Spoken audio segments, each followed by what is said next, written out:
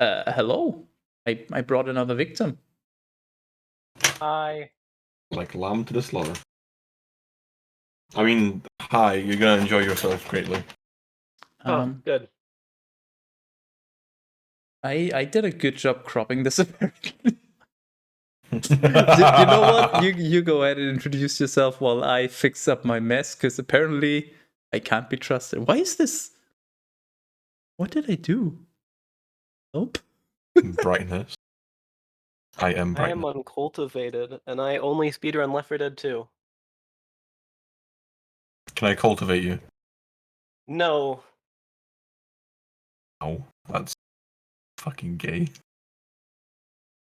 No, you? I'm very stubborn. Damn it! How do I? Oh no, my Discord is having a seizure again. Wonderful, just how we like it.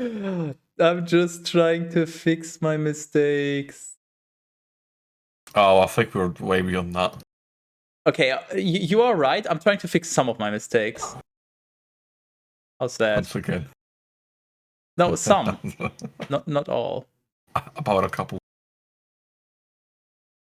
There we go. I don't know if you've noticed, but I also added the. Lee? I've added I've in our Bible management. Anyway, yeah, and our Bible sheet now also has the changed words as well. Yeah, I saw it. Have you provided our guest with additional insight? He hasn't requested it. Okay, that's a fair point. You're right. Yeah, I'm do my coming in job. blind. Okay, Please open your eyes. That's how reading works. So are we No. all on the same page about this one?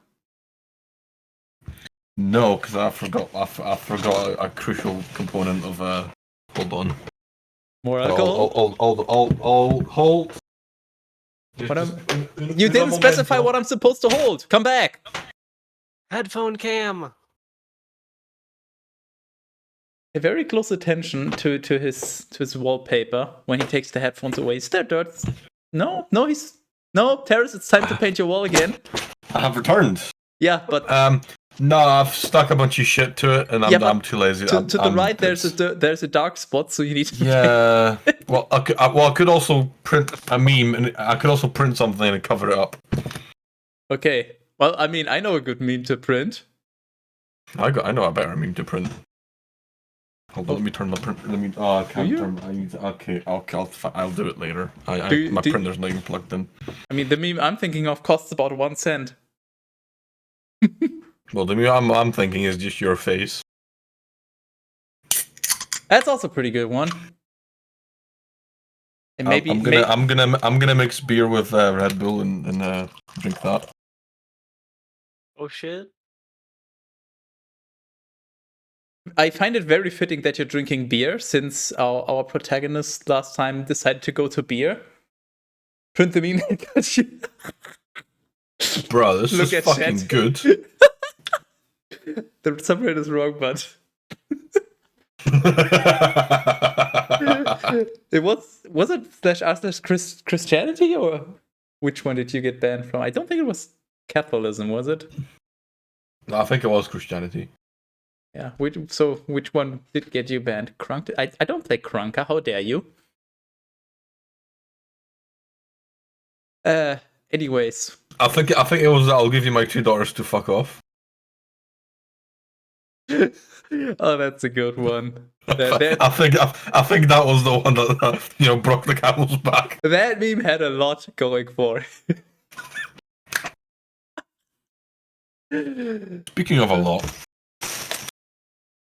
You know what? I'm gonna give this a second try. Can Discord do this? I baked bread this morning. Holy shit. It's fresh. Like your looks. Well, I mean, like 5 hours fresh. Yeah, I did a cut. Is the camera working on Discord for you? No. Okay, no, awesome. it isn't. Yeah, and then I think I need to update my OBS so I can have a single source virtual hold camera. Hold. What am I holding? Wait, what am I holding? Just hold on to your left thigh. My left. Okay. A little awkward, but I'm holding. I'll hold my right thigh in solidarity. I got a question, Skydus. Can I let go? Yeah, you can let go. Okay. Is handling sharp objects in a careless fashion against Twitch's TOS?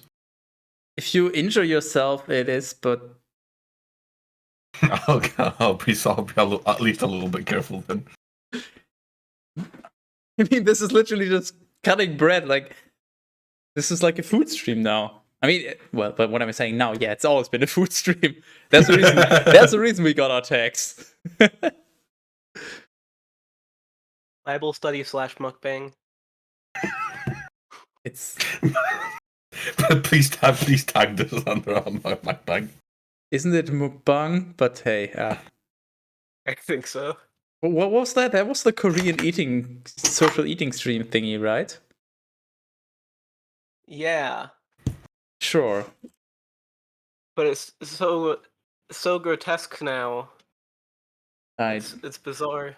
I don't follow it at all. I just heard that it was a thing, and then I was confused, and then I realized, well, different culture. Well, and then I decided to read the Bible. In my defense, I've been actually actively losing weight. Well, in the past month or so, I went down from 110 to 105. Wait, nice. Is that kilograms or pounds? Kilograms. So you lost 5 kilograms of brain cell? I don't think I had that many to begin with. Okay, I think we're ready now. Judges 17. In that time, there was a certain man from Mount Ephraim named Micah. And he said to his mother, "The 1,100 silver coins which you had separated for yourself and about which you had sworn in my hearing, for fuck's sake, behold, I have them, and they are with me." Isn't that a drinking game, though? Well, what would you know about drinking, sir? Well, actually, I think I'm a bit of a self-taught expert. If Teras was 105 pounds, he'd be a fucking anomaly. Well, do I need to say it? Yeah, I think you should. He already is an anomaly. Find me one other person that is willing to endure, what are we at? 50 hours or so of Bible? More, probably? With this person suffering through their puns and also making thumbnails for the Bible readings. If that doesn't scream anomaly, you're just deaf. I also have bread. Ah, nice reference. Did the bread invade you? Did it roll down the hill and invade your home? Yes. Is it biblically accurate? No, but I can skip the Easter next time. And she answered him, "My son has been blessed by the Lord." Therefore, he restored them to his mother. What is this random story about? What the fuck? And she said to him, "I have consecrated and vowed this silver to the Lord, so that my son would receive it from my hand, and would make a molten idol and a graven image. And now I deliver it to you." And when he restored these to his mother, she took 200 of the silver coins, and she gave them to the silversmith, so that he might make from them a molten idol, and a graven image. And it was in the house of Micah. Wow. Cat peasant, but all my thumbnails are Teras. Huh? Is Cat peasant trying to imply that he would suffer through this willingly? Because listening to the stream then he's wrong. Listening to the stream is one thing, but being here reliably on stream is a very different thing. Just want to point that out. And he also separated in it a little shrine for the Skyters. And he made an effort, and Teraphim, whatever the fuck that is a priestly garment and idols. And he filled the hand of one of his sons, and he became his priest. Wait. So if you fill the hand of your son, you become their priest? It's the rules. I'm sure, why not? In those days, there was no king in Israel. Instead, each one did what seemed right to himself. Also, there was another young man from Bethlehem of Judah, one of his relatives, and he himself was a Levite, and he was living there. Then, departing from the city of Bethlehem, he wished to sojourn wherever he would find it beneficial to himself. And when he had arrived at Mount Ephraim, while making the journey, he also turned aside for a little while to the house of Micah. And when he was asked by him where he came from, he responded, "I am a Levite from Bethlehem of Judah, and I am traveling so that I may live where I am able." Able. And if I perceive it to be useful to me. And Micah said, "Stay with me, and you shall be to me like a parent and a priest." Wait, so he'll just get abused? Same. "And I will give to you each year 10 silver coins and a double-layered garment and whatever provisions are necessary." He agreed, and he stayed with the man. And he was to him like one of his sons. Is this the... Yeah, you just wrecked yourself. Wrecked. Wow. Is this the Bible version of the ice cream truck? Stay with me, and I'll give you money and food and clothing, and I'll be like a father to you. Just jump on this horse, and I will take you to this dark alleyway. And Micah filled his hand, and he had the young man with him as his priest, saying, "Now I know that Skytis will be good to me, since I have a priest from the stock of the Levites." What a fucking bizarre chapter.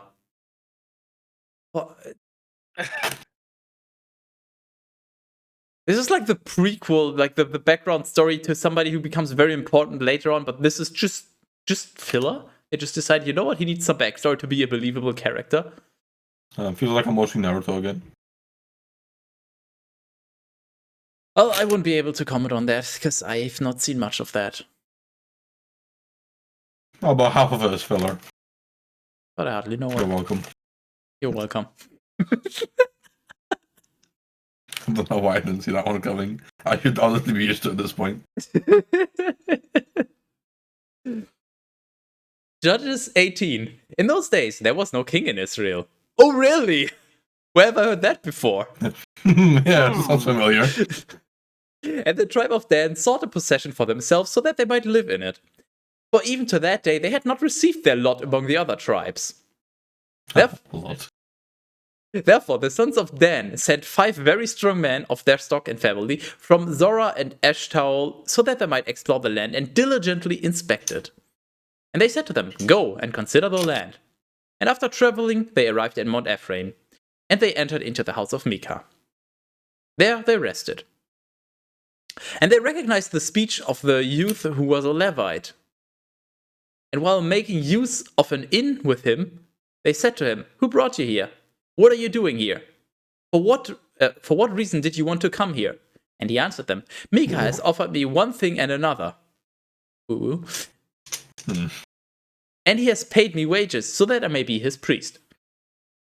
Then they begged him to consult the Lord so that they might be able to know whether the journey they undertook would be prosperous and whether the matter would have success. And he responded to them, "Go in peace. The Lord looks with favor on your path and on the journey that you have undertaken."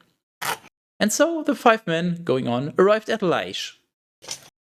And they saw the people living in it without any fear, according to the custom of the Sidonians, secure and peaceful, having hardly anyone to oppose them, and with great wealth, and living separately, far from Sidon and from all men. Wait, so it's just women there? Nice, sign me up. Yo. Well, Teras, you can go there, but first you need to undergo some surgery. Well, I wouldn't call that a quick snip of a scissor surgery. A vasectomy will do the job. And nobody will get that joke in. That's perfect. Just as I intended. And they returned to their brothers at Zora and Eshtaol, who questioned them as to what they had done. And they responded, "Rise up, let us ascend to them, for we have seen that the land is very wealthy and fruitful. Do not delay, do not refrain. Let us go out and possess it. There will be no difficulty. We shall enter to those who dwell securely in a very wide region. And the Lord will deliver the place to us, a place in which there is no lack of anything that grows upon the earth." Is this the promised land again, but just like A Walmart version of it? Yeah, basically, because this is like the tribe of Dan, and it said that they didn't get their share of the lot, which obviously, as it was previously mentioned, everything that was promised has been delivered, except for the thing that hasn't been delivered, which was then delivered, and now we have another thing that has already been delivered, but that technically hasn't been delivered, that's being delivered now. What's so complicated about that? Sounds like a drink to me.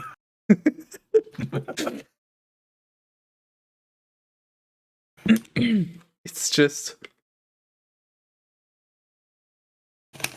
I'm putting Funyuns on my bread. I'm putting the fun in the Bible. You're really not. You're so welcome. And so, those of the kindred of Dan set out, that is 600 men from Zora and Eshtaol, girded with the weapons of warfare. And going up, they stayed at Kiriath Jearim of Judah. And so the place from that time received the name... Received the name the Camp of Dan, and it is behind the back of Kiriath Jearim. Thanks, that's what I need to know. From there, they crossed over to Mount Ephraim, and when they had arrived at the house of Micah, the 5 men who before had been sent to consider the land of Laish said to the rest of their brothers, "You know that in these houses there is an ephod and a teraphim, and a molten idol and a graven image. Consider what it may please you to do." And when they had turned aside a little, they entered to the house of the Levite youth, who was in the house of Micah. And they greeted him with peaceful words. Now, the 600 men, who were all armed, were standing before the door. But those who had entered the house of the youth strove to take away the graven image, and the ephod, and the teraphim, and the molten idol. But the priest was standing in front of the door, with the 600 very strong men waiting not far away. And so those who had entered took away the graven image, the ephod, and the teraphim, and the molten idol. Hey Teras, that was the 3rd time that they listed all those things instead of just saying the random garbage that nobody cares about. Yeah, you're right, yeah. It's very important you know what the items are. Oh, yeah, you weren't wrong, but basically my father is a bit of a genius. So when I talked to him about it, about the fact that I read the Bible and how poorly written it is, he basically said, like, duh, think about who's the Bible written for? How intelligent is the average reader? And you have to consider when the Bible was written. They're not very smart. So obviously, if you want people to remember, you just gotta repeat the stuff again and again, again and again and again and again and again. Fair. They did mention that only like 2 sentences ago, so it's hard to keep track of. Yeah, true that. Yeah, there's your proof that people back then were fucking stupid. But hey, guess what? As if we didn't know that already. Yeah, but... Just like me today. Hey! You're stealing my jokes, I'm leaving. Fuck you. Come back. Well, the only thing I got to entertain people with is a sandwich I'm making with curd cheese. Because fucking hell do I like curd cheese. Ooh, that was the beer. Trying to think of a curd pun, and I really can't. Well, quite And- cheesed off about that. And the priest said to them, "What are you doing?" And they responded to him, "Be silent and place your finger over your mouth. What are you running? And come with us so that we may have you as a daddy as well as a priest."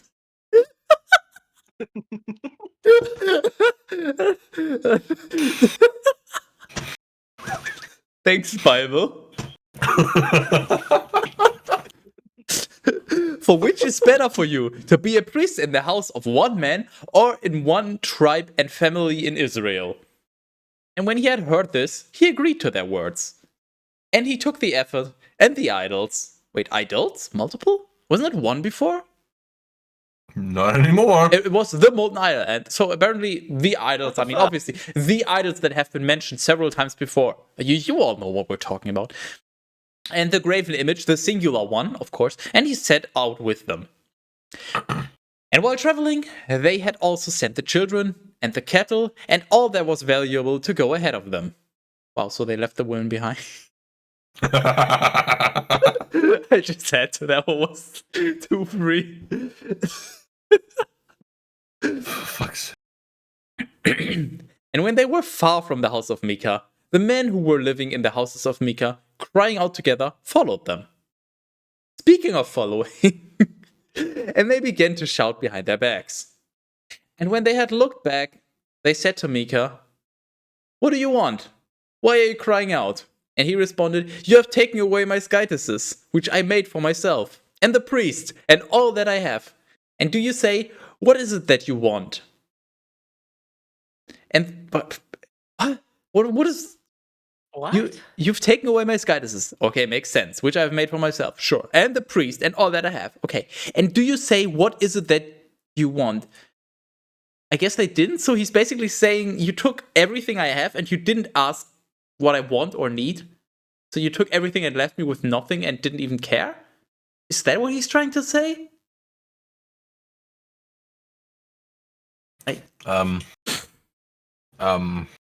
Maybe it's like one of those things of like, you took everything. What else do you want? What did they take? Everything. I Holy shit. I'm confused.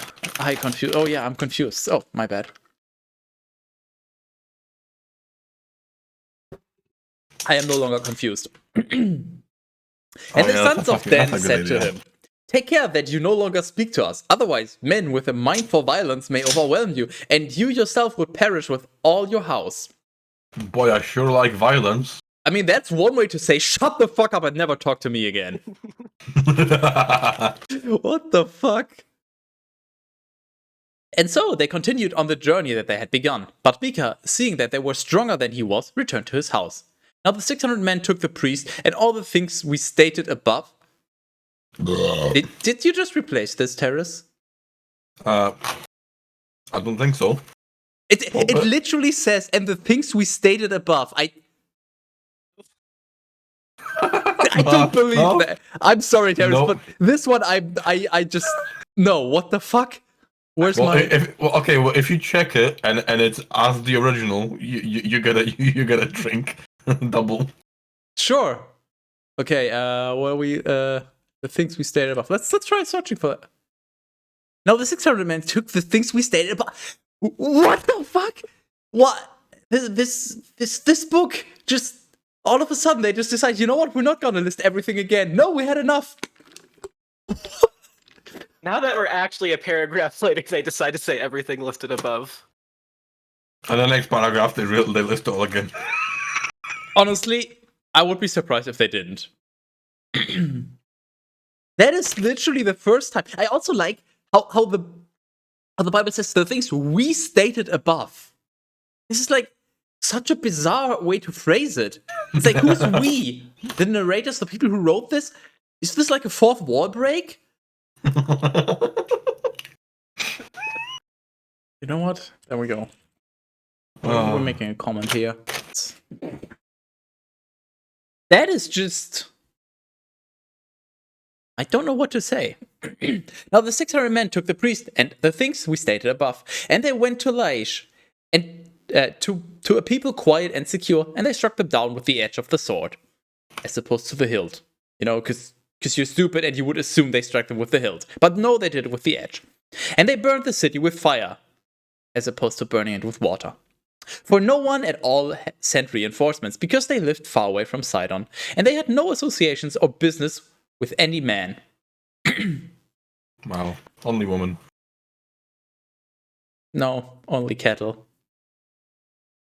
Now the city was situated in the region of Rehob, and building it up again, they lived in it, calling the name of the city Dan, according to the name of their daddy, who had been born of Israel, though before it was called Laish. And they established for themselves a graven image. And Jonathan, the son of Gershom, the son of Osmosis, with his sons, were priests in the tribe of Dan, even until the day of their captivity. Wow, spoiler alert! And the idol of Micah remained with them during the entire time that the house of Skytis was in Shiloh. In those days, there was no king in Israel. Oh, really? You don't say. Where have I heard that one before? Oh, Nah, no, you couldn't have. The Bible doesn't repeat itself. You're right, I'm No. sorry. Only history. Judges 19. There was a certain man, a Levite, living beside Mount Ephraim, who took a wife from Bethlehem of Judah. Just the one. She left him and she returned to the house of her daddy in Bethlehem, and she stayed with him Wow. for 4 months. And her husband followed her, wishing to be reconciled with her, and to speak kindly to her, and to lead her back with him. We should get the guy a t-shirt that says my wife left me and took the kids. We should get a t-shirt that says, like, my wife tied me to my bed 3 times, and then said the, what the fuck were they called, are upon us? I also really like, I just had an idea as I was reading this. If they already had firearms back then, just reading this as, and to speak kindly to her, and to let her back with him, as opposed to lead. AKA just fucking take her out for leaving. And he had with him a servant and 2 donkeys. Oh no. Oddly specific.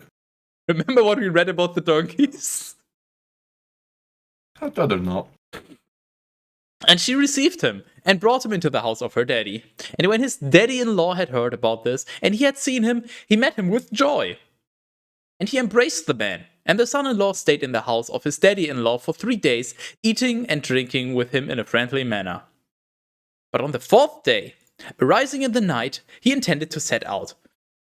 But his daddy-in-law took hold of him, and he said to him, "First taste a little bread, and strengthen your stomach, and then you shall set out." And they sat down together, and they ate and drank. And the daddy of the young woman said to his son-in-law, "I ask you to remain here today, so that we may rejoice together."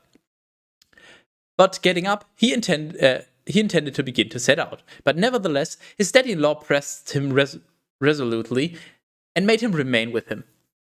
But when morning came, the Levite was preparing for his journey, and his daddy-in-law said to him again, "I beg you to take a little food and to be strengthened until the daylight increases. And after that, you shall set out." Are you okay, Teras? I'm not, are you? No. Therefore they ate together. And the young man got up so that he might travel with his wife and servant. And his daddy-in-law spoke to him again. "Consider that the daylight is declining and it approaches toward evening. Remain with me also today." And I'd like to meet someone who actually speaks like that. spent the day in And gladness. the daylight is declining. Also, that's the 3rd time he just prolonged his stay. Yeah, it is, yeah. Boy, aren't you glad that I came up with that one? I've never been happier in my life. Rejoice and eat a I little. am. Strengthen your stomach. Oh boy, I am.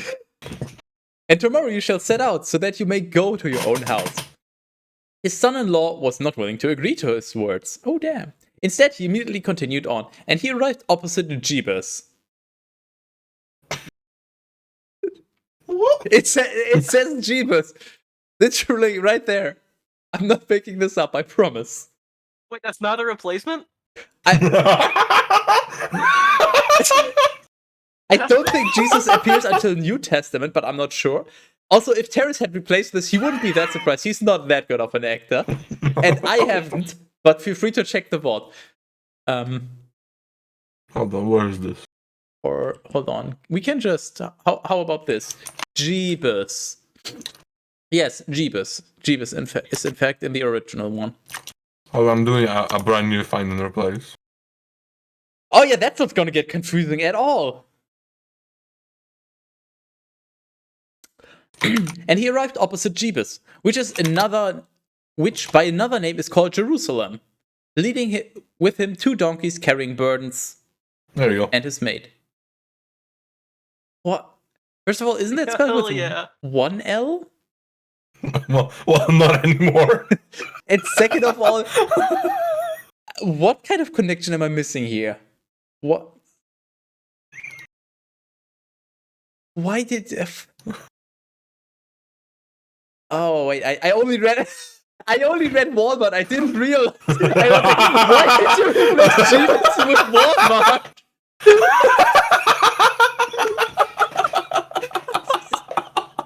That makes no sense. What does Jeebus have to do with Walmart? Hold on. That makes so much more sense now. Oh. Okay, let's try that again. And he arrived opposite Walmart brand Jesus, which by another name is called Jerusalem, leading with him 2 donkeys carrying burdens and his maid. His maid? Does that mean his wife or like his buddy? Buddy old pal. Don't call me buddy old pal, friend. Don't call me friend, hombre. And now they were near Walmart brand Jesus. But day was turning into night. And the servant said to his lord, "Come, I beg you, let us turn aside to the city of the Walmart brand Jesus sites, so that we may find lodging in." His lord responded to him, "I will not enter into the town of a foreign people who are not the sons of Israel. Instead, I will cross over as far as Gibeah. How the fuck are you supposed to pronounce this? Gibba. Gibba money, please." "And when I will have arrived there, we will lodge in that place, or at least Tonian in the city of Ramah." But I hardly know. Shut up. Therefore, they passed by Walmart brand Jesus, and continuing on, they undertook the journey. But the sun went down on them when they were near Gibeah, which is of the tribe of Benjamin. And so they diverted to it, so that they might lodge there. And when they had entered, they were sitting in the street of the city, for no one was willing to give them hospitality. And behold, I know this one. they saw an old man returning from the field and from his work in the evening. And he was also from Mount Ephraim, and he was living as a stranger in Gibeah. For the men of that region were the sons of Benjamin. Oh, really? No, he's lying to you. Impossible. Remember, lying was not a thing back then? Yes, sorry. Yeah. They made an entire movie about that. Lying wasn't invented yet.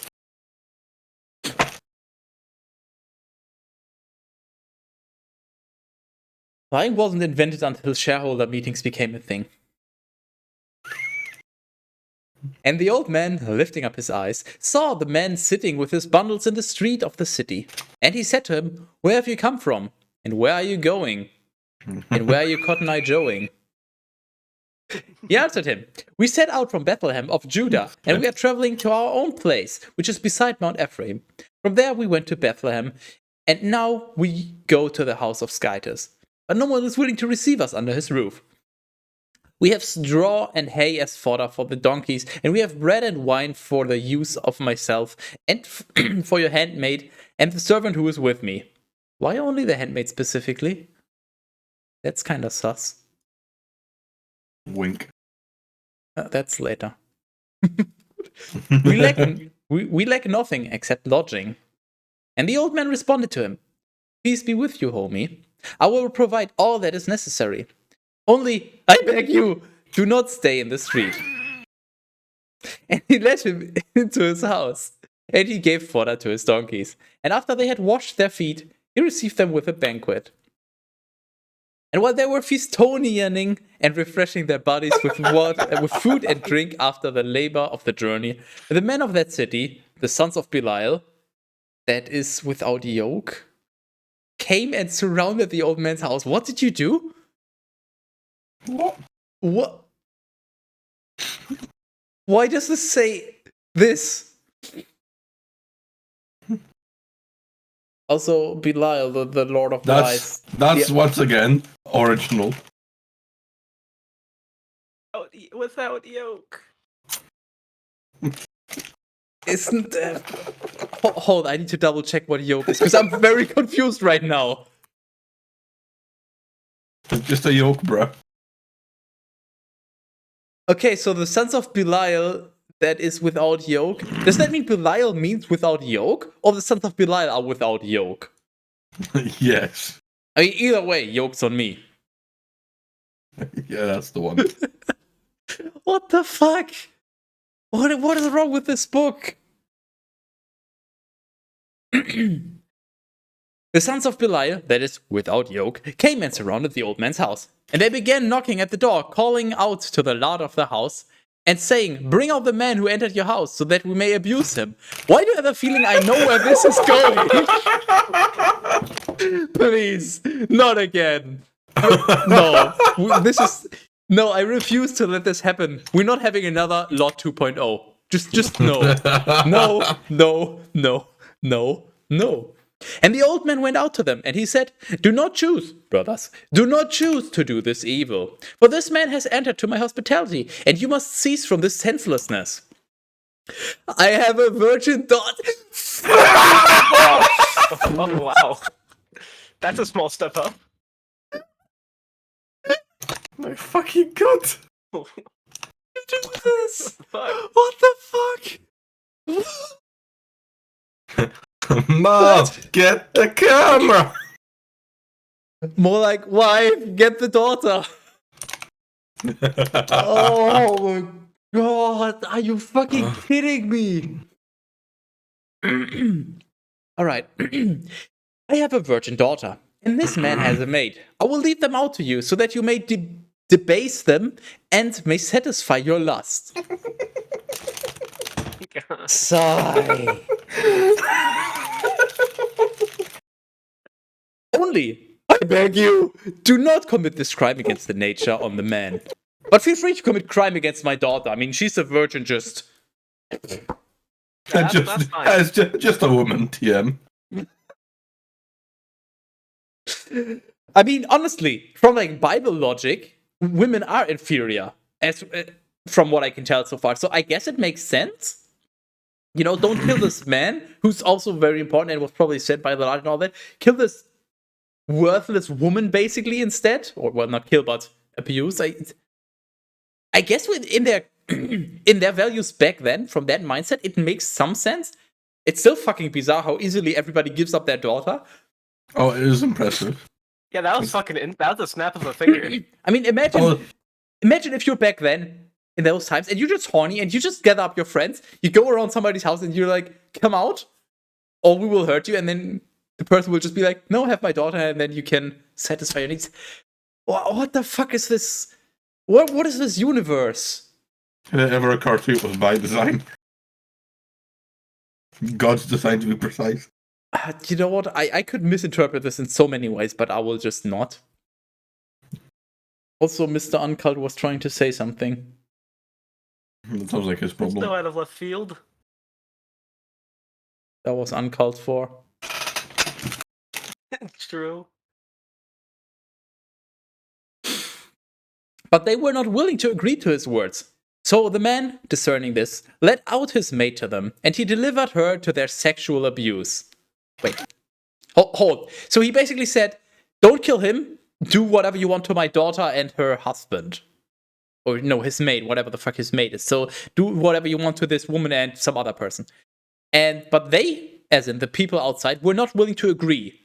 So the man, as in the man of the house, let out his maid to them, and he delivered her. Did you replace handmaid with maid at any point, Terrace? No. Okay, so does maid refer to his wife? Precise. Probably. Because then this means he's offering his wife and his virgin daughter. And the people outside were like, nah, we're not having any of this. So he just decided, you know what? They're not agreeing. I will just lead them outside. Like what? And then they're gonna do it anyway because they're so horny. And then he's like, "Ha! You abused them, so you implicitly entered into this contract. So now you're no longer allowed to hurt this man." Seems legit. What? What? They were not willing to agree, and still he proceeds to do this. This seems very nonsensical. And when they had abused her for the entire night, they released her in the morning. But the woman, as darkness was receding, came to the door of the house where her lord was staying, and there she fell down. Sounds like this really is a very kinky fucking book. I mean, at what point did you decide to replace came?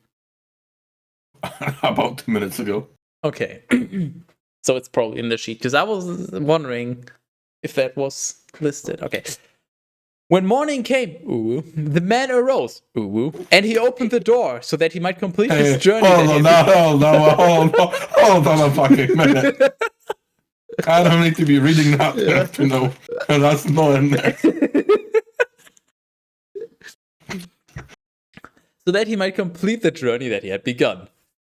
And, what damn it, behold. Yeah. His maid was lying before the door, with her hands reaching out to the threshold. And he, thinking that she was resting, said to her, "Get up and let us walk." "You want to go for a walk? Who's a good boy?"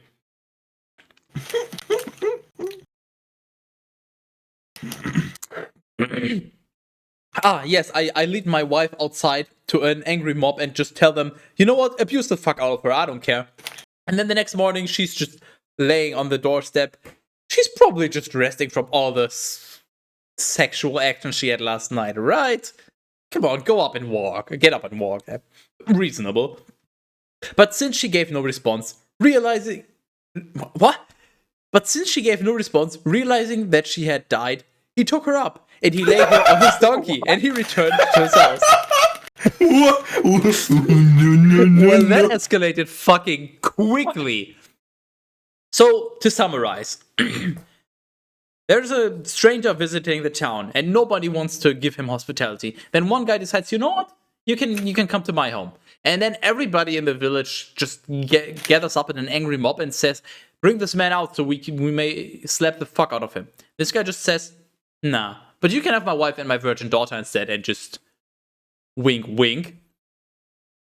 And then they're like, "No." Then he decides, you know what, I'm just gonna bring my wife and daughter out anyway, because they deserve some fun, right? And then the wife gets abused, but not the daughter, for whatever reason. Or maybe the daughter didn't get fucked to death or something. But his wife got fucked to death somehow. Not sure how that works, but I don't think I need to know. No, wait, she didn't. Hold. Wait. No, but the woman, as darkness was receding, so in the very early morning, she went to the door. So she didn't get fucked to death. Hold on. She was still able to get up and go to the house, and then she collapsed on the doorstep and died. Can I just point out that this book gets even better the further you read on? No, you cannot. That is illegal. Just okay. I mean, I guess if you lack too much sleep, at some point you're just gonna collapse and die. So maybe maybe her husband already didn't let her sleep the past few nights, and then he's like, "Ha, go out and have some fun." Wink, wink. And then she gets another sleepless night, and then she tries to walk to the bed and collapses on the way. How does that even work? And then he opens the door and he's like, "Ha, get up, let's walk." Oh, he's dead. Unlucky. Well, maybe people back then, really liked it rough. I really like the image of just, "Get up, let us walk." And then he just kicks her with the foot, no response. And then he's just like, "Unlucky." God damn it, not again. God damn it, I guess I gotta return that one. Let me check what the warranty is.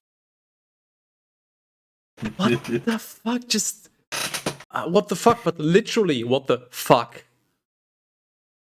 This book is just... This is truly the book of our time. And when he had arrived, he took up a sword and he cut into pieces, this is his last resort, the dead body of his wife, with her bones into 12 Actually, parts. shut the fuck up. What do you mean? Okay, I will shut up and Teras will continue reading. Oh.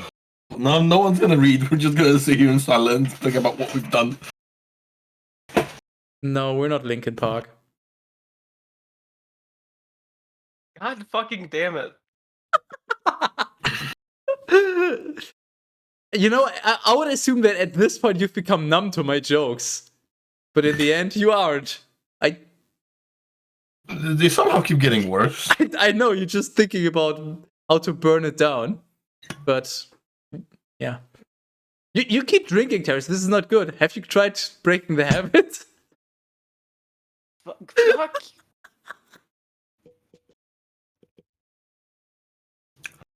I will come to Germany. I think you need to drink more, but that would just mean you'll end up crawling to your bed.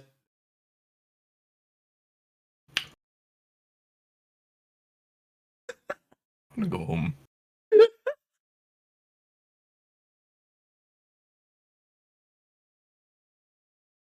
You need more alcohol, not tomatoes. Tomatoes are not a catalyst for alcohol. I don't know, they're pretty good tomatoes. Well, that one went whoosh, okay. Teras was just giving the undertow. No. That's when somebody places their foot on your forehead. Then you're an undertow. Classic. Okay, and when he had arrived, he took up a sword and he cut into pieces the dead body of his wife with her bones into 12 parts, because that's what you just do. And he sent the pieces into all the parts of Israel. What the fuck? Or it's normal This is behavior. like, do you know this website where you can buy like literal elephant shit and have it sent to somebody? This is like the equivalent. Oh, my wife died. Okay, you know what? I'll cut her into 12 pieces and just send it to random people just to fuck with them. What? Kind of an ingenious plan, actually. Now that you mention it. Cut my wife into pieces. This is my last resort. Shipping it all across Israel. I don't either. There Are you is. confused or annoyed? Because then there's a rule. Yeah, I'm way out of here. And when each one had seen this, they were crying out together. Never has such a thing been done in Israel. From the day that our daddies ascended from Egypt, even to the present day. Let a sentence be brought, and let us decide in common what ought to be done. And that's the end of it. I love this cliffhanger. It's like, he chopped his wife into 12 pieces, and then Precisely 12. and then sent it to all parts of Israel. I assume one per tribe, maybe, or something like that. And then they all said, even though they were all very far away from each other, but they all said very precisely, word by word, what it says here. But you don't really know, what are they upset about? Are they upset about the wife being dead? Does cutting your wife into pieces mean that she was fucked to death? Or are they upset about the fact that he did cut his wife into pieces? Or are they upset about the fact that he shipped his wife to them? Or is there a fifth thing that I can't think of? I'm pretty sure it's because he cut her into pieces. So they were like, that's a bit of a psychopath thing to do. To be fair. okay, so they were like, this guy cut his wife into pieces. This is the last resort. We're suffocating him until he's no longer breathing. You like to be lightly stabbed.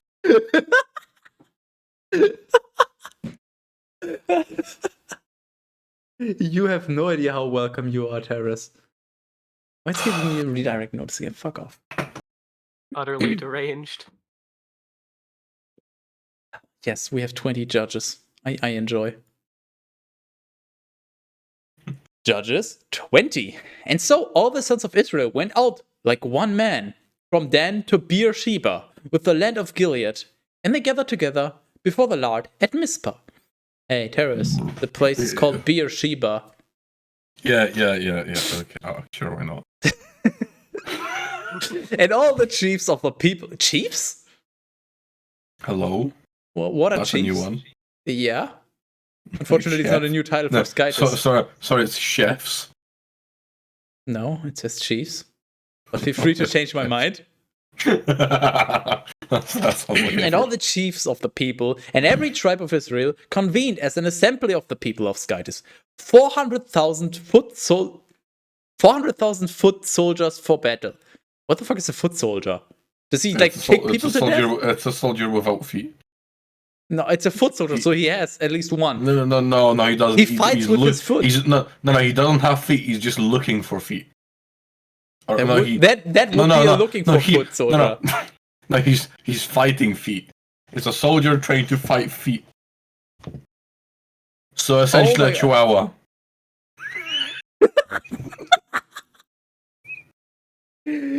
So that's why there's so many people with foot fetishes nowadays, because there are no more foot soldiers. It all makes sense. Thank you, Teras. You're welcome. This was not hidden from the sons of Benjamin, that the sons of Israel had ascended to Mizpah. And the Levite, the husband of the woman who was killed, being questioned as to how so great a crime had been perpetrated. I just misread that as penetrated, and I just... Yeah, you dirty birdie.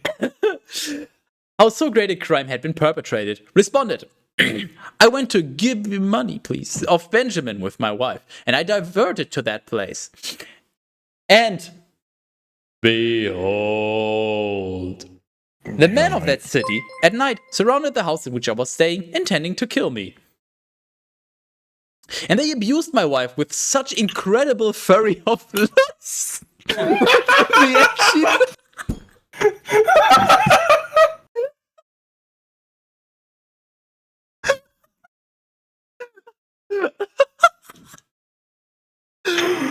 don't have words for...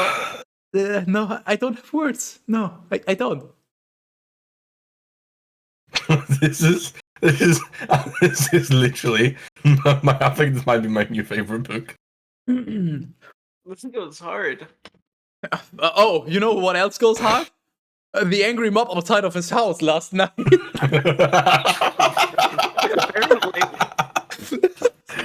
Oh, you're not wrong. Oh my fucking god. And they abused my wife with such an incredible fury of lust that in the end she died. I play Fury of Lust.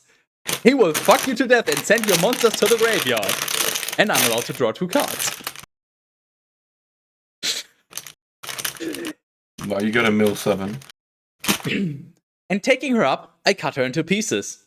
And I sent the parts into all the borders of your possession. For never before was such a nefarious crime and so great a sin committed in Israel. He sent her out. Abused her as... What was his exact wording? Eat. I have a virgin daughter and this man has a maid. I will lead them out to you so that you may debase them and may satisfy your lust. Okay, this might sound crazy, but what if there were like, how many men were there? Let's just say there's 400 men and they all are incredibly horny. So they all need to, as per what he said, they all want to satisfy their lust. So she got fucked to death because there's 400 or however many men and they all need to satisfy their lust. So how is it now a crime? Gangbang, got it. No. That's not a gangbang. That's like an orgy to the power of an orgy. That's what you call a gangbang. No. Yeah. I mean, maybe the orgy involves several gangbangs, but No. The orgy implies presence of equal-ish amounts of both genders. why would they have presents? Like, what are they gifting to each other? Dildos. Dildos nuts in your mouth, got him.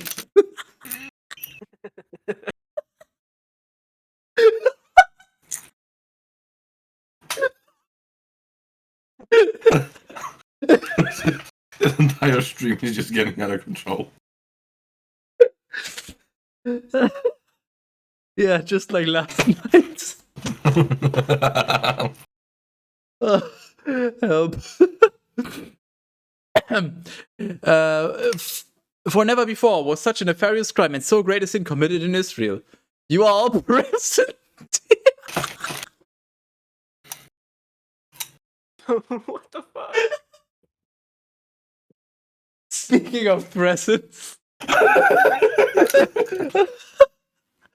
Oh my god. What the fuck? What are the odds of this? Holy shit. You are all present here, O sons of Israel. Discern what you ought to do. And all the people, standing, responded as if with the word of one man. We shall not return to our own tents, nor shall anyone enter into his own house. Ah, yes, thanks, OneDrive. A reminder that 1 year ago I took a screenshot. Thanks. Well, Where the fuck was I? I got nor shall anyone enter into his own house, but we shall do in common against Gibeah. We shall select 10 men out of 100 from all the tribes of Israel, and 100 out of 1,000, and 1,000 out of 10,000, so that they may transport supplies for the army, and so that we will be able to fight against Gibeah of Benjamin, and to repay for its crimes as it deserves. So basically, they're just saying, we'll give you 10% of our men to give you supplies, and then you can just fuck over Gibeah of Benjamin. seems legit. Totally not an overreaction or anything. Man, this just gets more and more fucked. Just like... And all of Israel convened against the city, like one man, with one mind and one counsel. And they sent messengers to the entire tribe of Benjamin, who said, why has so great a wickedness been found among you, Sus? Deliver the men of Gibeah, who have perpetrated this deplorable act, so that they may die, and so that the evil may be taken away from Israel. And they were not willing to listen to the command of their brothers, the sons of Israel. Instead, out of all the cities that were their lot, they convened at Gibeah, so that they might bring them assistance, and so that they might contend against the entire people of Israel. Just Lot is such a cursed word at this point. I don't have words for how cursed this is. And there were found from Benjamin 25,000 who drew the sword, aside from the inhabitants of Gibeah, who were 700 very strong men, fighting with the left hand as well as with the right hand, and casting stones from a sling so accurately that they were able to strike even a hair, and the path of the stone would by no means miss to either side.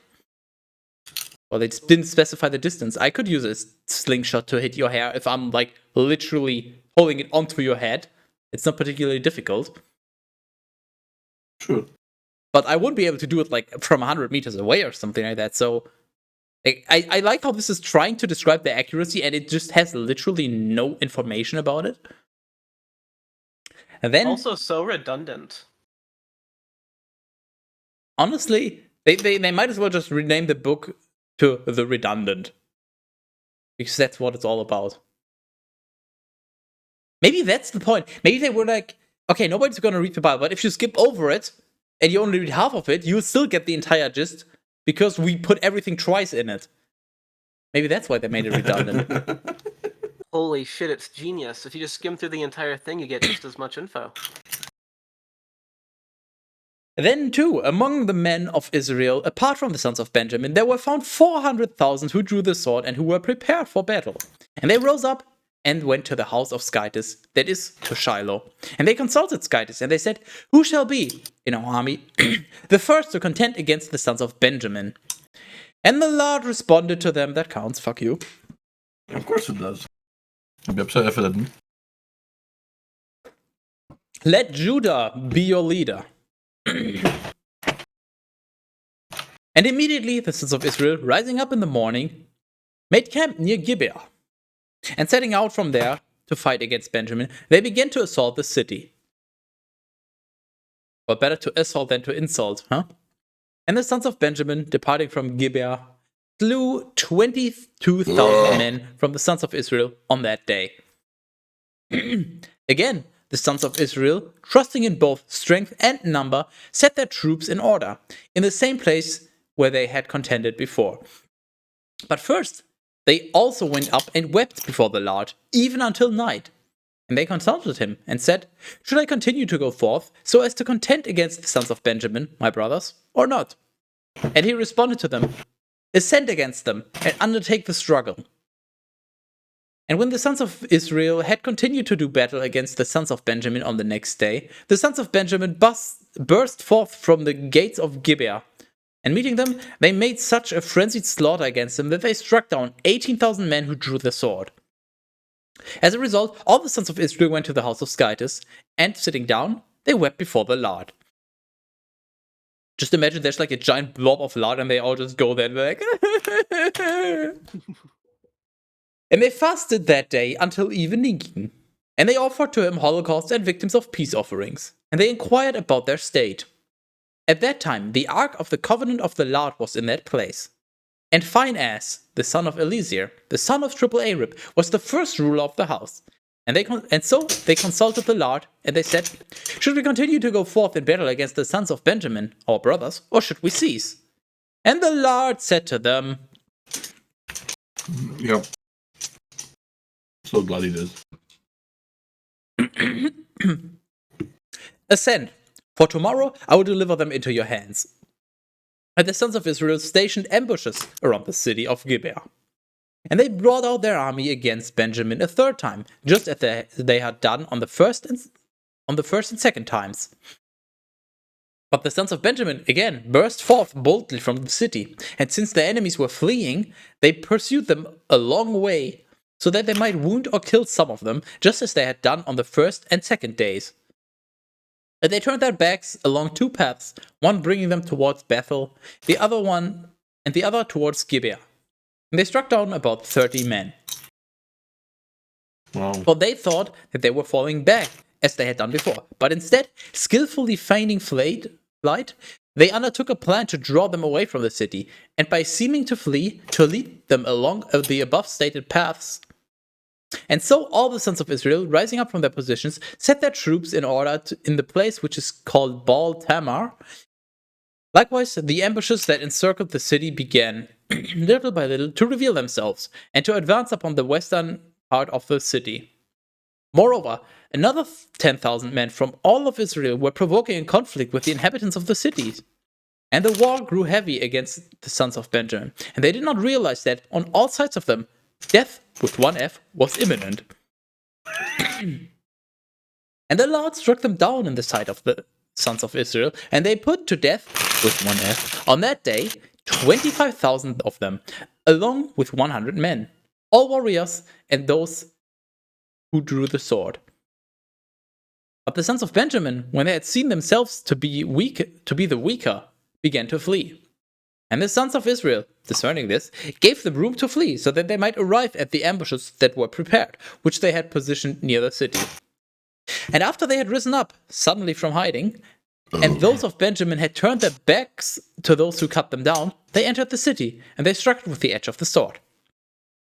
Now the sons of Israel had given a sign to those whom they had stationed in ambushes, so that after they had seized the city, they would light a fire, and by the smoke ascending on high, they would show that the city was captured.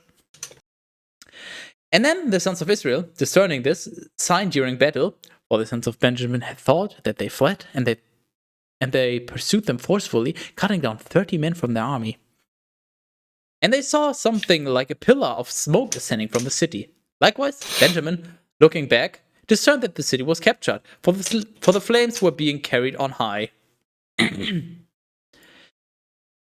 And those who before had pretended to flee, turning their faces, withstood them more strongly.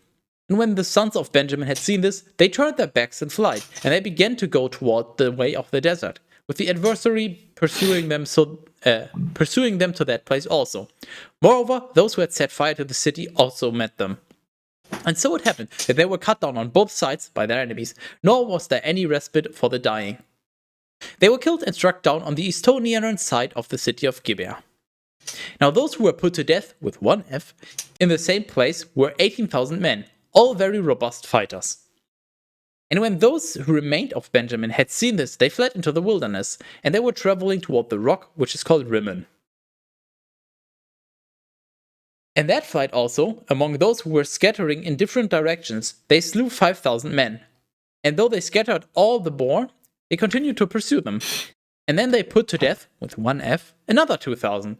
And so it happens that all those who were slain from Benjamin in various places were 25,000 fighters, very willing to go to war. And so there remained from the entire number of Benjamin 600 men who were able to escape and to flee into the wilderness. And they settled at the rock of Rimmon for 4 months. But the sons of Israel, returning, had struck with the sword all that remained in the city, from men even to cattle, and all the cities and villages of Benjamin were consumed with devouring flames. Wow. That's a pretty smart plan. I mean, it really worked out for them. And you know, I like how murder is a sin unless you're doing it to someone who's not believing you actively. I mean, this was just acceptable. revenge. This is not murder. This is revenge. That's technically different. Get your laws straight. No, it's revenge via murder. No. It's not murder. It's revenge. It's different. No. It just happens to involve a person dying. Complete coincidence. It's not my fault that he just falls over and ceases to live. Yeah, all you did was just insert a sword in his stomach. Yeah. They're just being dramatic. Yeah. How would I know I would kill him? Come on, enough of it. You can get up now. Carl, that kills people. Come on, stop being such a drama queen. Oh, Oh yeah, your stomach hurts. Shut the fuck up. Get up. Get up. Hello? pokes him curiously. But you know what? I have a brilliant idea. Oh, no. It involves me being AFK for a minute or so. Wait. Oh no.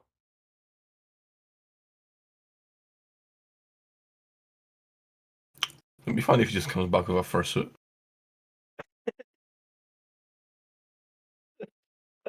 That'd be the best choice. Only choice. There's one correct answer here, and it's that. If he comes back with anything else, I'll be so disappointed though. As you should be.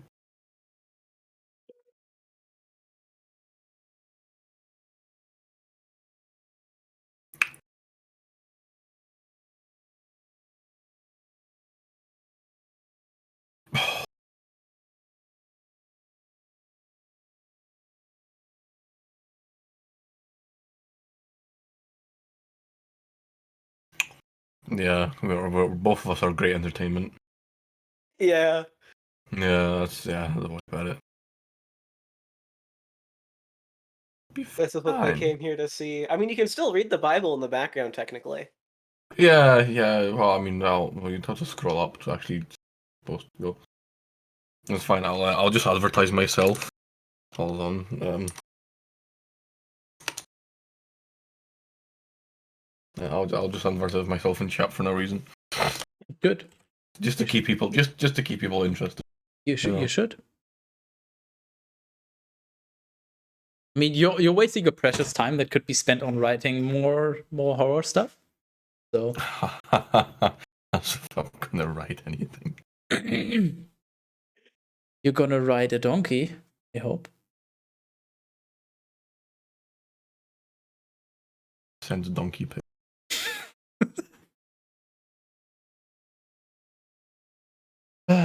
Okay, are you ready? No. Good.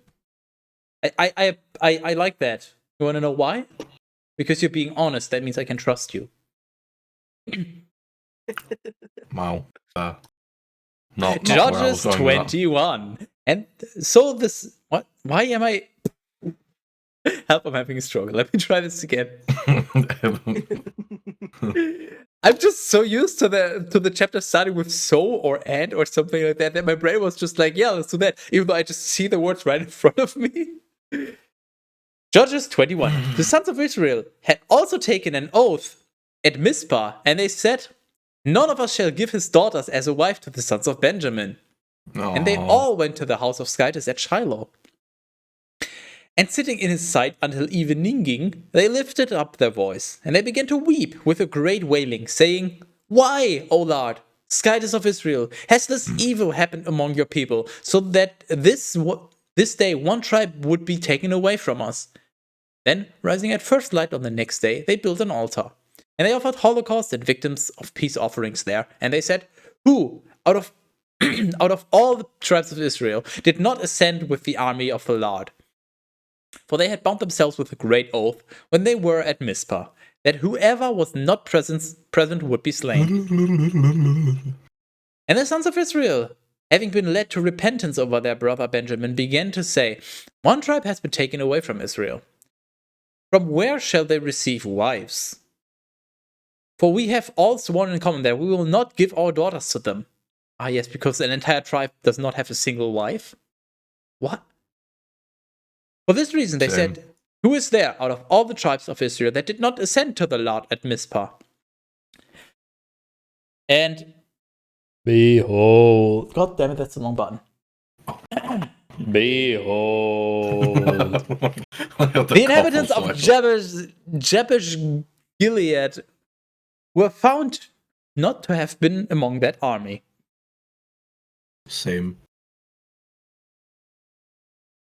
I'm just trying to make the technical side of the stream just as scuffed as the book that we're reading. Yeah, it seems like it.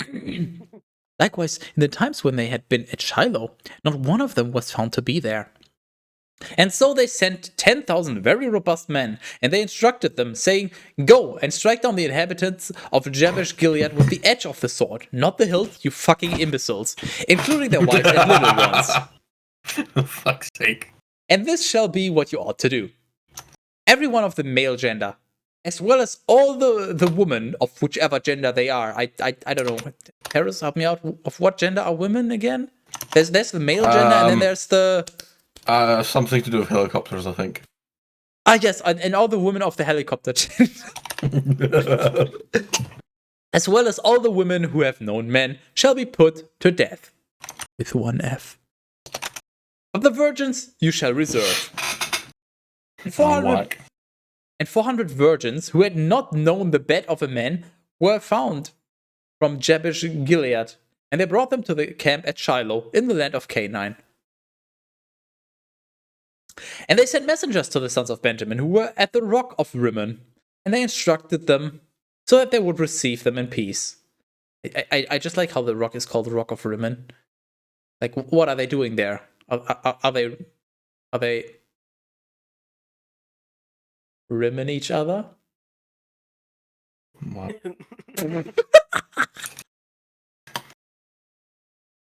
Literally just do not. Like, I actively cease. What does he actively see? Actively sees trees? Shut. And the sons of Benjamin went, at that time, and wives were given to them from the daughters of Jabesh Gilead, without a dash, because this is a different Jabesh Gilead, because we can't fucking decide if we want to write our cities with a dash or without, and if we want to use the new or old name or both, because go fuck yourself. But others were not found, whom they might give in a similar manner. And all of Israel was very saddened, and they did penance for destroying one tribe of Israel.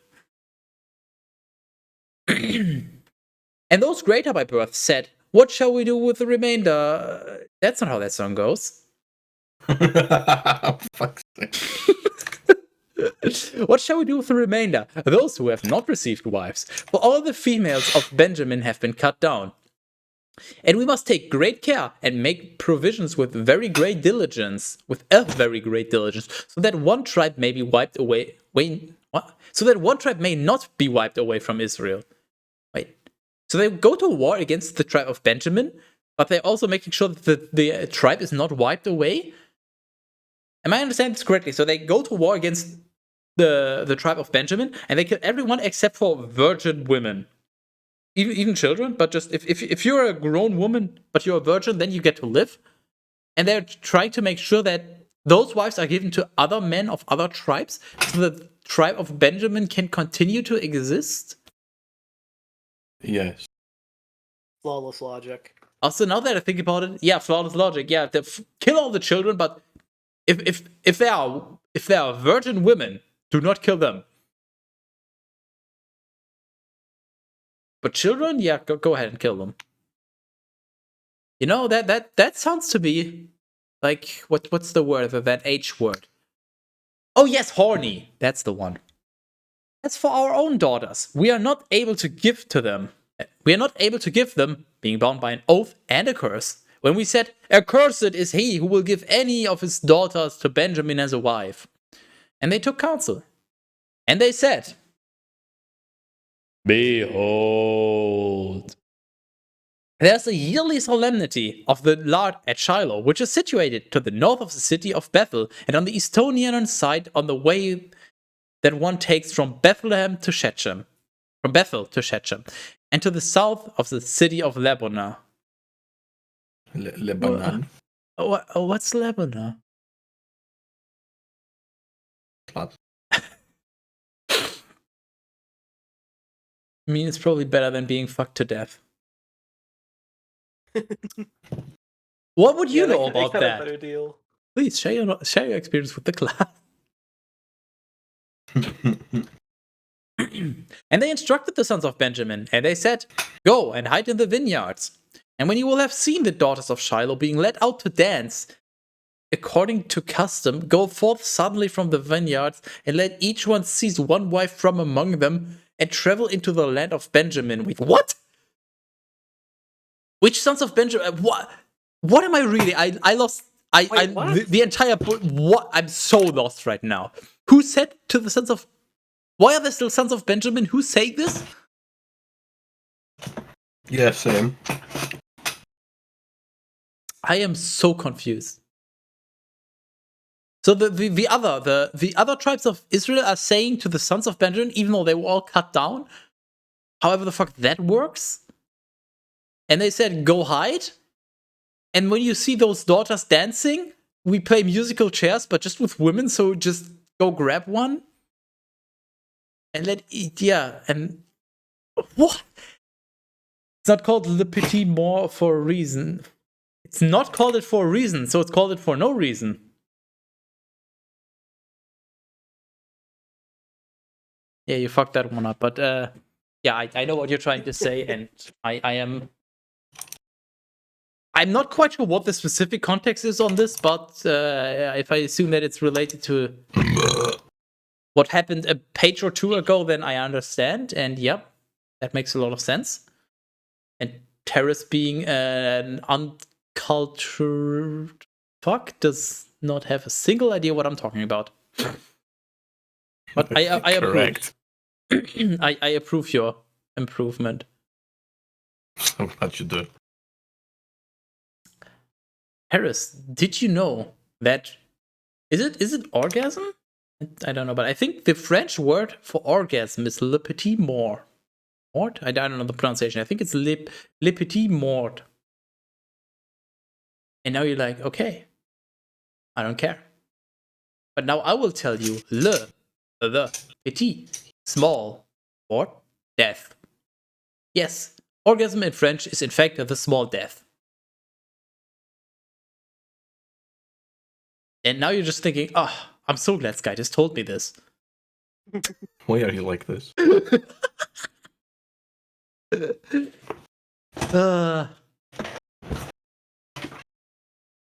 not called Le Petit Mort. It's called Le Grand Mort. Yeah, sure. Okay, so apparently they're playing musical chairs, but with women before they assault the land of Benjamin or not, or I'm fucking lost. I lost some skytis. And when their daddies and brothers arrive and they begin to complain against you and to argue, we will say to them, take pity on them, for they have not seized them by right of war or conquest. Instead, begging to receive them, you did not give them, and so the sin was on your part. What? You have not seized them? What? Who is complaining about what? Wait, what? And when their daddies, so the daddies of the and the brothers of the women that you took. Okay, I think what happened here is they fought against the sons of Benjamin and they took a bunch of their virgin women. And then they just put them on a vineyard and they said, okay, you all go play musical chairs and each one grab a wife. And then when the daddies of those wives, so the Benjamin people, and I guess their brothers, so basically when the Benjamin males arrive and they're like, yo, what the fuck? Then you will say, take pity on them, I guess them being, take pity on the people that took your daughters and sisters as a wife. Because those women have not been seized by right of war or conquest, instead begging to receive them, you did not give them. Because we were begging to, no, that, when was anybody begging to, no, I don't understand. It makes no fucking sense. I thought I had it, but... They were hiding in some fucking shrubs. Wait, what? Who has a shrub? I like shrubs. Like, they were hiding in the vineyard, so they weren't begging for the daughters. Isn't Shrubs a TV show about medical people in a hospital doing...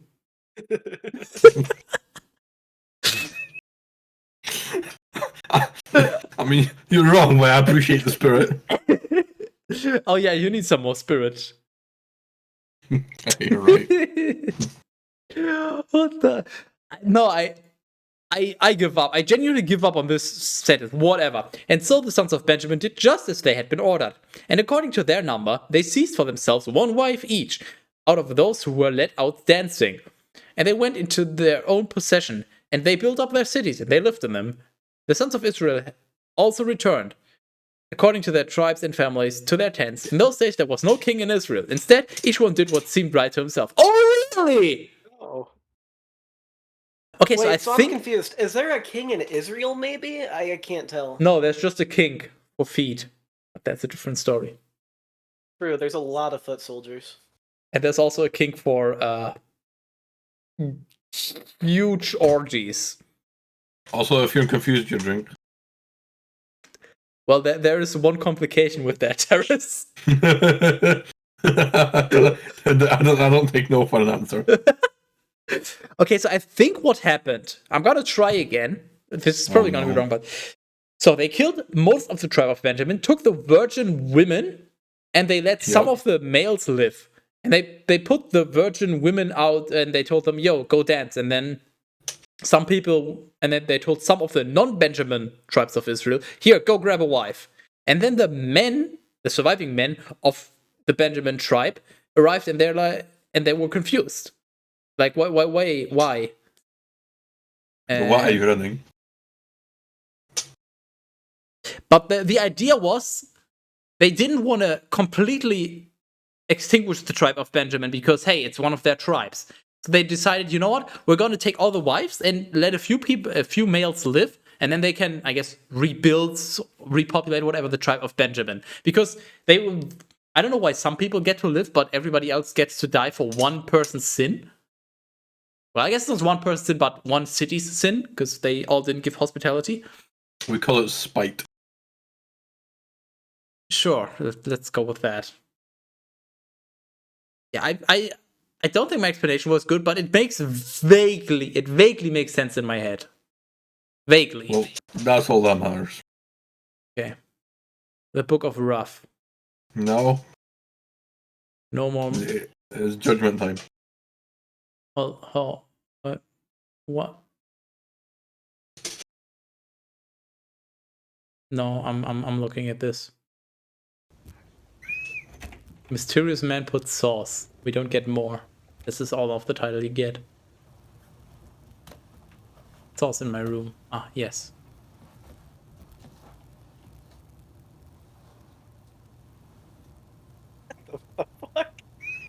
I always thought of the Tooth Fairy as more of a mystical creature, less of a weird old man, but... What the fuck? I just want to point out, this is the 2nd of May 2018? Or 1918, but I have a feeling it's 2018. Why is the quality so shit? Also, why is this guy's YouTube profile picture a chaos orb? And now I got Teras' attention. Well done. Ah, yes, Prego. What? Well, let me just send you this. Uh, No, that's not what I wanted to send you. Copy image. Send new. What the?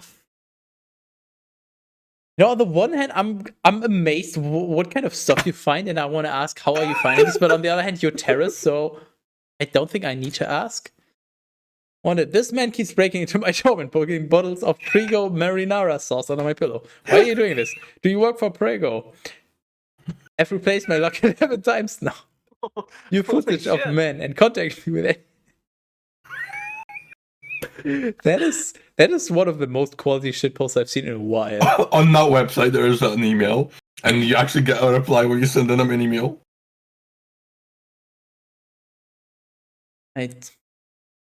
Yeah, let's go to our management sheet. Oh, That concludes the book of Judges. Which I gotta say, I quite enjoyed. Okay, enjoyability. I want to point out, like the last session was one of the best we've had. Yeah, I think this was the most fun I The had. trees being like, "Hey, fig tree, rule over us." Nah. Hey, olive tree, rule over us. That was just like, and then this reading session also just.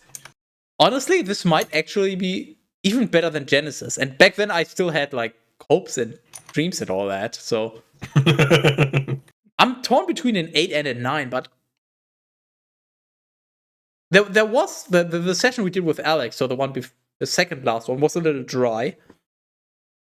So I'll give it a 9. Might move it down to an 8 afterwards. But that was very good. Characters. We didn't really have many individual characters. We had the guy that was tied to his bed and then fucked over by his wife. We had, and everybody else. had to give away his wife and cut her up. I mean, we had some characters, but we didn't really like. They weren't very well described. There's a random man who sends out his wife so the guy doesn't get killed and all that. Lost an arc. I know. You ruined that one. It's I know our guy, but I appreciate that a lot. You know you need help when you make a spreadsheet for Bible readings. Jesus. No. It's Walmart. Walmart spreadsheet. I don't know where you came from, but please stay. Don't go anywhere. We need you. We like you. We'll give you cat food. There's somebody that. When you come to a new Twitch stream, there's like a prompt to introduce yourself, and you as a streamer can put anything there. And I just put something like, introduce yourself with a pun if you're cool or something like that. And I think this is the first time that somebody's first time chat was actually a pun. You need Jesus, not me. No, it's too late for that. But yeah, hi. You made a mistake. Now live with it. Okay, so characters. I mean, there was the king that got shanked and then shed himself. But I guess that was more. That was quality character development right there. Yeah, I'm just trying to think in terms of the characters. Yeah, I guess. I think there was a lot of characters. Yeah, even a lot of interesting ones. But there just wasn't anything. Well. There just wasn't anything in depth. Yeah, a lot of nonsense with an emphasis on nonce. So I don't think I can give this a great rating. Yeah, that's basically what I was thinking. Somewhere around 6. Like it's not bad. It's just quantity over quality a little, but it's not bad. The characters mostly serve some kind of purpose. Writing. Oh boy. I mean, we introduced a repetitive rule for this specifically, but they did for the first time, as we stated before. So, but that's only one thing. Overall, it was, I guess, somewhere in between. It was not as dry as Deuteronomy or Number. So, and I think better than Joshua. Although, I think I'm gonna go with a 6. It was okay. Plot. Okay, plot. Oh, it was fucking golden. There was a lot going on. But that's so you're much. talking about comedy now. You're thinking of comedy. No, even plot-wise, there was so much stuff. Plot-wise, there was a lot of. I mean, we went on a long war right towards the end, and there was we had the war, the great seizing crimes. of cities, There revenge. was some great crimes happening. There was some big shit. The one thing that I'm missing is like the plot is not really connected, and then there's a new character. And then he lived for a few years, and then he got fucked over, and now he's on his quest to seek revenge.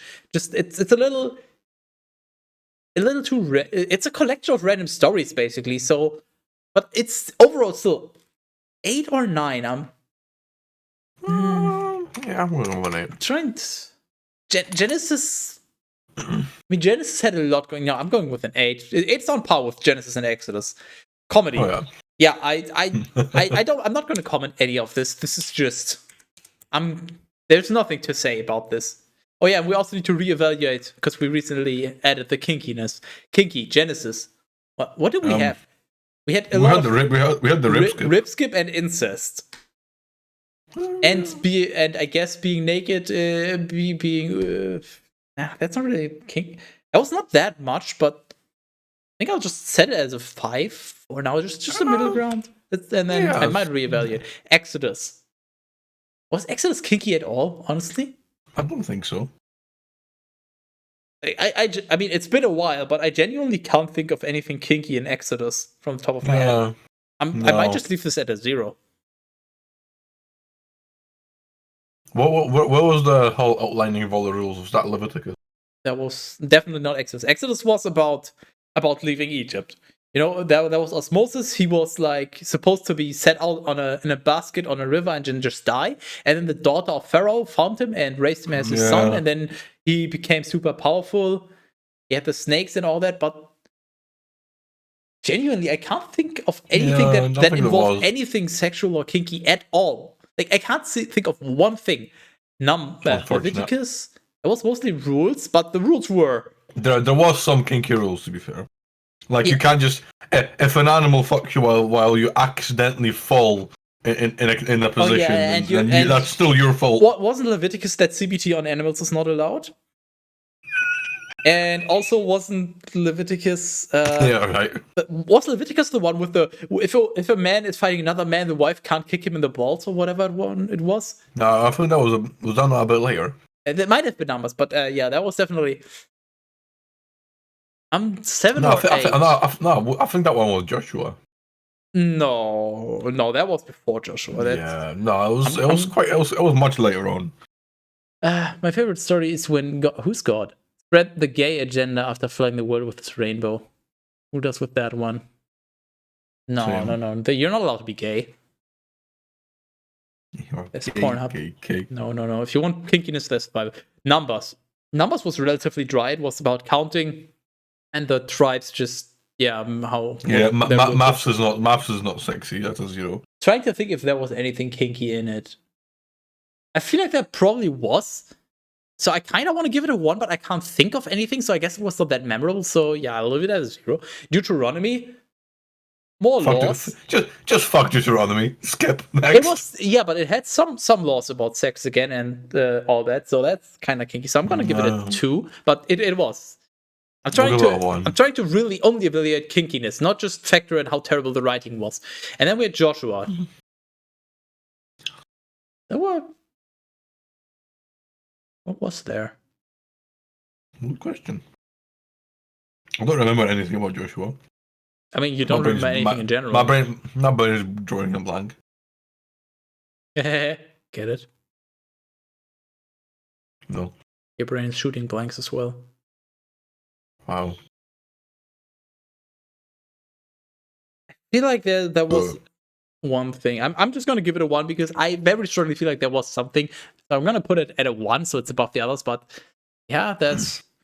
I felt like the Bible was more kinky overall, but clearly I was wrong. I do like the trend at the bottom where it all just kind of shoots up. Yeah, We're getting better, you know. That's how we can say that.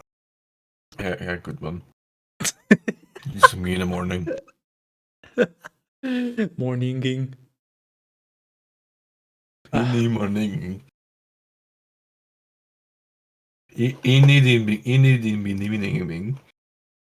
Are you ready for the Book of Rough?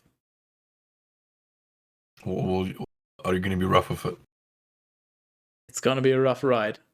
Strap yourself Nice. in and strap yourself on. No, wait, that's kinky. Hold So on. scared. Rough 1. I forgot you were even with us.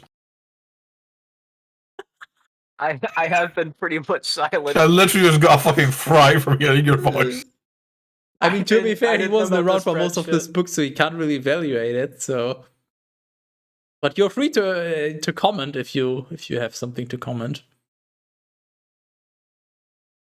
or you can pay a $20 fine if you would like. Doris would like some money. Give me all of your Oh. money. I'm being fined. Hello, I enjoy money. The book. My name is Mr. Krabs. You know what? The Book of Rough. Rough 1. In the days of one of the judges, when the judges ruled, there was a famine in the land. And a man from Bethlehem in Judah departed to sojourn in the regions of the Moabites with his wife and 2 children. He called himself Elimelech, and his wife Naomi, and his 2 sons, the one Mahlon, and the other Chilion. Ephrathites from Bethlehem in Judah. Why Chilion? Did he put chili on him? I hope so. I fucking love chili. And entering into the region of the Moabites, he stayed there. And Elimelech, the husband of Naomi, died. Teras, Well, that was Teras, fast. you have a job. There's a new rule. New characters introduced and dies within 10 lines. Yeah, fuck you. That's a new rule. Yes, there's There's ice cream on my beard. no, there's beer in your ice cream.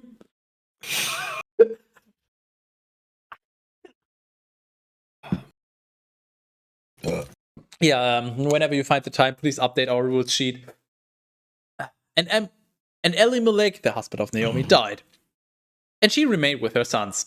They took wives from amongst us, the Moabites, of whom one was called Orpah. That's not how you spell They misspelled Oprah again. And the other called Ruff. Oh, I wonder if he's going to be important. And they lived there 10 years. And they both died.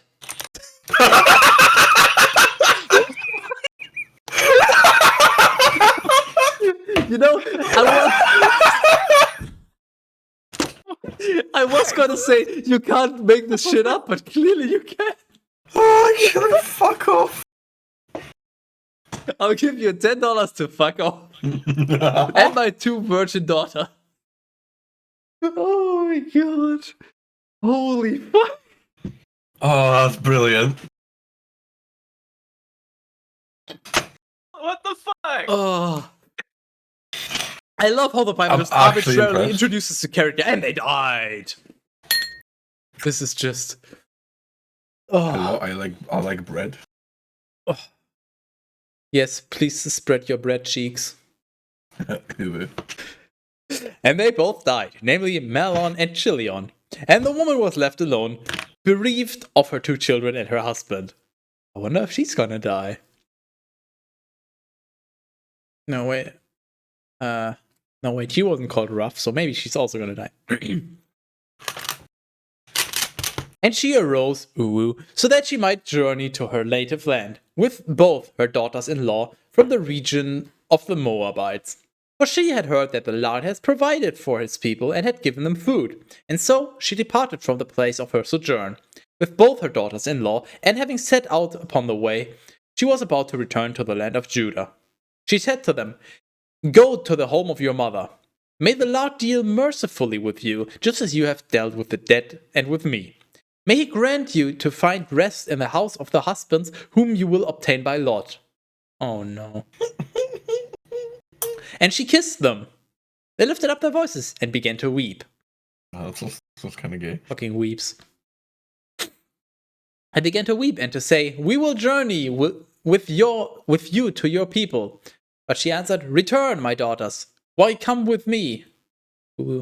Do I have any more sons in my womb so that you could hope for husbands from me? Return, my daughters. Go forth, for I am now exhausted by old age and not fit for the bond of marriage. Even if I were to conceive on this night and bear sons, if you were willing to wait until they were grown and had completed the years of adolescence," oh, that's a thing back then, interesting, "you would be elderly before you could marry. Do not do so, I beg you, my daughters. For your difficulties weigh upon me greatly, and the hand of the Lord has been set against me." Quite reasonable, honestly, what she's saying. I gotta admit that. In response, they lifted up their voices and began to weep again. Misspelled Oprah kissed her mother-in-law and then turned back. Ruff clung to her mother-in-law. Fuck off. Teras, that was a cue for you that you have a job to do. Naomi said to her, "See, your kinswoman returns to her people and to her skytesses. Hurry after her." She answered, "Do not be against me, as if I would abandon you and go away. For wherever you will go, I will go. And where you will stay, I will also stay with you. You are my people, your people are my people, and your skytes is my skytes. Whichever land whichever land will receive you dying, in the same I will die, and there I will have the place of my burial. May skytes cause these things to happen to me, and add more also, if anything except death for 1F alone should separate you and I." Therefore, What the fuck is... I can't find opera. The word doesn't exist anymore. Orpa. It's Yeah, I can't find... There it is.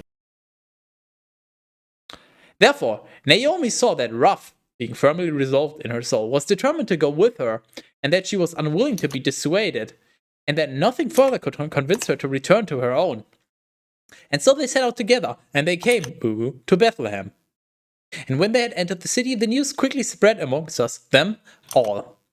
And the women said, "This is that Naomi." What? Yes, this is that Naomi that you all heard of. Thanks. Yeah, that Naomi, of course. Yeah. That oddly specific one, yeah. But she said to them, "Do not call me Naomi. That is beautiful. But call me Mara. That is bitter. For the Almighty has greatly filled me with bitterness. I went out full, and the Lord let me back empty. So then, why call me Naomi when the Lord has humbled me? When the Lord has humbled, and the Almighty has afflicted." Therefore Naomi went with Ruth, the Moabite, her daughter-in-law, from the land of her sojourn, and returned to Bethlehem at the time of the first reaping of the barley.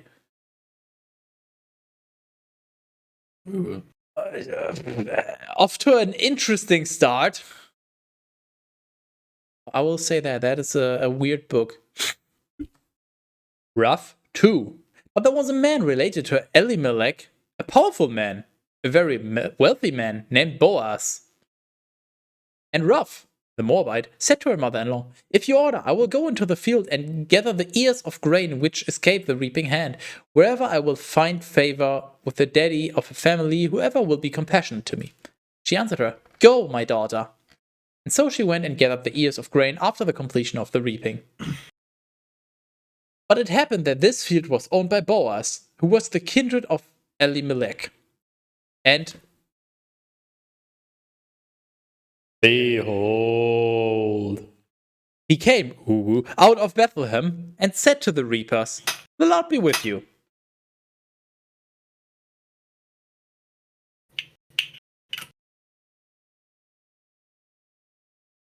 They answered him, "May the Lord bless you."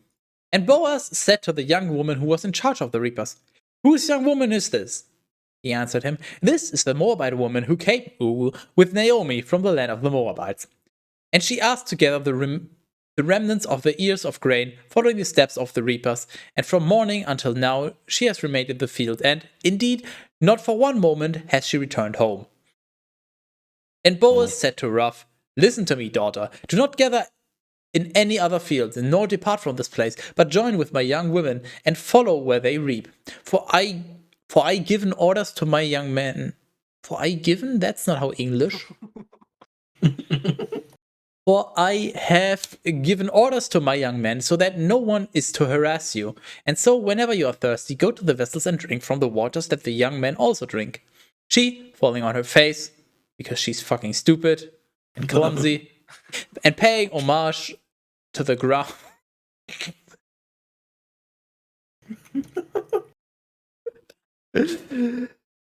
Everybody do their flop. Yeah, there we go. Oh, what the fuck? Yeah, I would also like to pay homage to the ground. Said to him, "How did this happen to me? That I should find favor before your eyes. This happened to me. And that you would condescend to accept me, a foreign woman." He answered her, "Everything has been reported to me. What things you have done for your mother-in-law after the death, with one F, of your husband, and how you left your parents and the land in which you were born, and came to a people and did not to a people you did not know before. May the Lord repay you for your work, and may you receive a full reward from the Lord, the Skyters of Israel, to whom you have come, and under whose wings you have taken refuge." She said, "I have found favor before your eyes, my lord, who has consoled me, and you have spoken to the heart of your handmaid, who is unlike one of your young women." And Boaz said to her, "When mealtime begins, come here and eat bread, and dip your morsel in the I can't say that word. Teras in the Where's the where? The bottom of 150. Vinegar. Teras. What? That's against Twitch rules. You just said. What? Harris. Hold on.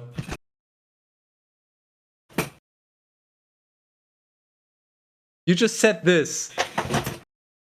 Yeah, I know. I got just what you mean. Yeah. So she sat beside the reapers, and she piled up parched grain for herself, and she ate and was satisfied, and carried off the leftovers.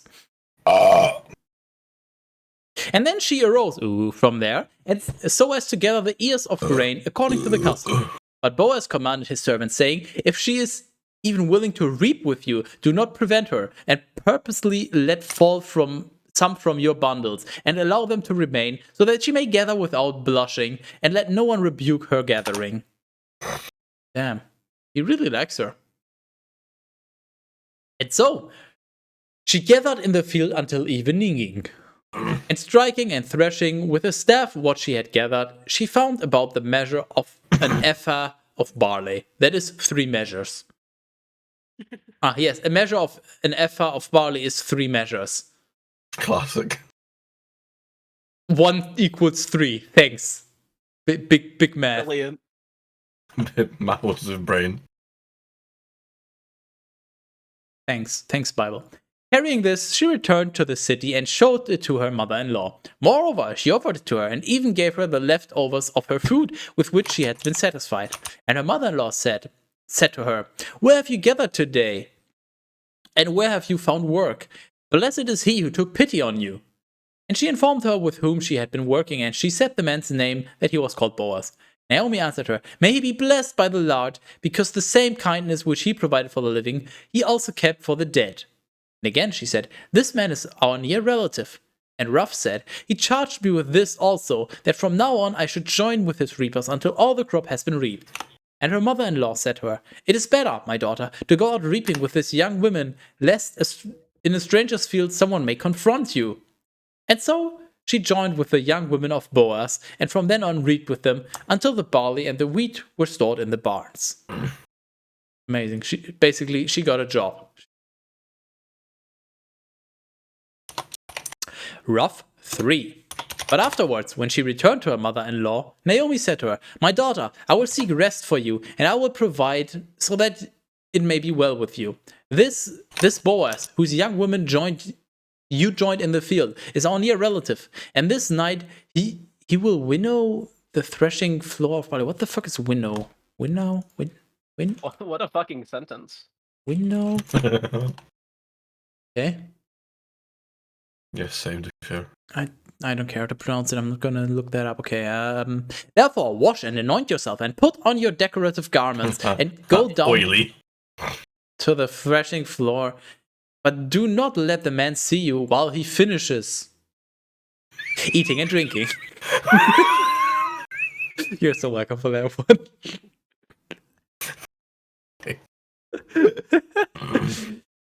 But when he goes to sleep, observe the place where he sleeps. And you will approach and lift up the covering, the part which covers near his feet, and lay yourself down and sleep there. Like what? Like come up to his bed like a dog and sleep where his feet are? But he will tell you what you are obliged to do. She answered, I will do everything as you have instructed. Ah, yes, so no, you know what? Everybody knows what's going on here. And she went down to the threshing floor, and she did everything that her mother-in-law had commanded her. And when Boaz had finished eating and drinking, and he was merry, and he had gone to sleep by the pile of sheaves, she approached secretly, and lifting the covering near his feet, she laid herself down. And behold, when it was the middle of the night, the man became uwu.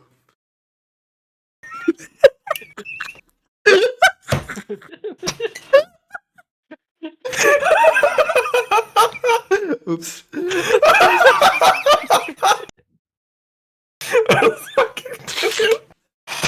I just decided to stop the sentence there. You're so welcome. Oh, I love the unintentional fucking results from copy and replace. It's so wonderful.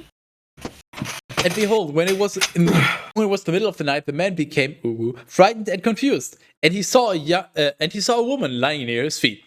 And he said to her, "Who are you?" And she answered, "I am Rough, your handmaid." Spread your covering over your servant, for you are a near relative.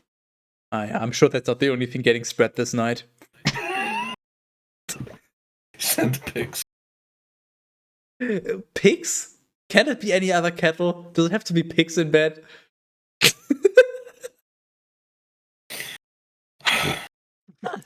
He said, "You are blessed by the Lord, daughter, and you have excelled beyond your earlier benevolence, because you have not followed young men, whether poor or rich. Therefore, do not be afraid, but whatever you decide about me, I will accomplish for you. For all the people who dwell within the gates of my city know that you are a virtuous woman. Neither do I deny myself to be a near relative, but there is another nearer than I. Be at peace for this night, and when morning arrives, if he is willing to uphold the law of kinship for you, things will turn out well. But if he is not willing, then I will take you, without any doubt, as the Lord lives." Ooh, question mark? Sleep until morning. And so she slept by his feet until the night was ending. Wait, that was surprisingly unkinky. And she arose, before men could inquire of one another. And Boaz said, "Be careful, lest someone know that you came, here." And again he said, "Spread your mantle that covers you." A lot of spreading in this book. And again he said, "Spread your mantle that covers you, and hold it with both hands." Oh.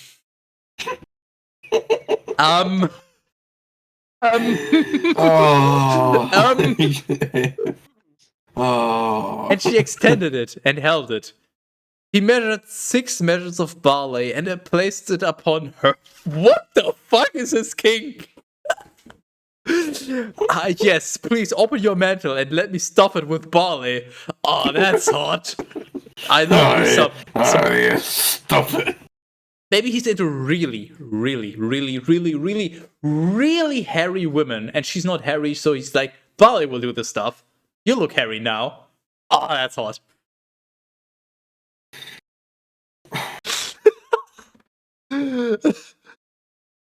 And he placed it. He measured 6 measures of barley and placed it upon her. Carrying it, she went into the city, and she came. Ooh. Okay, so I presume what they mean is that she did this and then they dumped things in their thing. She has a mental, and then she gets a bunch of free barley, basically. I think. I enjoy barley. And she came, Ubu, to her mother-in-law, who said to her, What have you been doing, daughter? And she explained to her all that the man had accomplished for her. And she said, Behold. Yeah, all right. He gave me 6 measures of Brilliant barley, idea. for he said, I am not willing to have you return empty to your mother-in-law. And Naomi said, Wait, daughter, until we see how things will turn out. For the man will not rest until he has accomplished what he had said.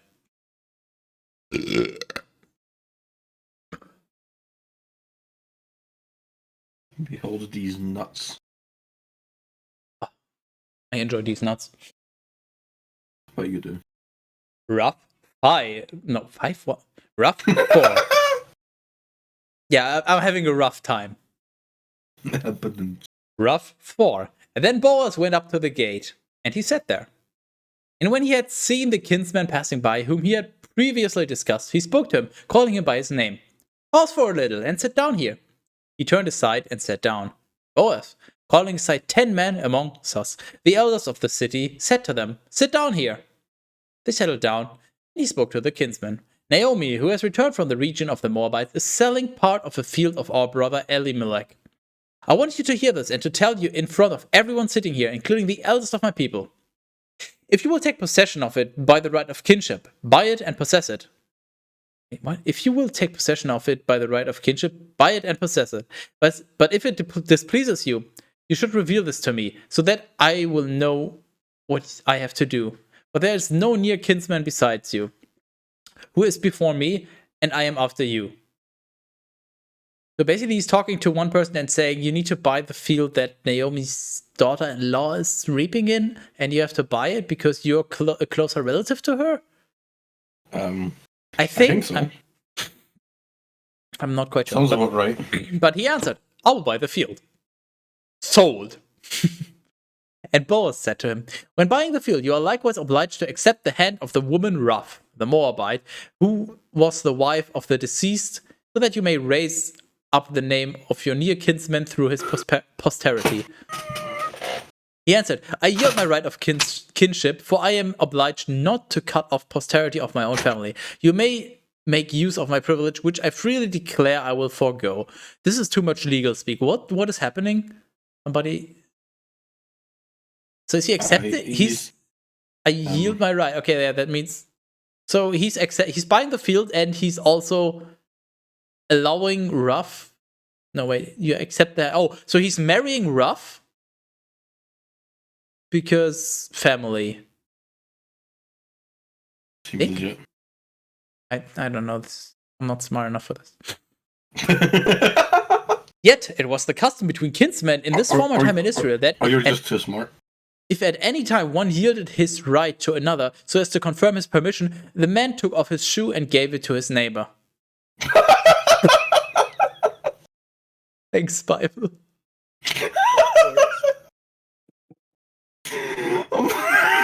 What do you mean, what? That's the one confused neighbor. He's like, here you go. It's like, what's this? Take it. Between kinsmen, so basically between among family. If you fulfill your if you like do your duty, your right to, I guess, marry a certain person, to confirm that you have to give away a shoe. Wow.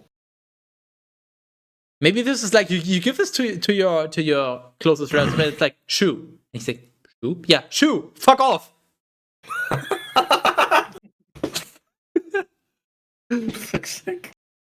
This was a testimony of concession in Israel.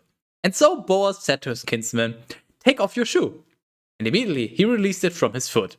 And he said to the eldest and to all the people, you are witness this day that I have taken possession of all that belonged to Elimelech and Chilion and Mahlon, and was bequeathed to Naomi. And Ruth, the Moabite, the wife of Mahlon, I have taken in marriage so as to raise up the name of the deceased in posterity, so that his name will not be cut off from amongst us, his family and his brethren and his people. You, I say, are witness of this thing.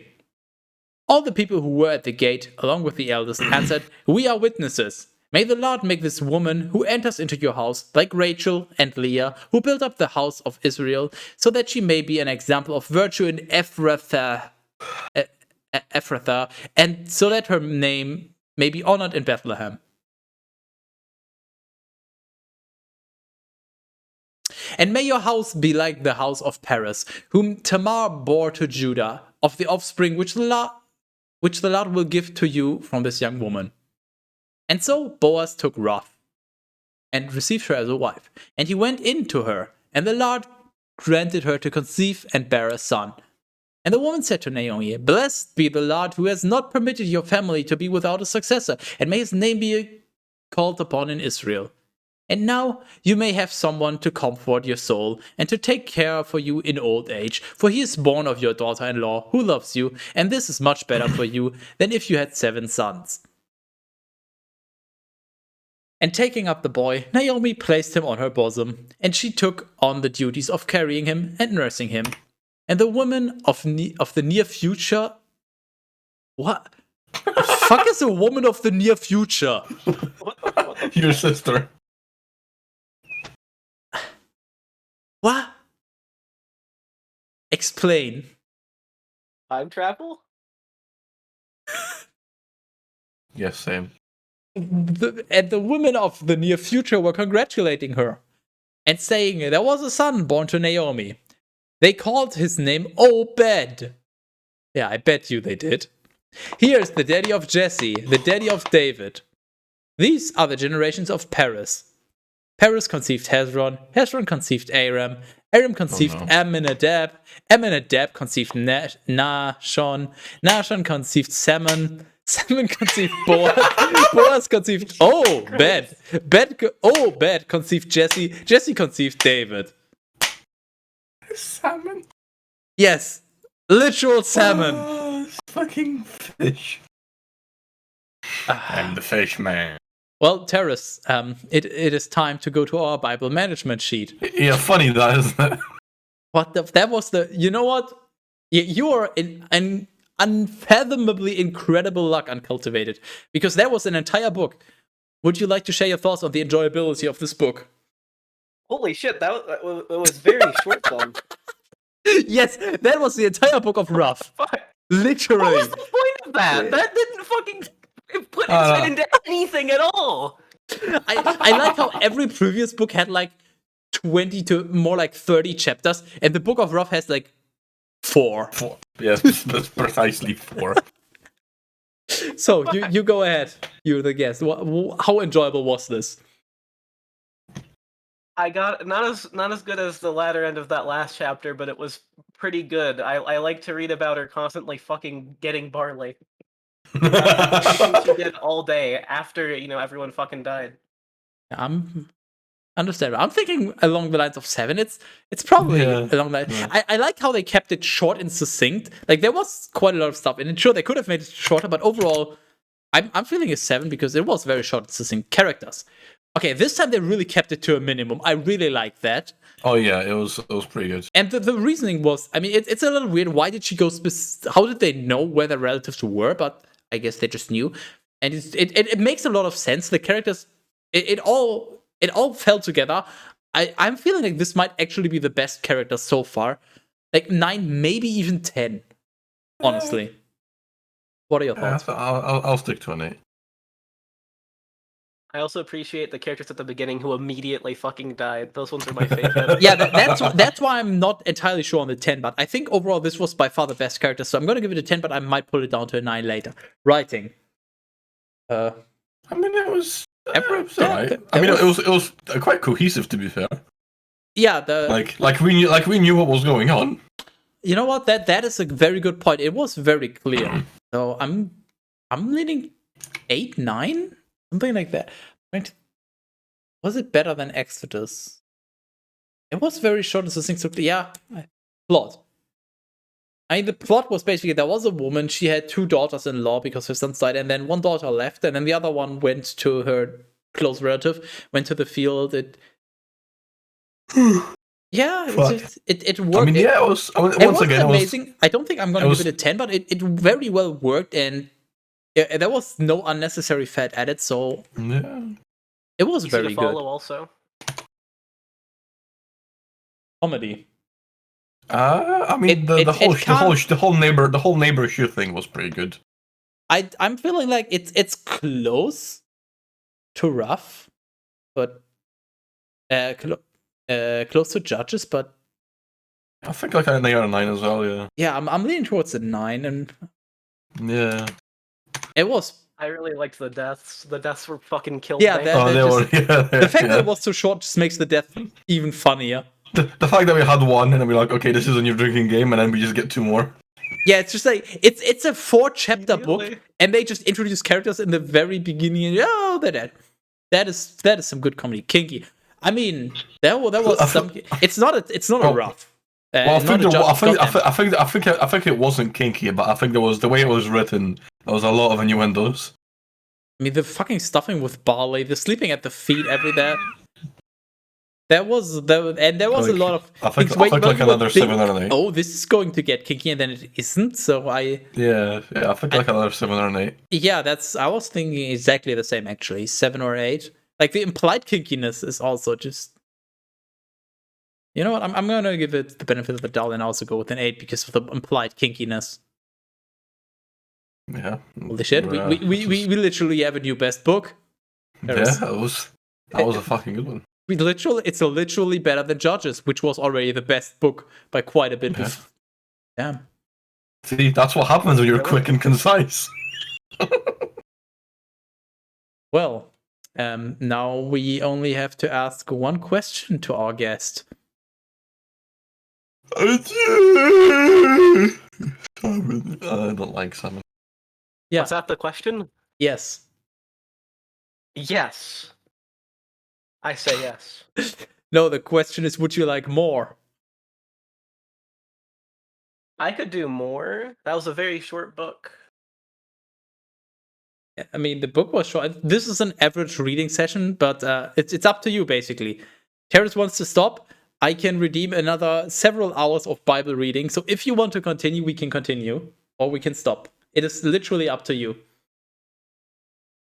Let's just stop here. It makes sense to stop at the end of a book, actually. My man. Understandable.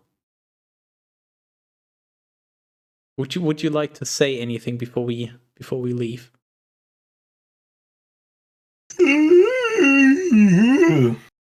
That I say the same thing. Oh, my man. Awesome. Okay. Where's my? I'm not done streaming though. Not sure what I'm gonna do, but No.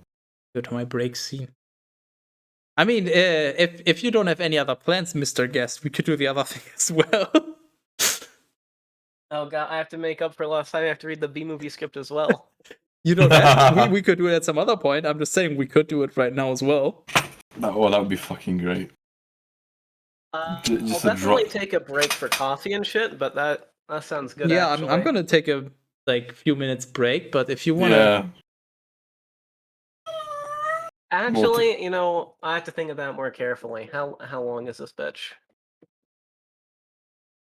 looks down his pants. About 7 centimeters. What? Oh, yeah, that's why I'm a grower in a short. This is the worst website of all time. What the fuck is this layout? Go find another. I'm sure there's several copies of this. You need. I mean, it's literally a fucking meme. It's everywhere. Yeah, you need the directive instructions as well. Otherwise, If you go on a really big Discord server, it's probably in someone's bio. Oh, this one goes hard. so do I. Yes, to be fair.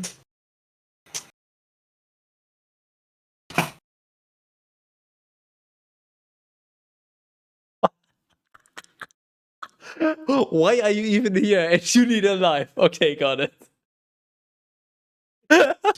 Oh my fucking god! What is this? What? Look on the left. Home, X-Files theme plays, 1,000 Candles in the Wind, 2 Spooky 5 you, an actual serious page. Congratulations, you just played yourself. Damn, Daniel, Donald Trump, fuck you, haha, what the fuck. He pisses me off part 2. He kills the Zodiac Killer part 2. He kills the Zodiac Killer. Illuminati confirmed. Leak if you free every team. Team Rocket. The entire B-movie script. What is good zero? What are those? Fuck. What? You want memes? When you run out of your favorite cereal? Sitemap. Sitemap, just around everything. I'm sorry. I'm actually just looking at some of these, and they're fucking great. Perfect. This is gold. I'm glad I didn't just go on the first website. This is fucking awesome. Oh, this. I'm fucking bookmarking this fucking bad boy. This one's going into my fucking archive. That's going into your fucking will. And to the owner of this site, I give all of my money. No, you still haven't decided if you would like to. Yeah, I might as well. All right. I guess it's break time then. I mean, you're free to leave or stick around, Teras. That is up to you. If he's gonna read the entire B-movie script, oh boy, am I hanging around. All right. In that case, yeah, I'm muting stuff. I'll be taking a quick break and then left for that 2 speedruns with the most amazing commentary you could ever imagine. Hell yeah. Be right back.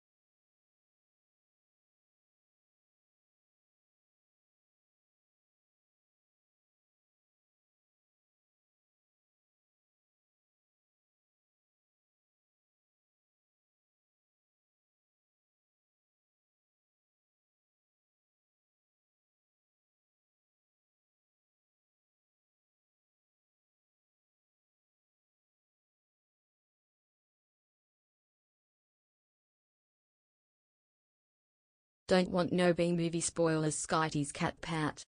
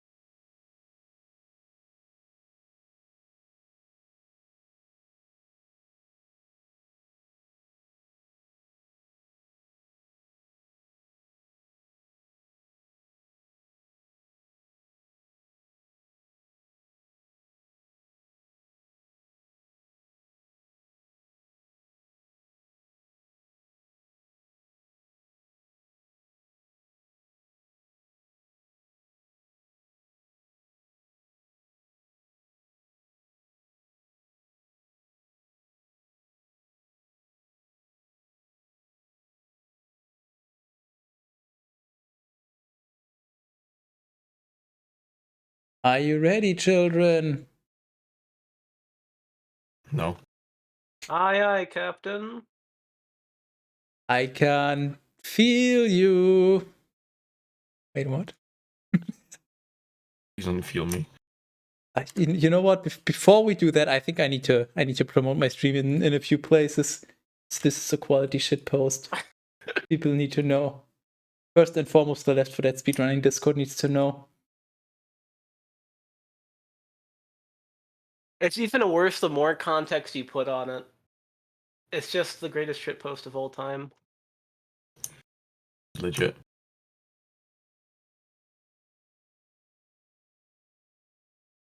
There we go. I posted it here. Why is it not? Thanks Discord. Embed fail. Why not? Oh no, there we go. You know what? This is. You know what? You get an announcement. Oh shit. Ultimate shitpost app. Watch. Boom. There we go. Announcement has been posted. I'm trying to think of my strategy, because I can't just read it dryly, but also if I put too much emotion into it, it's going to wear out much more quickly. I mean, you can just change it halfway through. This is. Do you know? Okay. Do you know the etymology of the word shitpost? Do you know? It's actually a composed word of two other words. It's shit and post. And in fact, the first part, shit. Do you know what shit means? Not good. But this will be very good. Just. Yeah. See, we already got our first shitter in here. Welcome. Welcome to. I don't know what this is. Send help. I'm going to start as soon as your timer first starts. It'll be Sure. my own separate speedrun. I hope for exactly one thing. read the entire script before Skype beats the game. I only hope for one thing. one thing only, and that is a PB. Holy shit, wait, it's probably too late to do this, but you wanna know what would have been fucking genius? These nuts? If fucking, like, you know, if fucking main campaigns, expert realism, or alls, or some shit like that, a really long category to actually see which one could happen first. You know what? I mean, you've It committed. should be somewhere between 1 and 3 hours. Like, I'm not sure how broad, because I don't know how in-depth it is, but, like, Okay, it's gonna take that long. okay, here's one thing I have to say. My PB is just under an hour. So with loads and everything, my main PB is like an hour and a little. So, and I don't know how to run the other categories. So the only option we have is ER, I guess. I was trying to save this for another occasion, but you know what? You're going for the double shitpost today, so I will join in. And in fact, yeah, I just need to find my splits. I can never remember where they are. Hold on. There they are. Help. I need another main solo ER. Sure. Open splits.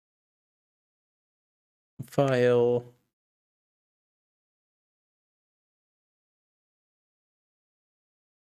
Edit splits. What's the category? Main campaigns. It's just called expert realism. Main campaigns, of course, expert realism, that is. Let's just go ER then. Well, wait, am I? There we go. My split lagging. Let me just remove all of my splits so we get that lovely gold sound. And 0 attempts. Go.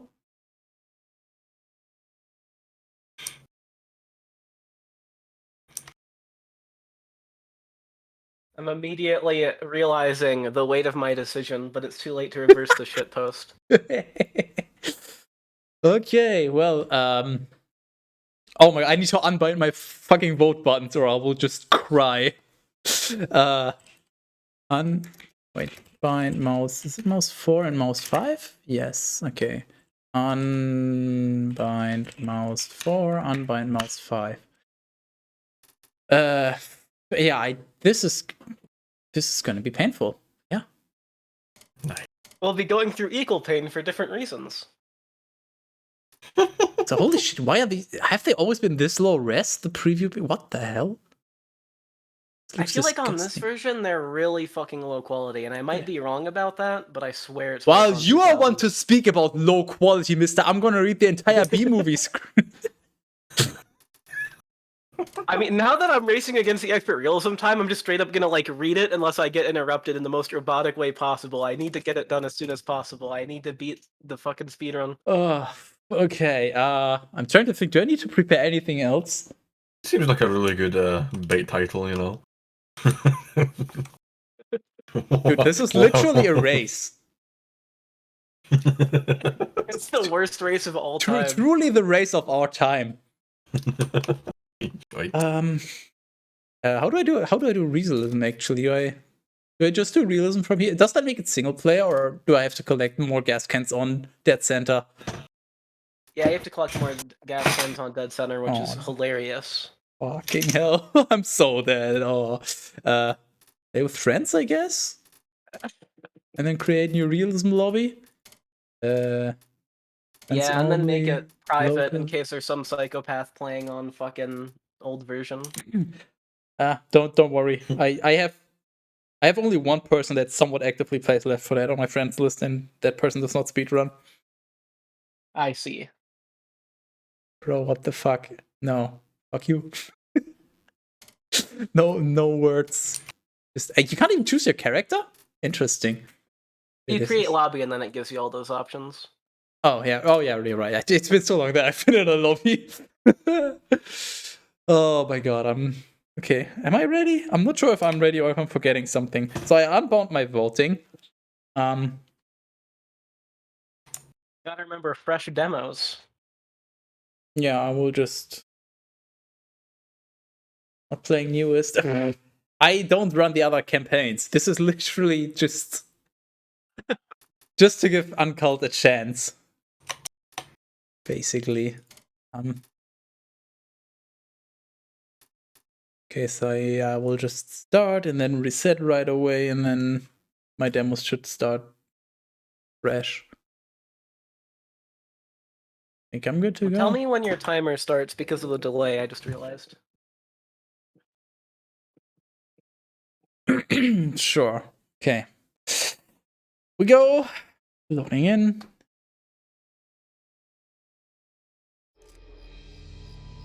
Hey guys, can I have a second? Alone with the call? Double check. Yes, recording a demo, in fact. I got some things that need saying. Alright. This was the best day of my life. We had a good time. And go. Thank you. According to all known laws of aviation, there is no way that a bee should be able to fly. Its wings are too small to get its fat little body off the ground. The bee, of course, flies anyway, because bees don't care what humans think is impossible. Sequence 75, intro to Barry, introduce Benson, house, day angle on. Sneakers on the ground, camera pans up to reveal Barry Benson's bedroom angle on. This is fucking impossible to read, holy shit. Barry's hand flipping through different sweaters in his closet. Barry, yellow, black, yellow, black, yellow, black, yellow, black, yellow, black. Ooh, black and yellow. Angle on. Barry wearing the same sweater he picked, looking in the mirror. Barry continued. Yeah, let's shake it up a little. He picks the black and yellow one. He then goes to the sink and takes the top off a container of honey, in all caps for some reason, and puts some honey into his hair. He squirts some in his mouth and gargles. Then he takes the lid off the bottle and rolls some on like deodorant. Cut to introduction, Benson house kitchen continuous. Barry's mother, Janet Benson, yells up at Barry. Janet Benson, Barry, breakfast is ready. Cut to B movie. JS revisions, antennae down to his ear and mouth. Barry continued. Hello? His best friend, Adam Flayman, is on the other end. Adam? Barry? Barry? Adam? Adam. Can you believe this is happening? Barry. Can't believe it. I'll pick you up. Barry sticks his finger in a sharpener. Where you all at? Sticks his stinger in a sharpener. S effect. Buzzing as his stinger is sharpened. He tests the sharpness of his finger. SFX. Bing. Barry continued. Looking sharp. Angle on. Barry hovering down the hall, sliding down the staircase banister. Barry's mother, Janet Benson, is in the kitchen. Janet Benson, Barry, why don't you use the stairs? Your father paid good money for those. B movie, JS Revisions 81307 2. Barry, sorry, I'm excited. Barry's father, Martin Benson, enters. He's reading a newspaper with the headline, Queen gives birth to 1,000 duplets, resting comfortably. Martin Benson, here's the graduate. We're very proud of you, son. And a perfect report card, all B's. Janet Benson, mushing Barry's hair. Very proud. Barry, Ma, I've got a thing going on here. Barry readjusts his hair, starts to leave. Janet Benson, you've got some lint on your fuzz. She picks it off. Barry, ow, that's me. Martin Benson, wave to us. We'll be in a row 118,000. Barry zips off. Barry, bye. Janet Benson. Barry, I told you to stop flying in the house. Cut to sequence 750, driving to graduation. Graduation EXT? Oh, exterior, B suburb. Morning, a garage door opens. Barry drives out in his car. B movie. How many fucking times is it going to say B movie? Yes. Revisions. 81307-3. Angle on, Barry's friend, Adam Flayman, standing by the curb. He's reading a newspaper with the... I was hoping you can hear, but my dog is like 8-bit downstairs. He's not a fan of this. Your dog is not a fan of bees? Yeah, I think he's a fucking racist. He's reading a newspaper with the headline, Frisbee hits hive, internet down. Frisbee? What? I hear the sound. And the next thing I knew, whammo. Barry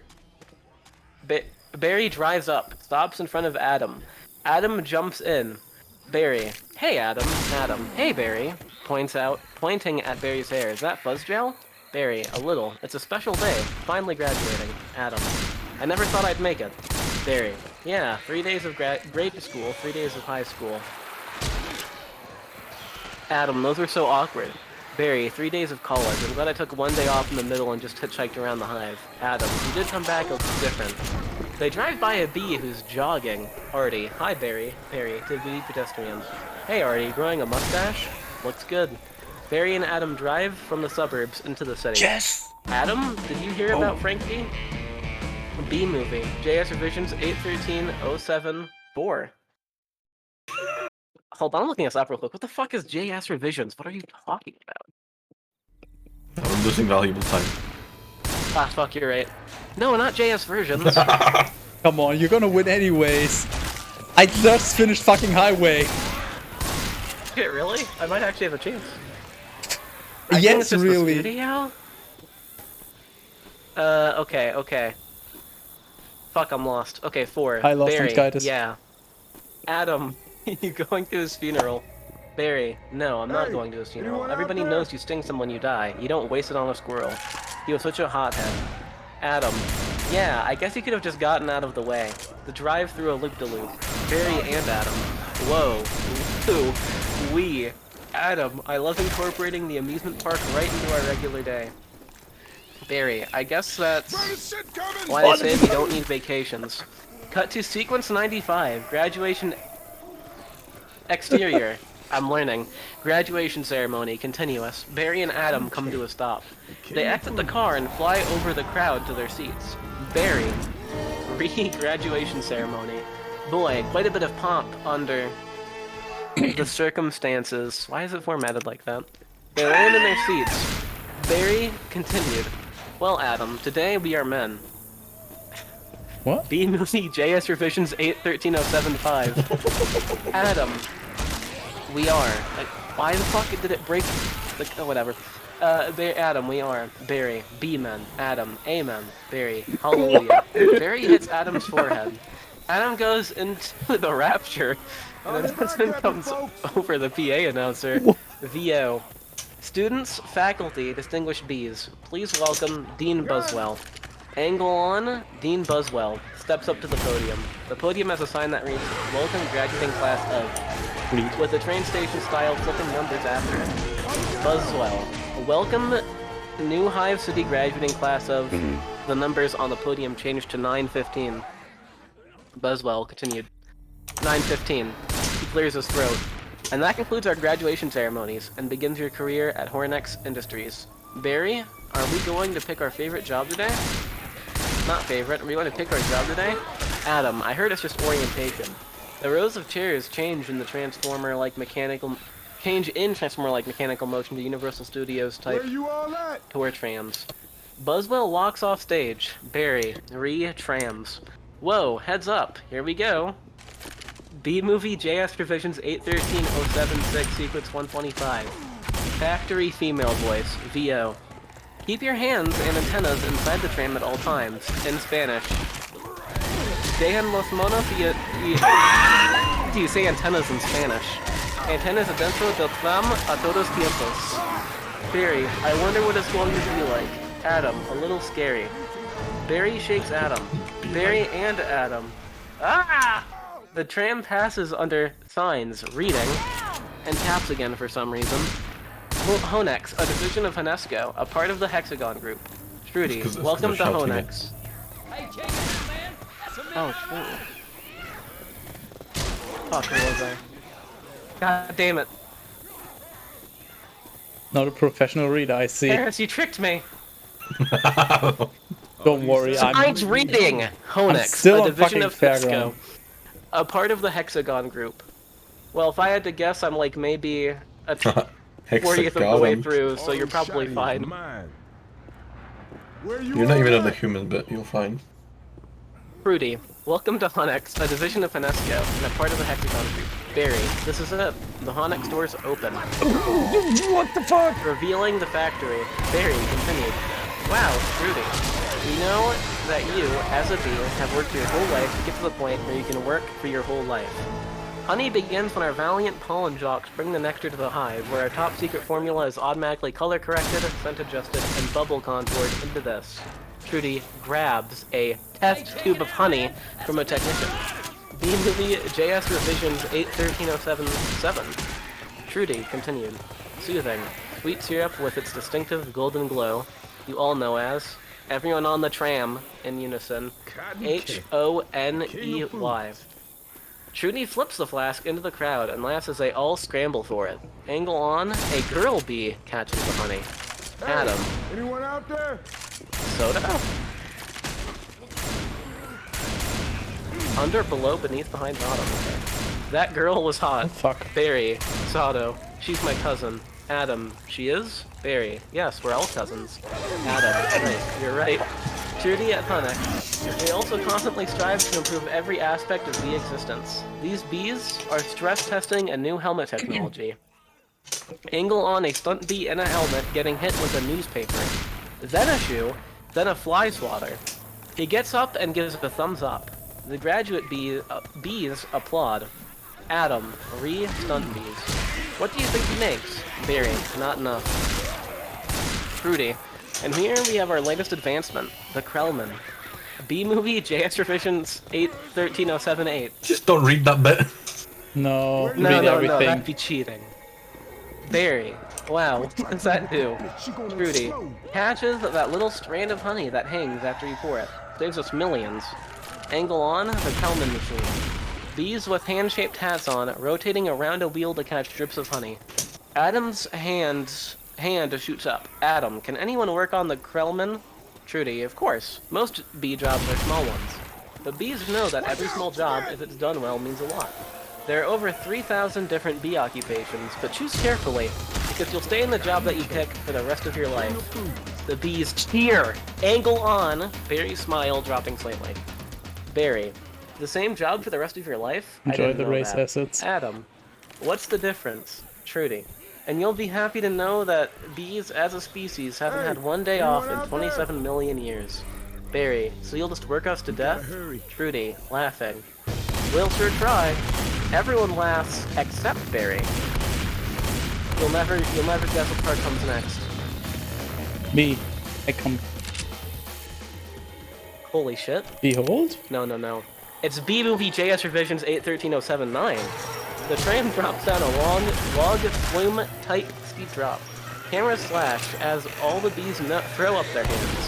The frame freezes into a snapshot. Barry looks concerned. The train continues through 2 doors. Form dissolved to sequence 175. Walking the hive interior Honix lobby. Angle on the log flume photo. As Barry looks at it. Penis. Adam. Wow, that blew my mind. Barry, annoyed. What's the difference? Adam. How could you say that? One job forever? That's an insane choice to make. Adam. Well, I'm relieved. Now we only have to make one decision in life. Barry. But Adam, how could they never have told us that? Adam.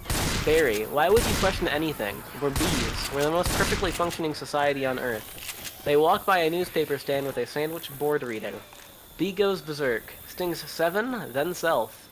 Angle on. A Where bee. you all at? What the fuck? What the fuck? A Are you bee okay? filling his car tank and goes from a honey pump. He fills his car some. I'm just realizing that this may perhaps be a reference to American society. B? A Then takes reference? a swig from himself.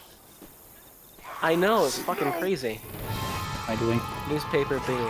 To the bee guzzling gas. Hey, Barry and Adam begin to cross the street. B-movie JS revisions 8.13.07.10. Barry, yeah, but Adam, did you ever think that maybe things work a little too well around here? They stop in the middle of the street. The traffic moves perfectly around them. Adam, like what? Give me one example. Barry, thanks. I don't know, but you know what I'm talking about. And they walk off. Sequence 400, Meet the Jocks, SFX. The sound of pollen jocks. Hand down from the Honix statue. J-Gate announcer, please clear the gate. Royal Nectar Force on approach. Royal Nectar Force on approach. Barry, wait a second. Check it out. Hey, those are pollen jocks. Adam, wow. 4 patrol bees fly in through the hive's giant gothic entrance. The patrol bees are wearing fighter pilot helmets with black visors. Adam continued. I've never seen them this close. Barry, They know what it's like to go outside the hive. Oh, Adam. Yeah, but some of them don't come back. B Wise movie. fellow JS revisions 813 sitting atop 07 the 11. pyramid, The nectar comes. The nectar from the pollen jocks is removed from their backpacks and loaded into trucks on their way to Honix. A small crowd forms around the drill bees. Each one has a pit crew that takes their nectar. Lou Laduca? What a fucking dumb name. Hurries a pit crew along. Lou Laduca, you guys did great. The monsters, you're sky freaks. I love it, I love it. Schoolgirls are jumping up and down and squealing nearby.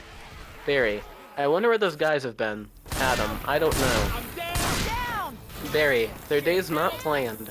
Outside the hive, flying into who knows where, doing who knows what. Adam, you can't decide one day to be a pollen jock. You have to be bred for that. Barry, right.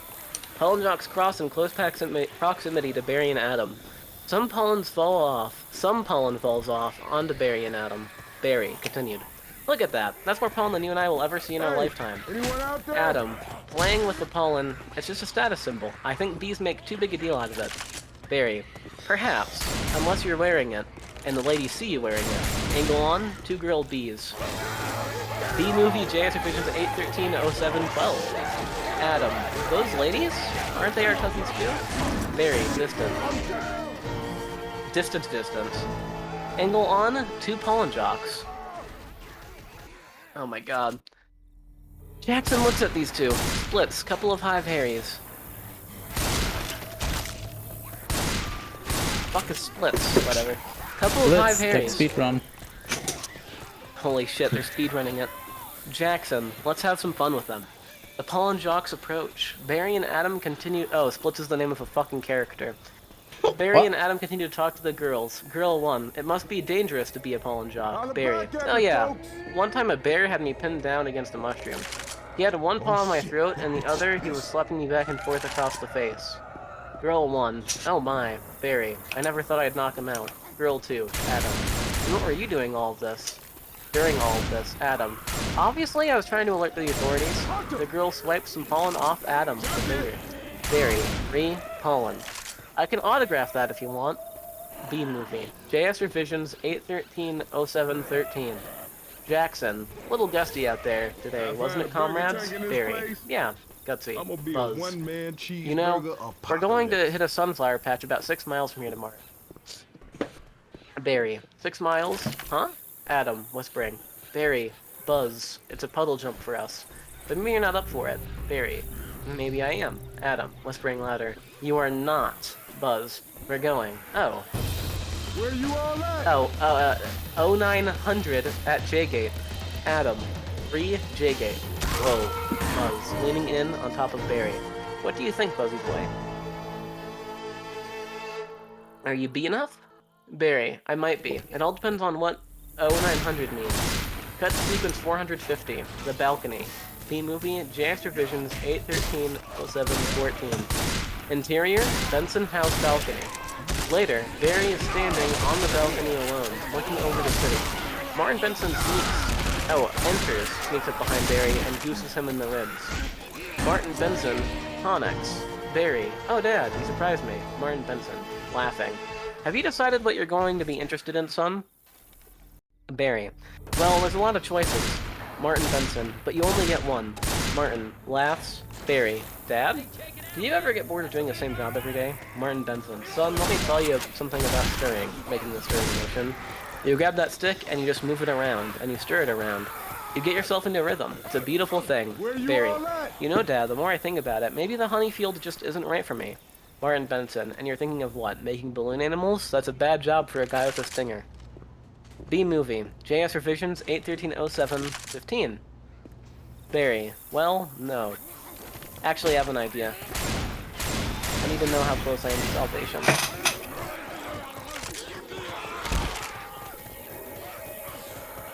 Watch out, y'all. There are 131 JS Revisions in 1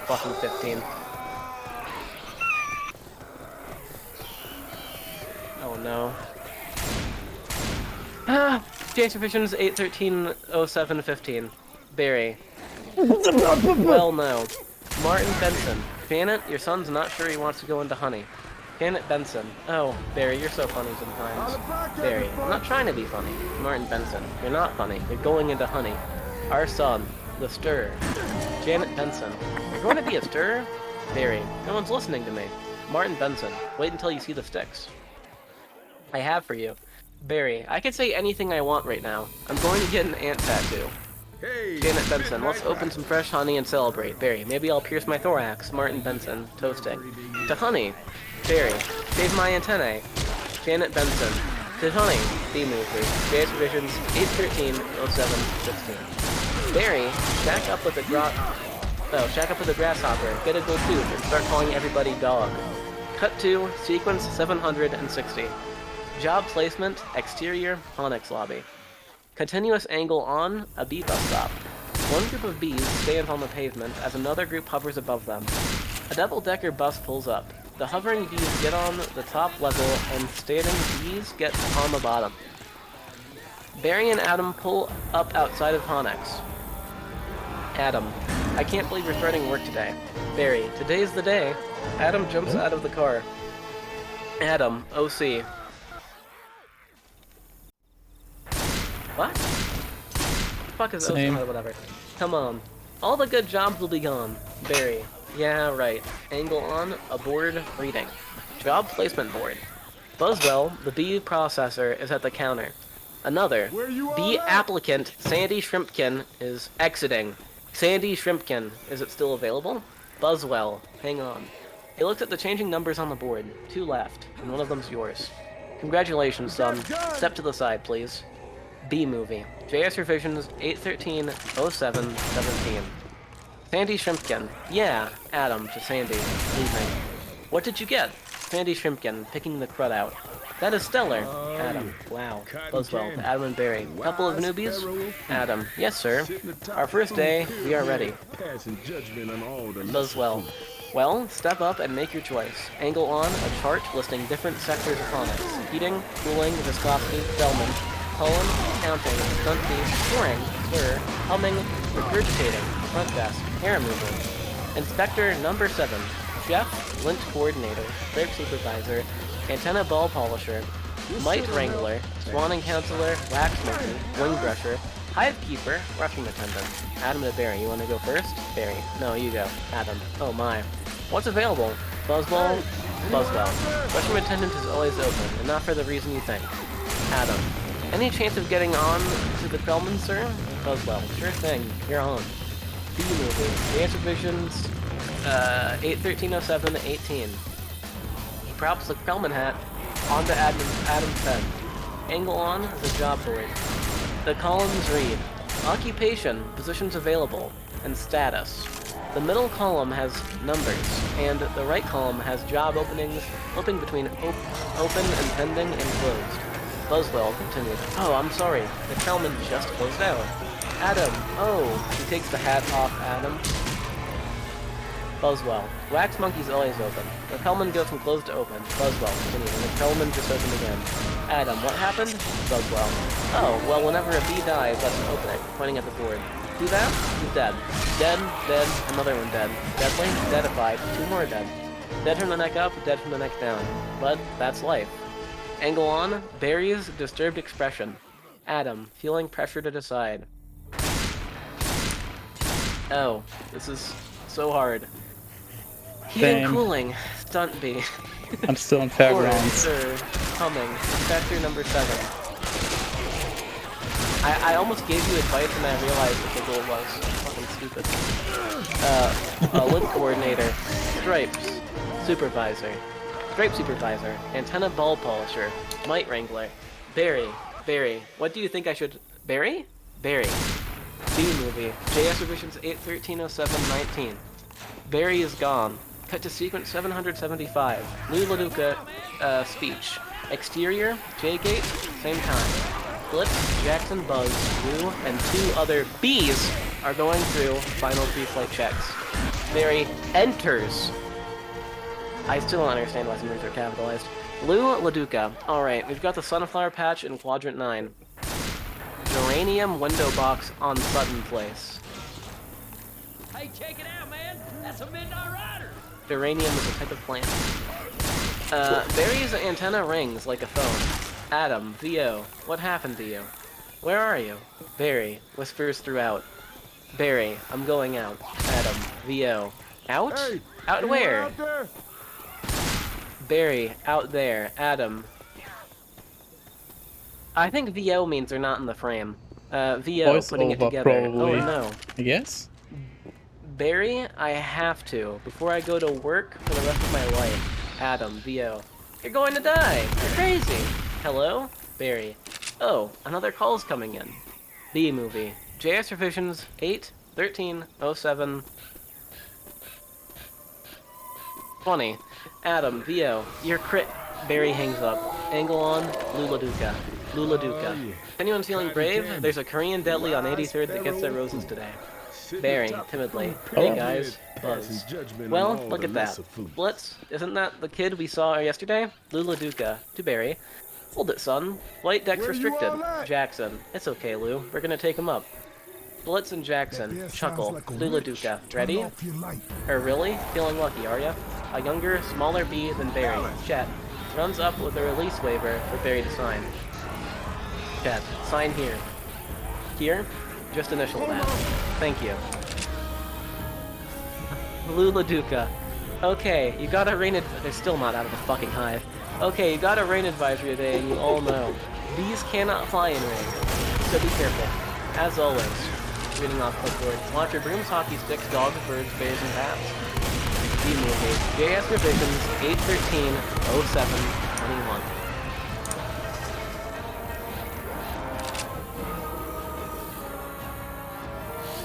Also, I got a couple reports of root beer being poured on us.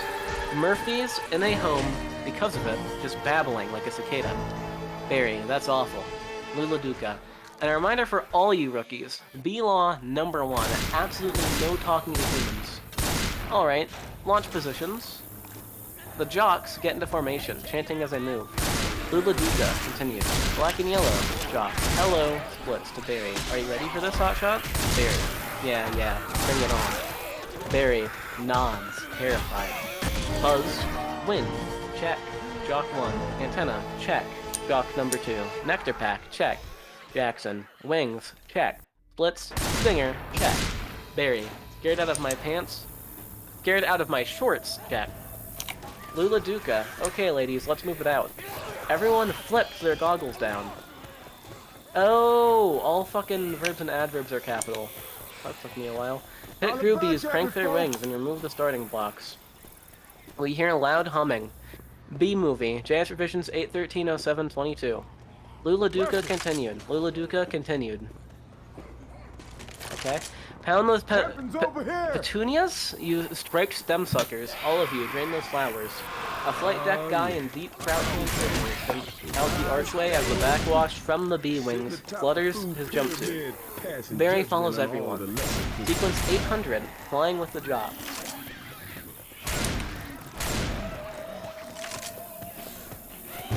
Oh no, I'm getting sick in the middle of it. The bees are flying with jobs. The bees come above treetops in formation. Barry is euphoric. Barry, whoa, I'm out. I can't believe I'm out. So blue. Haha, haha, a beat. I feel so fast. And free. Free, kites in the sky. Bach, kite. Wow, they fly by several bicyclists and approach a patch of flowers. Barry continued. Flowers, splits. This is blue leader. We have roses visual. Bring it around 30 degrees and hold.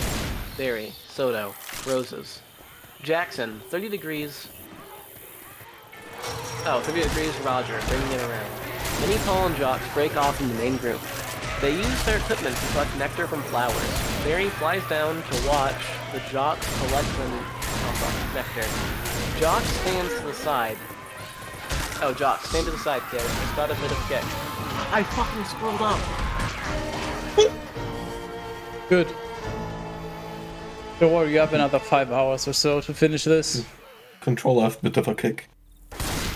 Don't worry, I found it. Okay. Stand to the side, kid. It's got a bit of kick. The jock fires the gun and recoils. Barry watches the gun fill up with nectar. B movie. JS Revisions 8.13.07.23. Barry. Oh, that is one nectar collector. Jock. You ever see pollination up close? Barry. No, sir.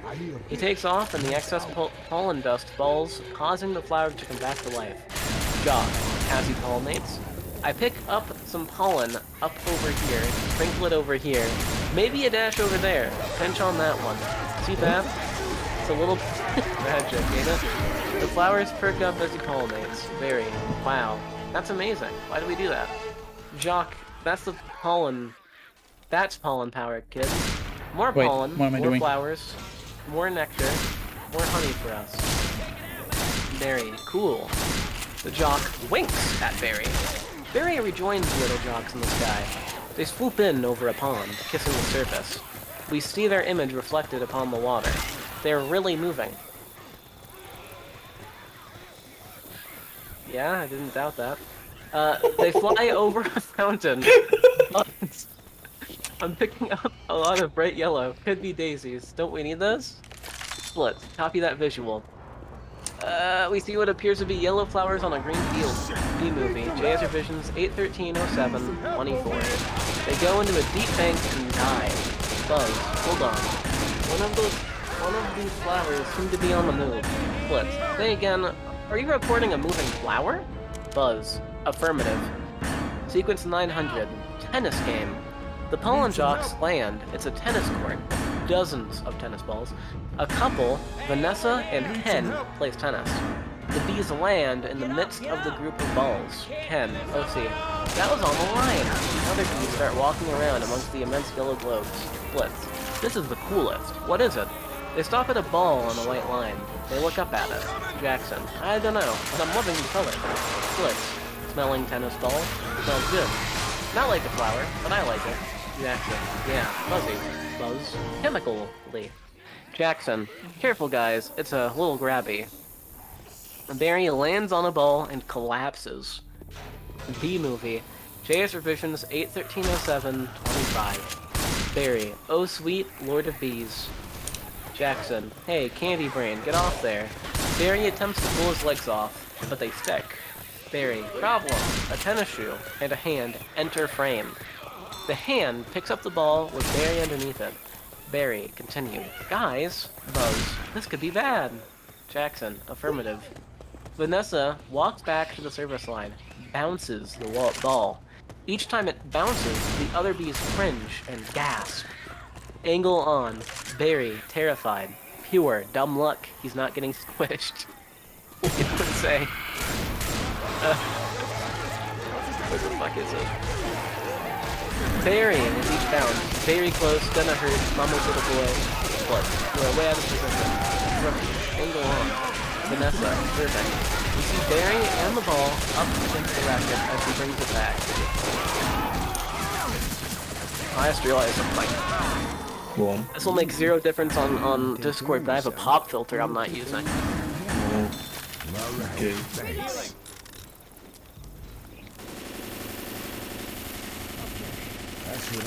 Too hard to set up, never mind. Oh yeah. Oh. Understandable, have a day. Vanessa serving. We see Barry and the ball up against the racket, she brings it back. She tosses the ball into the air. Barry's eyes widen. The ball is struck, and the rally is on. Ken, coming in at you like a missile. Ken, hits the ball rack. Barry, feels the G-forces. Angle on. The pollen G-force, jock watching RTX Barry. on. Them in slow motion. B-movie, JS Revisions 8.13.07.26. Barry, in slow motion. Help me! Jackson. You know, I don't think these are flowers. Blitz, should we tell him? Jackson, I think he knows. Barry. OS. Well, that has to be out of shot. What the fuck does OV mean then? What is this? Vanessa hits up an arcing log. Ken waits. Poised for the return. We see Barry having trouble maneuvering the ball from his feet. Ken, overly confident. Huh? Match point. Angle on. Ken running up. He has a killer look in his eyes. He's going to hit the ultimate overhead smash. Ken, continue. You're gonna start packing up, honey, because I believe you're about to eat it. Angle on, Colin Jocks. Jackson. Ken is distracted by the jock. Ken. What? No! He misses badly. The ball rockets into oblivion. Barry is still holding on. Angle on, Ken, berating himself. Ken continued. Oh, you cannot be serious. We hear the ball whistling and Barry screaming. Hey, where is everybody? B-movie JS revisions 81307 What am I 27. doing? Barry Yowzer. This is a bad sign because Fairgrounds and Highway have to be some of the fucking worst parts of the run. Hey, watch What? No, he misses badly. The ball rockets into oblivion. Barry is still hanging on. Angle on.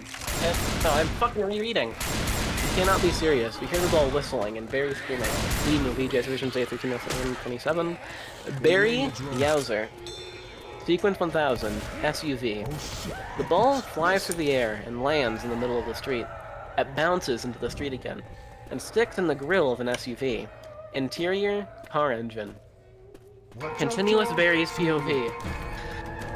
The grill of the SUV sucks him up.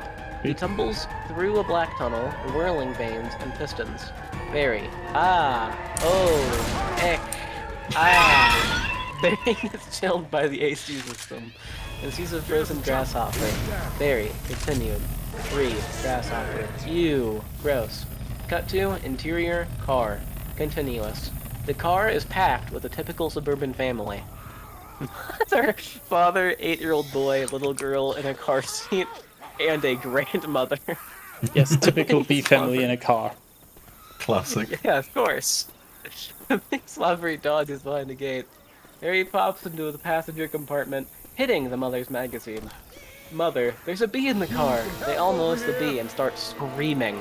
Barry. Ah! Barry tumbles around the car. You see the faces from his POV.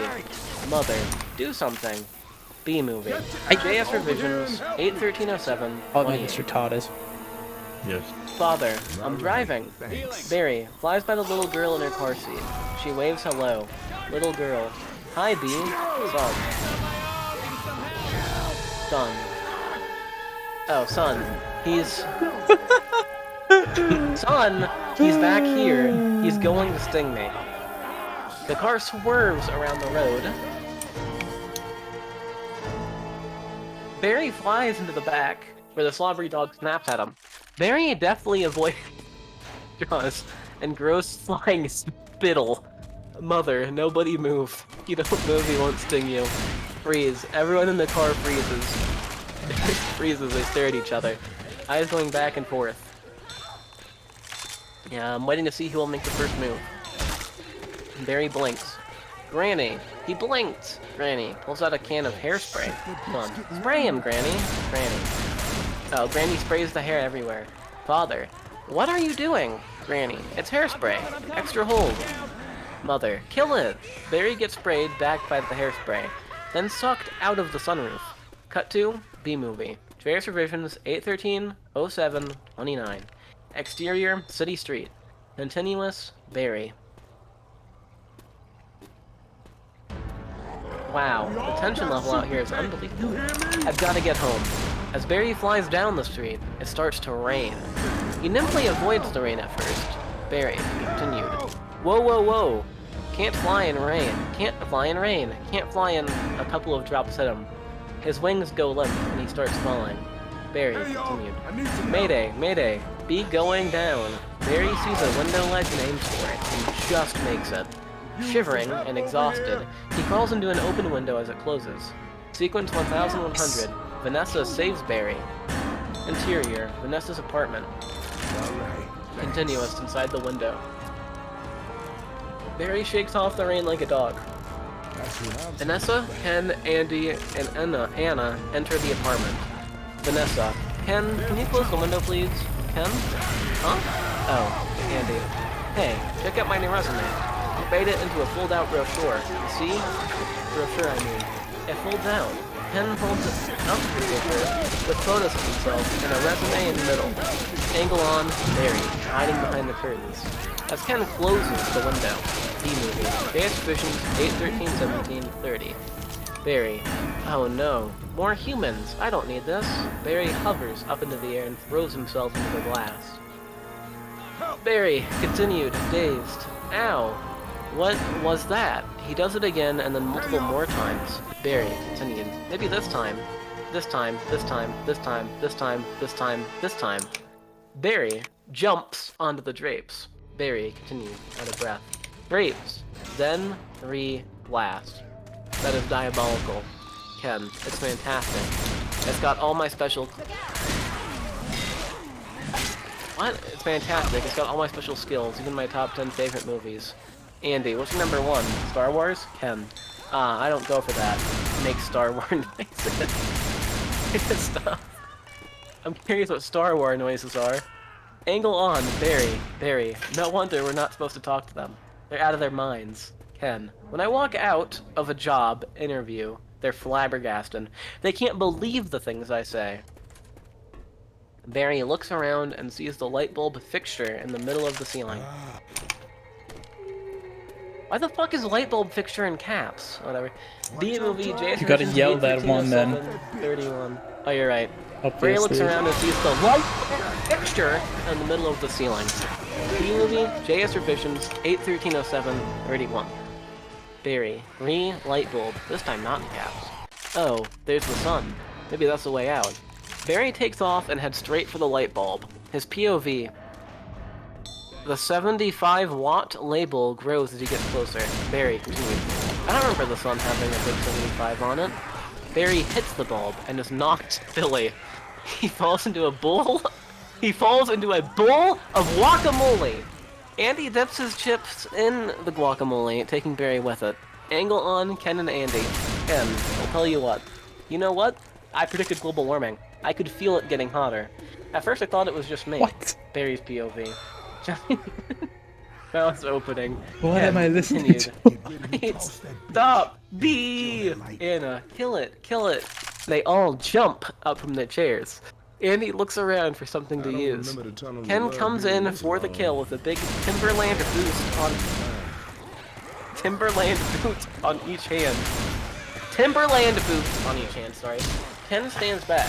These are winter boots. Vanessa enters and stops Ken from squashing Barry. Vanessa grabs Ken's arm. Wait, don't kill him. Close up on Barry's puzzled face. Ken, you know I'm allergic to them. This thing could kill me. B-movie. JS revisions 8/13/07/32. Vanessa, why does his life have any less value than yours? She takes a glass tumbler, and places it over Barry. Ken, why does his life have any less value than mine? Is that your statement? Vanessa, I'm just saying, all life has value. You don't know what he's capable of doing. Barry looks up through the glass and watches this conversation, astounded. Vanessa rips Ken's resume in half and slides it under the glass. Ken, wistful, my brochure. There's a moment of eye contact as she carries Barry to the window. She opens it and sets him free. Vanessa, there you go, little guy. Ken. OC. I'm not scared of them, but you know it's an allergic thing. Andy, OC. Hey, why don't you put that thing on your resume brochure? Ken, OC. It's not funny, my whole face could pop up. Andy, OC. Make it one of your special skills. Ken, OC. You know, knocking someone out is also a special skill. Cut to B-movie. JS revisions 8/13/07/33. Exterior. Windowsill. Continuous. Barry stares over the window frame. He can't believe what's just happened. It is still raining. It is still raining. Dissolved to sequence 1200. Barry speaks. Exterior windowsill. Later. Barry is still staring through the window. Inside, everyone's saying their goodbyes. Ken. Vanessa, next week, yogurt night? Vanessa. Yeah, sure, Ken. You know, whatever. I have a feeling I'm not winning this race. I'm not as far as you might think I am. I'm not as far as you might think I am. I have your stream open, so I know you're on Coaster. But I'm, like, Dark Chronicles is one of the worst maps. Like, once you get past Paris, it's probably free, honestly. Yeah, Expert Realism 3. Pick one. roof. Yes, free. Good night. Ken has the exits. It's supposed to be less calories or something. Vanessa, bye. She shuts the door. Vanessa starts cleaning up. Barry, I've got to say something. She saved my life. I've got to say something. Alright, here it goes. Barry flies in. B-movie. Expeditions 81307-34. Interior. Vanessa's apartment. Continuous. Barry hides himself on different products placed along the kitchen shelves. He rides on a Bumblebee tuna can and a Greetings from Coney Island Muscle Man postcard on the fridge. Barry, on the fridge. What would I say? Landing on a bottle. I could really get in trouble. He stands, looking at Vanessa. Barry continued. It's a B-law. You're not supposed to talk to a human. I can't believe I'm doing this. I've got to. Oh, I can't do it. Come on. No, yes, no. Do it. I can't. How should I start? You like jazz? No, that's not good. Here she comes. Speak. Doesn't sound very jazz. You like jazz? As this walks by, Barry takes a deep breath. Barry continued. Hi, Vanessa. Vanessa drops a stack of dishes and hops back. Barry continued. I'm sorry. Vanessa, you're talking. Barry. Yes, I know. Vanessa, you're talking. Barry, I know. I'm sorry. I'm so sorry. Where you all at? Vanessa, it's okay. It's fine. It's just, I know I'm supposed to be dreaming, but I don't recall going to bed. B-movie. JS Revisions 81307-35. Barry. Well, I'm sure this is very disconcerting. Vanessa. Yeah, well, yeah, I mean, this is a bit of a surprise to me. I mean, you're a B. Barry. Yeah, I am a B. And you know, I'm not supposed to be doing this, but they were all trying to kill me, and if it wasn't for you, I mean, I had to thank you. It's just the way I was raised. Vanessa intentionally jabs her hand with a fork. Vanessa. Ow. Barry. That was a little weird. Vanessa, to yourself. I'm talking to a B. Barry. Yeah. Vanessa. I'm talking to a B. Barry. Anyway. Vanessa. And a B is talking to me. Barry. I just want you to know that I'm grateful, and I'm going to leave now. Vanessa. Wait. How did you learn to do that? Barry. What? Here is JS Revisions 8130736. Vanessa, the talking thing. Barry, same way you did, I guess. Mama, Dada, honey, you pick it up. Vanessa, that's very funny. Barry, yeah, bees are funny. We didn't laugh, we cried. With what we have to deal with. Vanessa, laughed. Barry continued. Anyway, Vanessa, can I get you something? Barry, like what? Vanessa, I don't know. I mean, I don't know. Get your asses Coffee? in here. Barry, well, I don't want to put you out. Vanessa, it's no trouble. Barry, unless you're making anyway. That's not a coherent sentence. Vanessa, oh, it takes 2 minutes. Barry, really? Vanessa, it's just coffee. Barry, I hate to impose. B-movie, JS Revisions 81307-37. Vanessa, don't be ridiculous. Barry, actually, I would love a cup. Vanessa, hey, you want a little rum cake? Barry, I really shouldn't. Vanessa, have a little rum cake. Barry, no, I can't. Vanessa, oh, come on. Barry, you know, I'm trying to lose a couple micrograms here. Vanessa, where? Barry, well, these stripes don't help. Vanessa, you look great. Barry, I don't know if you know anything about fashion. Vanessa starts pouring the coffee through an imaginary cup and directly onto the floor. Barry continued, are you alright? Vanessa, no. Same.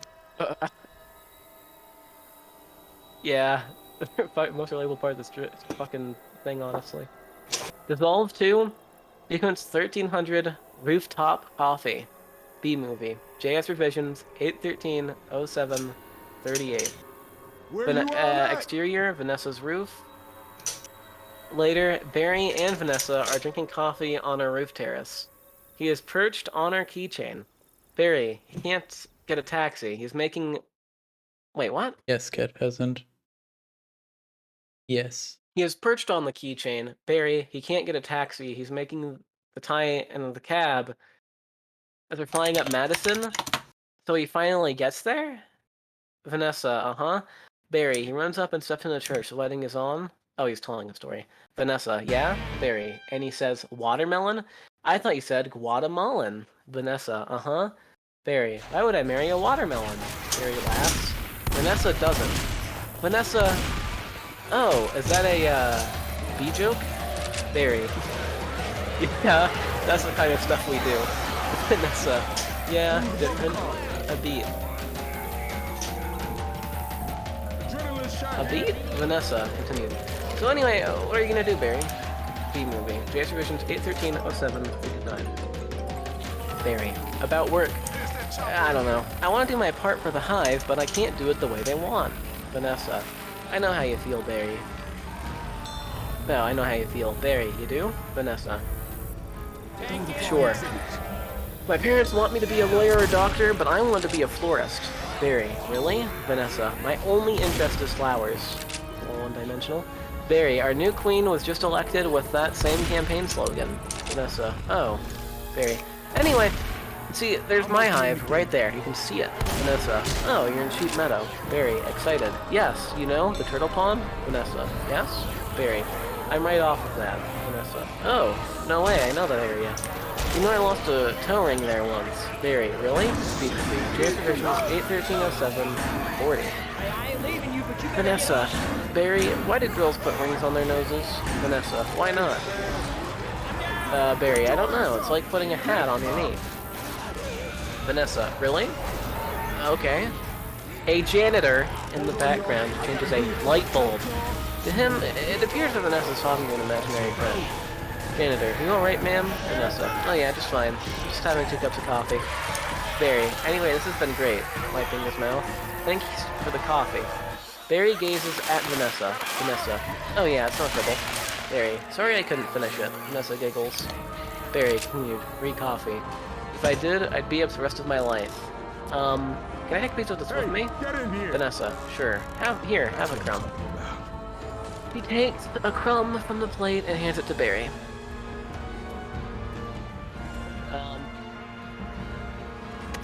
Movie JS Revisions 813-07-41. Never would have guessed it. Barry, a little dreamy. Oh, thanks.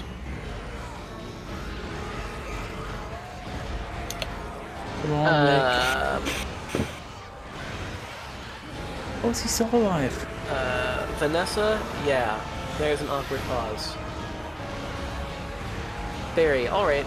Well then I guess I'll see you around. Or not, or Vanessa. Okay, Barry. Barry.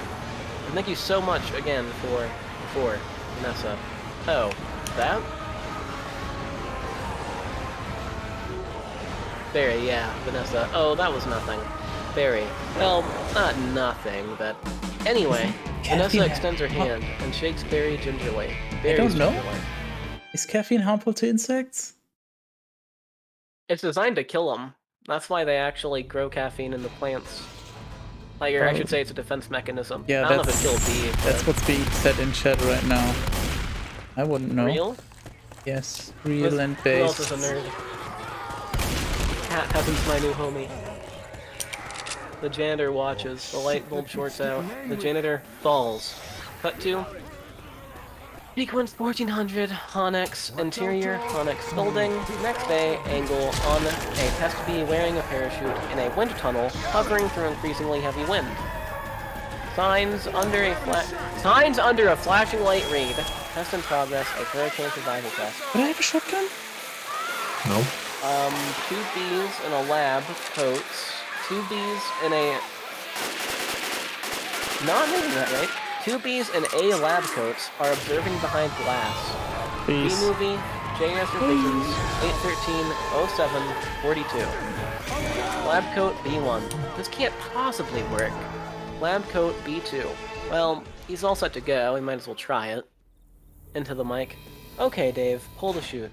The test bee opens his parachute. He's instantly blown against a rear wall. Adam and Barry enter.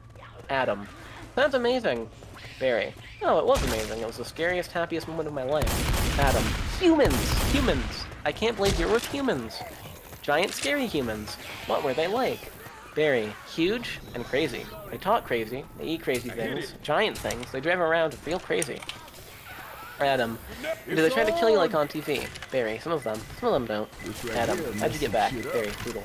Adam, look, you did it, and I'm glad. It's not everyone wants to see out there. You had your experience, and now you're back.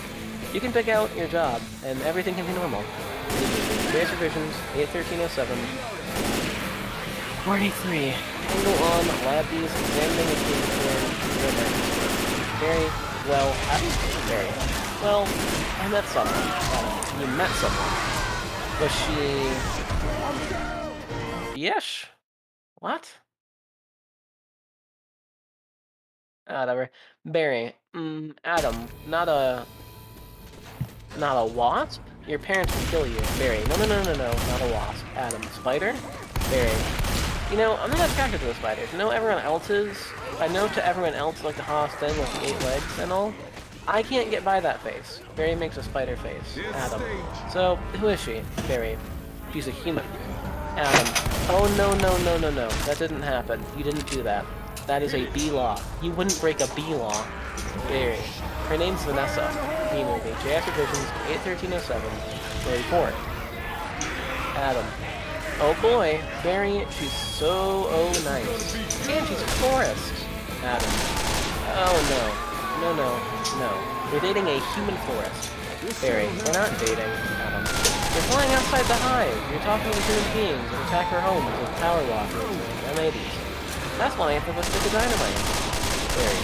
She gives her life, and she understands me. Adam. This is over.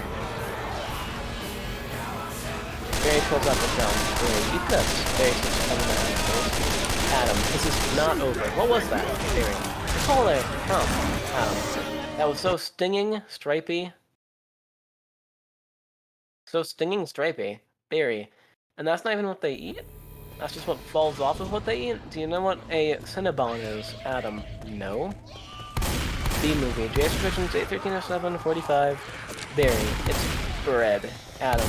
Come in here. Barry and cinnamon. Oh, Barry and cinnamon. Adam, be quiet. Barry and frosting. They heat it up. Adam, sit down. Interior. Adam's office. Continuous Barry. Really hot. Adam, just listen to me. We are not them. We're us. There's us, and there's them. Barry. Yes, but we can deny the heart that is yearning. Barry rolls his chair down the corridor. Adam, there's no yearning. Stop yearning. Listen to me. You've got to start thinking B, my friend. Oh my god. Another B joins in. Another B. Thinking B. Butterscotch's third B enters, popping up over a cubicle wall.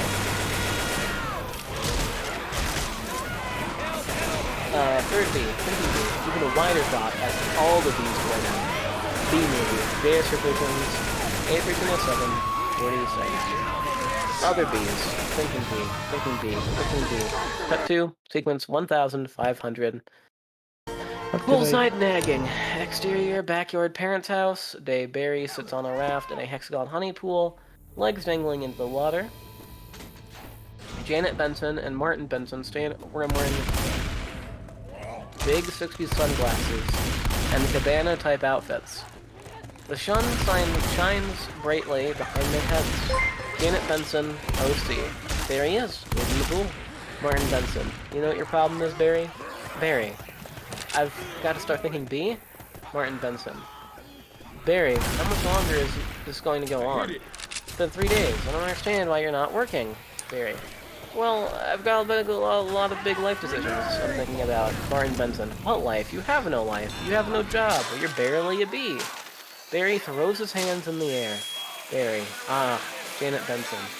Would it kill you to just make a little honey? Barry rolls off the raft and sinks to the bottom of the pool. You hear his parents' muffled voices from above the surface. B-movie, JF versus 81307, 47. You should look at the Janet chat, Benson. Mr. Uncultivated. Okay. He's just trying to distract you. That as well, You would never... but it is important.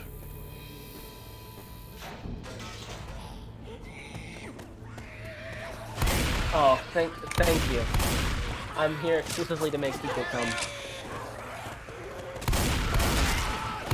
Pinky, 9 out of 10 already. It's safe. Why are you keeping the bots alive here, by the way? What? Why are you keeping the bots alive? Because I clearly suck. I'm not quite sure what I want to do. I'm trying to figure that out. Oh, gotcha. If you kill them after starting it, it won't kick them. Just so you I know. I don't want to kick them, but I'm not quite sure if Godspot or just playing normally is the better way here. Ah, gotcha. Okay. JS Revisions 8130747. Janet Benson continues to mumble. Barry, come out from under there. Your father's talking to you. Martin, would you like to talk to him? Martin, Benson. Barry, I'm talking to you. Resolve to exterior picnic area day music. Sugar, sugar by the Archies. Barry and Vanessa are having a picnic. A mosquito lands on Vanessa's leg. He swats it violently. Barry's head whips around. Yeah. They stare at each other awkwardly for a moment. Then burst into hysterical laughter. Then burst into hysterical laughter. Vanessa gets up. Vanessa. You coming? Hey, is that everything? Vanessa. All set. Vanessa gets into a one-man. Ultralight plane with a black and yellow paint scheme. He puts... What am I doing wrong?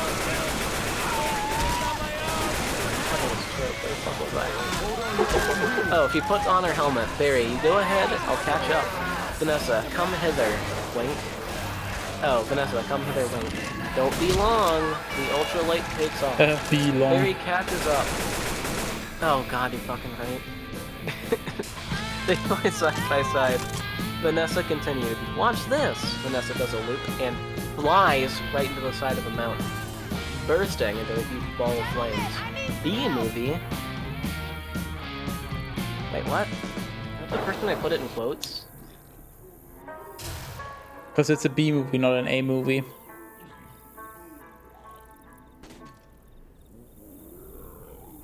I know, I was in quotes each time, so I'm just dumb. True. B-movie, JS Revisions 8... JS Revisions... Same. B-movie, JS Revisions 8130749. Sequence 1700. Street walk / supermarket. Exterior, Vanessa's florist shop. Day. Vanessa flips the sign to say, sorry, missed you, and locks the door. Angle on a poster on Vanessa's door for the Tournament of Roses Parade in Pasadena. Barry. So they have a huge parade of just flowers every year in Pasadena. Vanessa.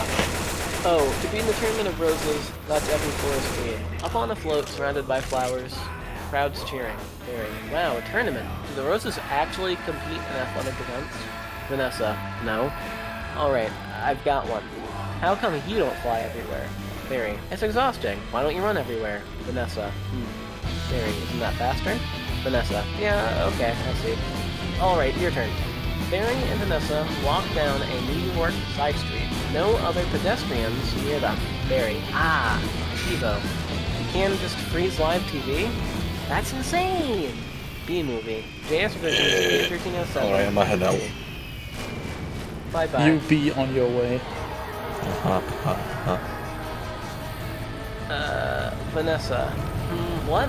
You don't have anything like that? Barry. We have Hivo, but it's a disease. It's a horrible, horrible disease. Vanessa. Oh my. They turn the corner onto a busier avenue and people start to swat at Barry. Man, Why do you think I'm running a new category? This is literally Vanessa. PB. You must just want to sting all those jerks. Barry. We really try not to sting. It's usually fatal for us. Vanessa. So you really have to watch your temper? They enter a supermarket. Cut to interior supermarket. Barry. Oh yeah. Nah. Very carefully.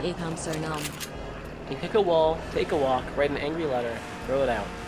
You work through it like anything. Anger, jealousy, under his breath, lust. Barry hops onto some of the cardboard boxes in the middle of an aisle. Box for like Hector. Whacks him with a rolled up magazine. Vanessa to Barry. Oh my goodness, are you okay? B-movie. JS Revisions 8130751. Barry. Yeah. Woo. Vanessa whacks Hector with the magazine. Vanessa to Hector. What's wrong with you? Hector. It's a bug. Vanessa. Well, it's not bothering anybody. Get out of here, you creep. Vanessa. pushes him, and Hector exits, fluttering. Thanks. He'll probably put this to better use than me anyhow. Barry, shaking it off. Yes. What was that? A pick and save circular? Vanessa. Yeah, it was. How do you know? Barry, it felt like about 10 pages. 75 is pretty much our limit. Vanessa. Boy, you really got that down to your science. Barry. Oh, we have to. I lost a cousin to Italian Vogue. Vanessa, I'll bet. Barry stops, sees the wall of honey jars. Barry. What in the name of mighty Hercules is this? How did this get here? Get here? Cute Bee? Oh, Cute Bee, Golden Blossom, Ray Liotta Private Select, Runs Vanessa, highest see difficulty that actor? instead of lowest, basically. B-movie, J Visions 8130752. Barry. I Stuff never heard has of more him. Why health, is and AI is this much here? more aggressive and smart. Vanessa for people. We eat That's it. what I'm Barry. talking about. Why? Gesturing around the market. You don't have enough food on for your Ain't got own? no time for Vanessa. this shit. Well, Get in yes, here. Barry. How do you even get it? Vanessa. Well, bees make it. Barry. I I mean, know I'm who leaving makes bots it. and alive, it's that's how to hard make. it is for me. There's heating and cooling and stirring. We need a whole Krellman thing. Vanessa. It's The truth- organic. I literally couldn't open it. It's organic. Vanessa, it's just honey. Barry. Barry what? Wait, what? Oh, it's just honey, Barry. Oh, he Well, yes, Barry, how do you even get won't. it? Wait. Oh, fuck, I'm on the wrong part. Well, then you gotta start over. Yeah, I'm gonna start from square one. I think every time you fuck up, you should start over. Oh, God. Wait, One it's flawless organic. B-movie script, please. And some Barry, fries on the it's side. organic. Vanessa, it's just honey. Eating fries with honey mustard? Barry, just what? Bees don't know about this. This is stealing. A lot of stealing. You've taken our homes, our schools, our hospitals. Anyone out there? This is all we have, and it's on sale. That's I'm gonna what? get to the bottom of this. I'm gonna get to the bottom of all of this. He rips the label off the Ray Liotta Private Select. Cut to B movie. JS Revisions 8130753. Sequence 1800. Windshield, exterior, back of supermarket, loading dock. Later that day, Barry disguises himself by blacking out his yellow lines with a magic marker and putting on some marking. He sees Hector, a dock boy with a knife, cutting open cardboard boxes with honey jars.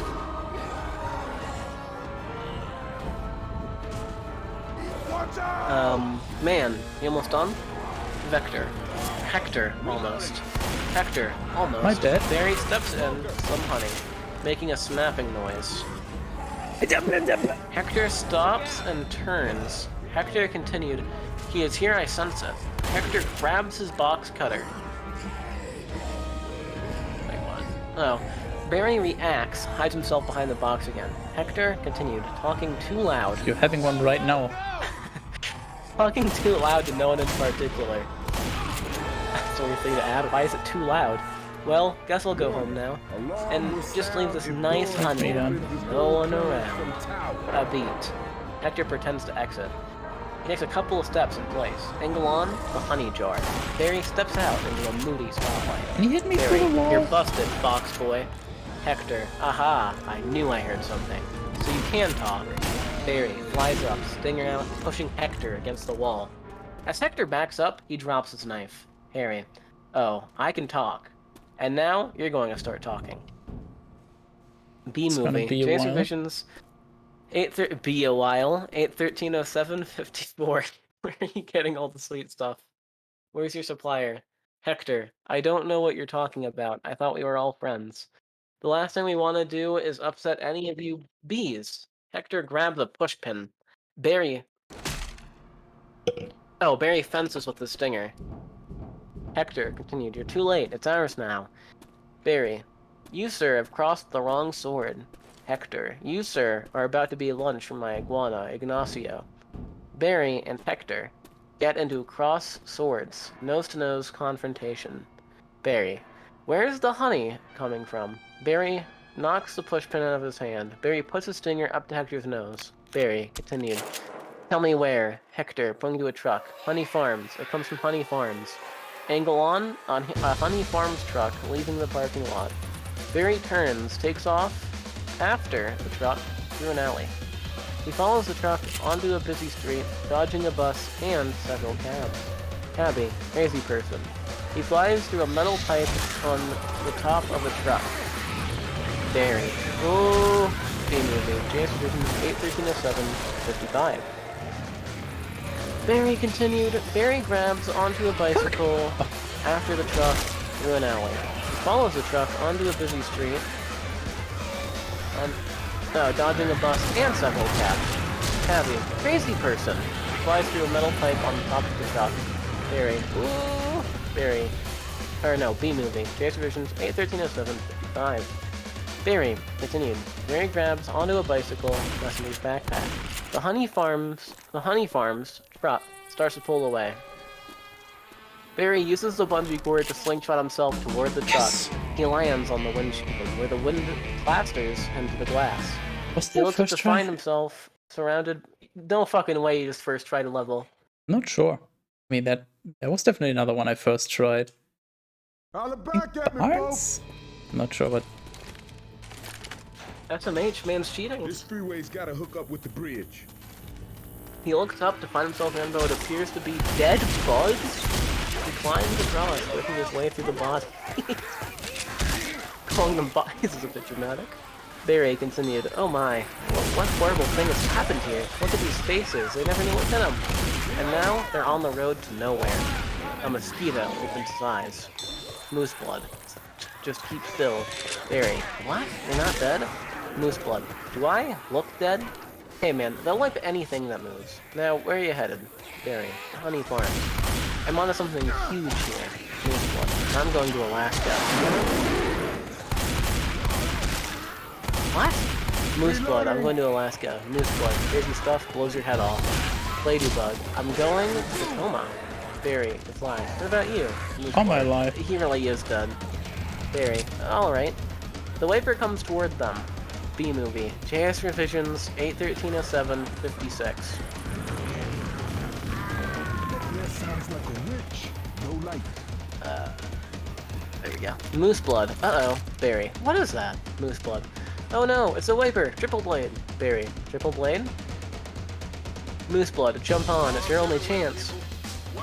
Yeah, it's your only chance, B. They hang on the Wiper as they hang on as the Wiper goes back and forth. Moose blood continued, yelling to the truck driver through the glass. Why does everything have to be so doggone plain? How much do you people need to see? Open your eyes! Stick your head out the window! Let you interior. Truck cab. SFX. Radio. Radio voice. For NPR News in Washington. I'm Carl Cassell. Exterior. Truck windshield. Moose blood. But don't kill no more bugs. Mosquito is clawing with the Viper. Moose blood. Continued. Barry. Moose blood. Barry. Moose blood guy. B-movie. JS Revisions 81307-57. Barry slides toward the end of the Wiper, is thrown off, but he grabs the aerial and hangs on for dear life. Barry looks across and sees a cricket on another vehicle in the exact same predicament. If that was their idea of safety, They look at each other and scream in unison. Barry and Cricket. Another bug grabs onto the aerial and screams as well. Interior. Truck cab, same time driver. You hear something? Trucker. Passenger. Like what? Driver. Like tiny screaming. Trucker. Passenger. Turn off the radio. The driver reaches down and presses a button, lowering the aerial. Exterior. Truck windshield. Same time. Barry and the other bug do a choose up to the bottom. Barry wins. Barry, aha! Then he finally has to let go and gets thrown into the truck horn top cab. Moose blood is inside. Moose blood. Hey, what's up, B-boy? Barry. Hey, blood! Dissolve to B-movie. Yes, Revisions 81307-58. Interior truck horn later Barry. And it was just an endless row of honey drops as far as the eye could see. Moose blood. Wow. Barry. So, I'm just assuming wherever this honey truck goes, that's where they're getting it. I mean, that honey's ours. Moose blood. Bees, hang tight. Barry. Well, we're all jammed in there. It's a close community. Moose blood. Not us, man. We're on our own. Every mosquito is on its own. Barry. But what if you get in trouble? Moose blood. Trouble? You're a mosquito. You're in trouble. Nobody likes us. They're all just smacking. People see a mosquito? Smack. Smack. Bury. At least you're out in the world. You must see a lot of girls. Moose blood. Mosquito girls are straight up. You get with moth, dragonfly, mosquito girl. Don't want no mosquito. A bloodmobile pulls up alongside Moose blood. Pulls up alongside. Moose blood continued. Whoa, you have got to be kidding me. Moose blood's about to leave the building. So long, B. B-movie JS. Oh, B-movie JS, Visions 813-07-59. Oh god. The Moose blood exits the horn and jumps onto the bloodmobile. Moose blood continued. Hey guys, I knew I'd catch you all down here. Did you bring the crazy straws? Cut to sequence 1900. The apiary. Exterior apiary. Later, Barry sees a sign. Honey Farms. The truck comes to a stop. SFX. The honey farm truck blares its horn. Barry flies out, lands on the hood. Angle on. Two beekeepers. Freddy and Elmo walking around the back of the gift shop. Barry follows them and lands in a nearby Freddy. Then, we throw it in some jars, slap a label on it, and it's pretty much pure profit. Barry, what is this place? Elmo. These got a brain the size of a pinhead. Freddy. They are pinheads. They both laugh. Angle on Barry reacting. They arrive at the back of the shop where one of them opens a poker box. Left 4 Dead 2 reference. No fucking way. Freddy, continue. Okay. Check out the new smoker. A B-movie. Data Provisions 813-07-60. Elmo. Oh, sweet. That's the one you want. Freddy. The Thomas 3000. Barry. Smoker? Freddy. Smoker? 90. What do I hardly know her? Or wait. Freddy, 90 puffs a minute. Coming on that. Twice a nicotine. All the tar. They laugh again. Nefarious. Where you all at? Some kind of He could win a couple of precipice and it knocks him right out. They make the honey and we make the money. Barry. They make the honey and we make the money? Barry climbs onto the netting of Freddy's hat. Comes upon the brim and looks over the edge. He sees the apiary box. Freddy smokes them. Barry, continuing. Oh my. As Freddy turns around, Barry jumps into an open apiary box and into an apartment. Howard and Fran are just coming to from the smoking. Barry continued. What's going on? Are you okay? Howard. Yeah, it doesn't last too long. Counts a few times. Barry, how did you get here? Guess I'll die. You know you're in a fake hive with fake walls? Howard, playing the thing from the B-movie. Creation Rhythms 813-07-15. Our queen was moved here, and we had no choice.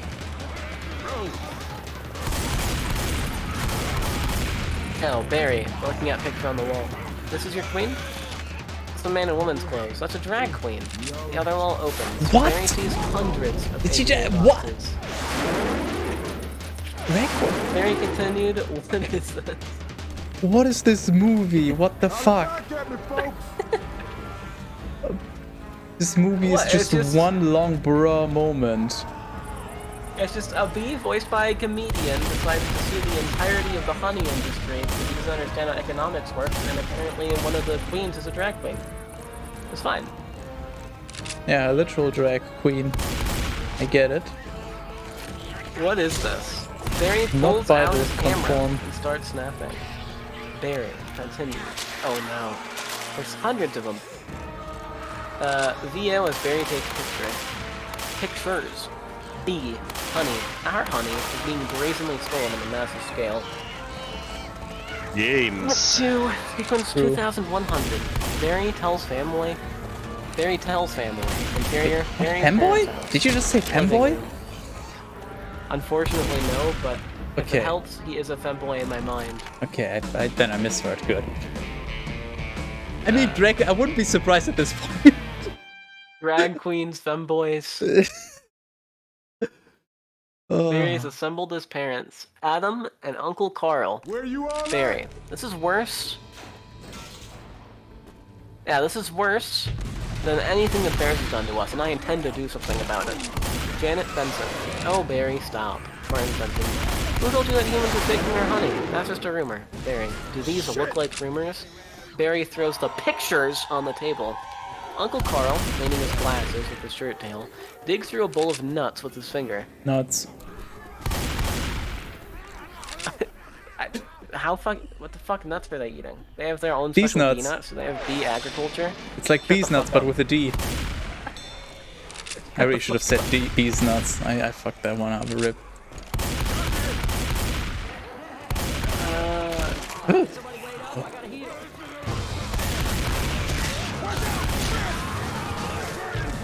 Wait, oh there we go. BMV JS Divisions 813-0762. Howard continued to Uncle Carl. That's a conspiracy theory. These are obviously doctored photos. Janet Benson. Barry, how did you How much get mixed damage up do in I all take of for this? stumble? Oh. Well, Adam jumping up because he's been talking to humans. Janet Benson. What? Martin Benson talking to humans. Oh, Barry. Adam. He has a human girlfriend and they make out. Janet Benson. They make out? Barry. Barry. We do not. Adam. You wish you could. Barry. Whose side are you on? Adam. The bees. Uncle Carl stands up and pulls his pants up to his chest. Uncle Carl. get me up, get me up, get me up, In get me San up. Antonio. Man, those crazy legs kept me up all night.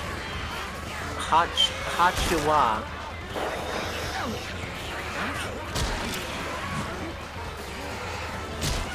That's a fake expression.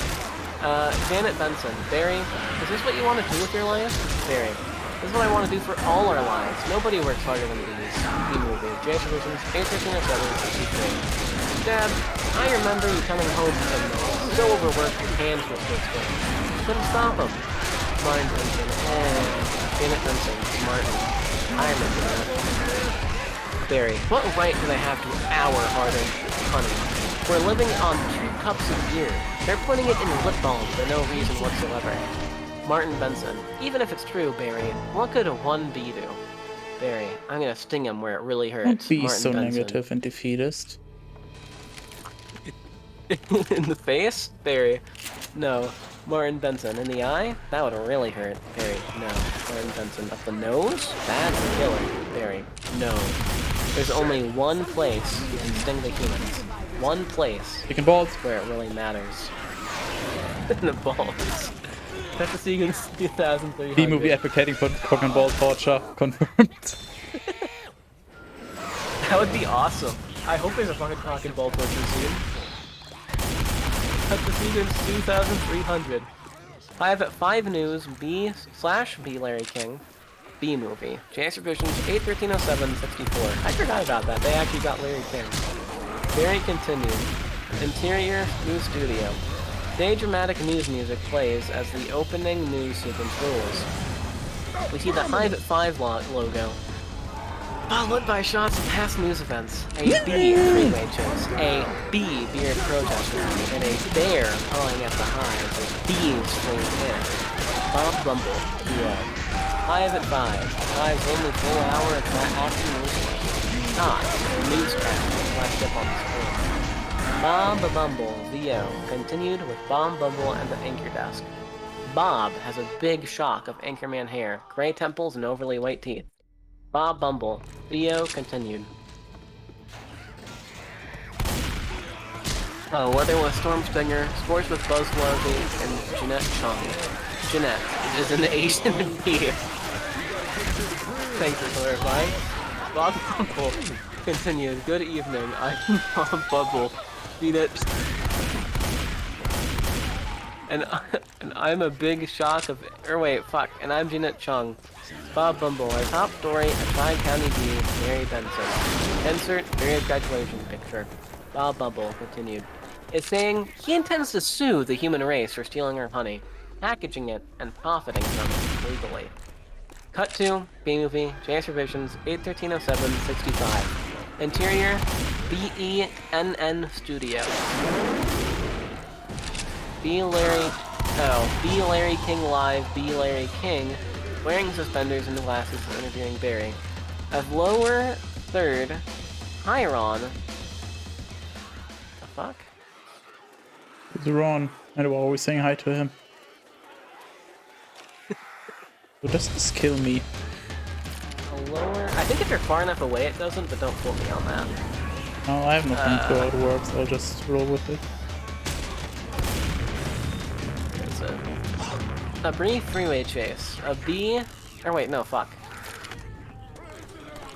Nice spot. Oh no, I went too high up. Oh. A lower third Chiron, that's right. Read B Larry King Live. B Larry King. Don't forget, tomorrow night on B Larry King, we are going to have 3 former queens all right here in our studio discussing their new book, Classy Ladies, out this week on Hexagon. To Barry. Tonight, we're talking to Barry Benson. Did you ever think, I'm just a kid from the Hive, I can't do this? Barry. Larry, these have never been afraid to change the world. I mean, what about B Columbus? B Gandhi? What? B Jesus? Why is it BGs. spelled Don't like forget that? about the BGs. B Larry King. BGs. Wouldn't that be Jeebus? Holy shit. I figured And it out. Jeebus. B Larry King. Well, where I'm from, you wouldn't think of suing humans. We were thinking more like stickball candy stores. Barry, What's how old are stickball? you? B Larry King. I want you to know that the entire what the fuck is stickball? That's a good question. Is that a real thing? What, dick balls? I mean, that's like... Well, you know what Dick that... balls, dick balls. Okay, stickball is just baseball, except it's played on the street. Just sticky From balls. understanding. Like when you stick your nuts to your thighs. I do that all the time. Sounds Where like a is it? sticky predicament. Or should I say a predicament? We were thinking more like predict, stickball I candy meant. stores. Yo, Barry, how old are you? That is throwing. B. Larry King. I want you to know that the entire bee community is supporting you in this case, which is certain to be the trial of the bee century. Read the trial. Harry, thank you. Larry, You're you welcome. know, they have a Larry King in the human world too. B. Larry King. It's a common name. Dude, you're a bee. Next week on B. Larry King, B movie. JH Visions 813-07-56. Barry, no, I mean he looks like you, and he has a show with suspenders and different colored dots behind him. B. Larry King, next week on B. Larry King. Barry, old guy glasses, and there's quotes along the bottom from the guest you're watching, even though you just heard them. B. Larry King. Bear Week next week. They're scary, they're hairy, they're here live. B. Larry King exits. Barry always leans forward. Pointy shoulders, squinty eyes, let's go out. Very Jewish? Oh. Always leans forward, pointy shoulders, squinty eyes, very Jewish. Cut to sequence 2400, flower shop. Interior, Vanessa's flower shop. Night. Stacks of law books are piled up, legal forms, etc. Vanessa is talking with Ken in the other room. Ken looks. In tennis, you attack the point of weakness. Vanessa. But it was my grandmother. Ken. She's 81. Ken. Honey, her backhand's a joke. I'm not gonna take advantage of that. Honey. Wait. Oh. I'm waiting. B-movie. JS Revisions 813-07-67. We're almost at the halfway mark. We're at the halfway mark. At halfway through this section, I guess. Well, then you gotta sing the entire Living on a Prayer by Bon Jovi now. Of course. Oh god. B-movie JS Revisions 813-07-67. Barry OC. Quiet, please. Actual work going on here. Hello? Ken. Is that the same B? Barry OC. Yes, it is. Vanessa. I'm helping him sue the human race. Ken. What? Barry enters. Barry. Oh, hello, Ken. Hello, B. Barry flies over to Vanessa. Vanessa. This is Ken. Barry. Yeah, I remember you. Timberland. Size 10.5. Vibram Soul, I believe. Bitch. Ken. Why does he talk again? Vanessa to Ken. Something to attention. Listen, you'd better go because we're really busy working. Ken. But it's our yogurt night. Vanessa, opening at the door. Oh. Bye-bye. She closes the door.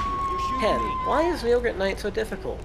JS Revisions 813-07-68. Vanessa enters the back room carrying coffee. Vanessa. Oh, you poor thing. You could have been What at am I this doing? for hours. Let's move. Barry, yes, Adamir has been a huge help. Bundle on an empty Cinnabon box with Adam asleep inside, covered in frosting.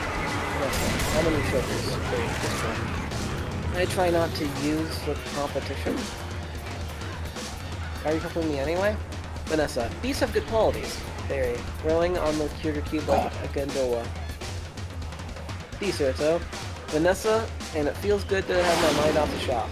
I don't know why. Instead of flowers, people are giving balloon bouquets now.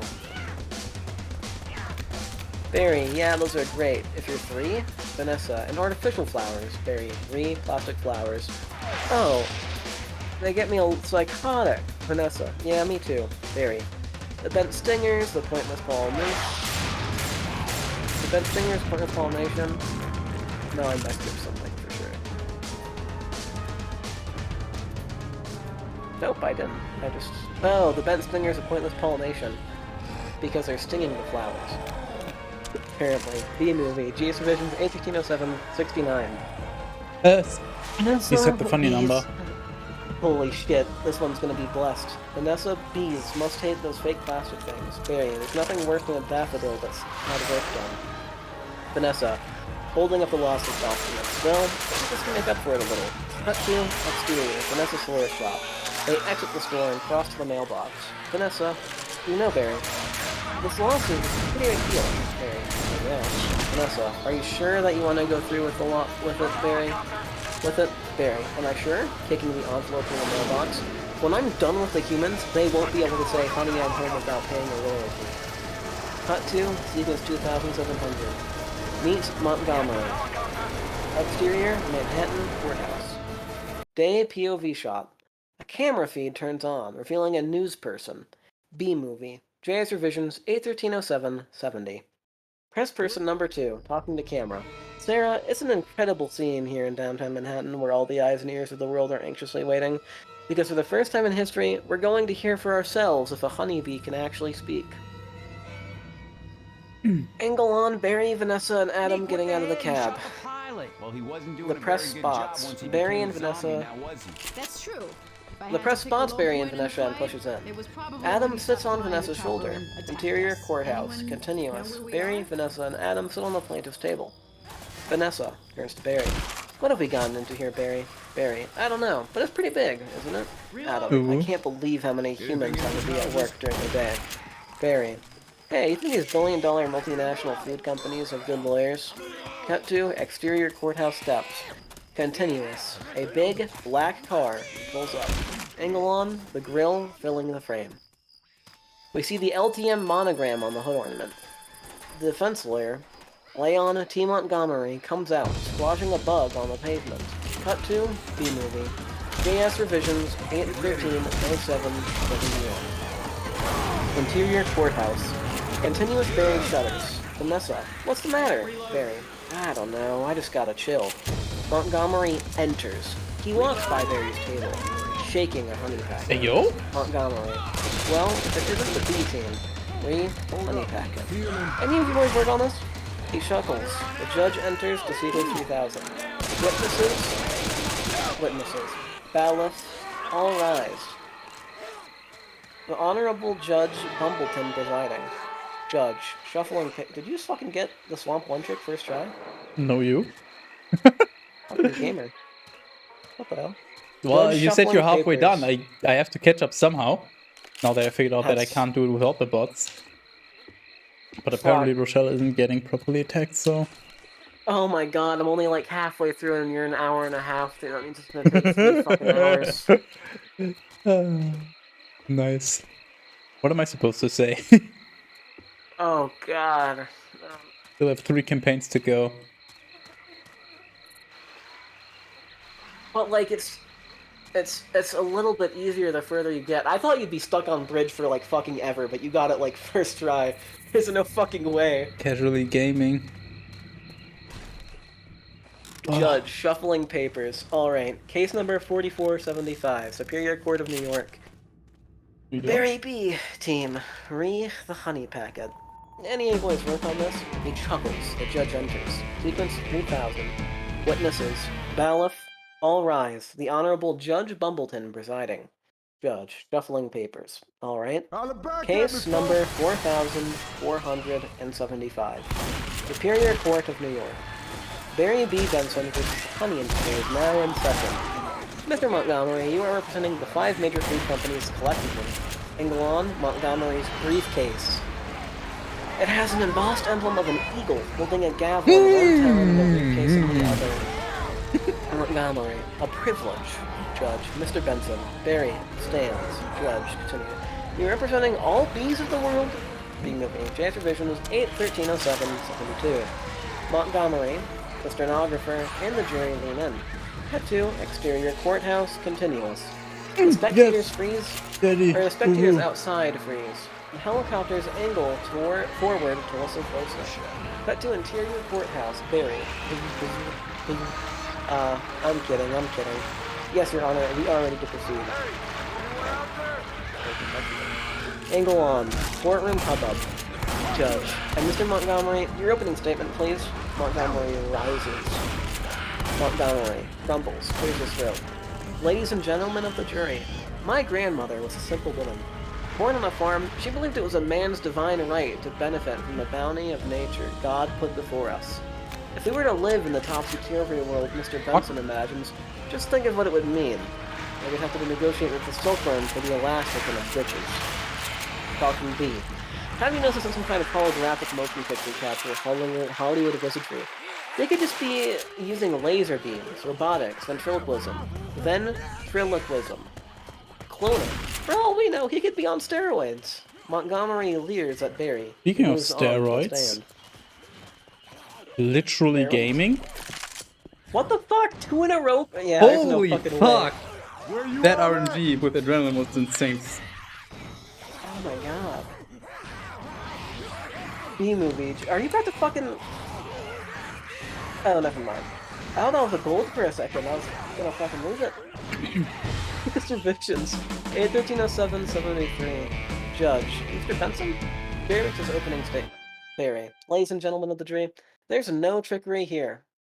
I'm just an ordinary bee. And, as a bee, honey's pretty important to me. It's important to all bees. We invented it, we make it, and we protect it with our lives.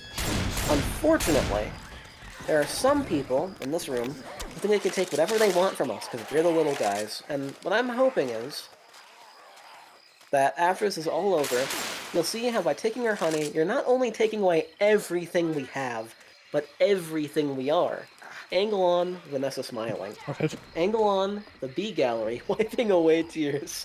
Cut to, interior. Interior. I cry. Barry's family is watching the case on TV. Sounds like a witch. Janet Benson. I didn't get that somehow, but now I do. Fuck you. Janet Benson. Oh, I wish he could dress like that all the time. So nice. Cut to interior courtroom. Later judge. Call your first witness. Cut to game review. Jazz revisions 8/13/07/74. Interior courthouse. Later. Barry. So, Mr. Klaus Holy shit. Mr. Klaus Vanderheiden of Honey Farm. Pretty big company back there. Mr. Vanderheiden. I suppose so, Barry. And I see you also on Honey Burton and Hunron. Mr. Vanderheiden. Yes, I provide us beekeepers for our farms. Barry, beekeeper. I find that bee very disturbing term. I have to say, I don't imagine you employ any bee fleers, do you? Mr. Vanderheiden. No, Barry, I'm sorry. No, Barry, I'm sorry, I couldn't hear you. Mr. Vanderheiden, louder. No, Barry. No, because you don't free bees, you keep bees. And not only that, it seems you thought a bear would be an appropriate image for a jar of honey. Mr. Vanderheiden. Well, there's vulnerable characters. Yogi Bear, Fozzie Bear, Build-A-Bear, Bear-E. Yeah, you mean like this? Vanessa and the... the superintendent from her building after a giant ferocious grizzly bear. He has a neck collar and chains extending from either side. B-movie. JS revisions 8/13/07/75. By pulling the chains, they bring him directly in front of Vanderheiden. The bear lunges and roars. What, lunges? Did you... Yeah, he fucking lunges, even though he's in chains and also a bear. Oh, punches, Okay. Bears kill bees. How would you keep his big hairy head crashing into your living room? How would you like his big hairy head crashing into your living room, biting into your couch, spitting out your throw pillows? Rower, rower. That's the most weird way I've heard it. It's spelled R-O-W-R. Same, cat peasant, same. I didn't even recognize it as an onomatopoeia at first. Fucking, where is it? Cover me for a sec. I gotta heal.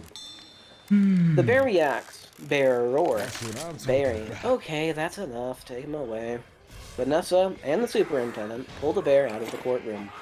Vanderheiden trembles. The judge glares at him.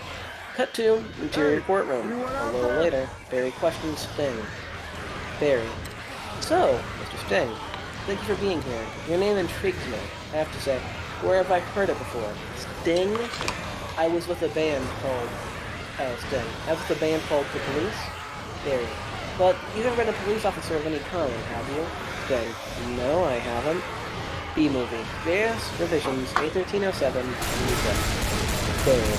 No, you haven't. And so, here we have yet another example of the adventure being casually stolen by a human for nothing more than a fancy about stage name. Sting. Oh, please. Barry. Have you ever been stung, Mr. Sting? Because I'm feeling a little stung. Or should I say, looking in folder, Mr. Gordon M. Summer? The jury gasps. Montgomery to his aides. It's not his real name. You idiots! Cut to interior courthouse. Later. Barry, Mr. Leota. Later, Barry. Mr. Leota, first, may I offer you my belated congratulations on your Emmy win for guest spot on ER in 2005.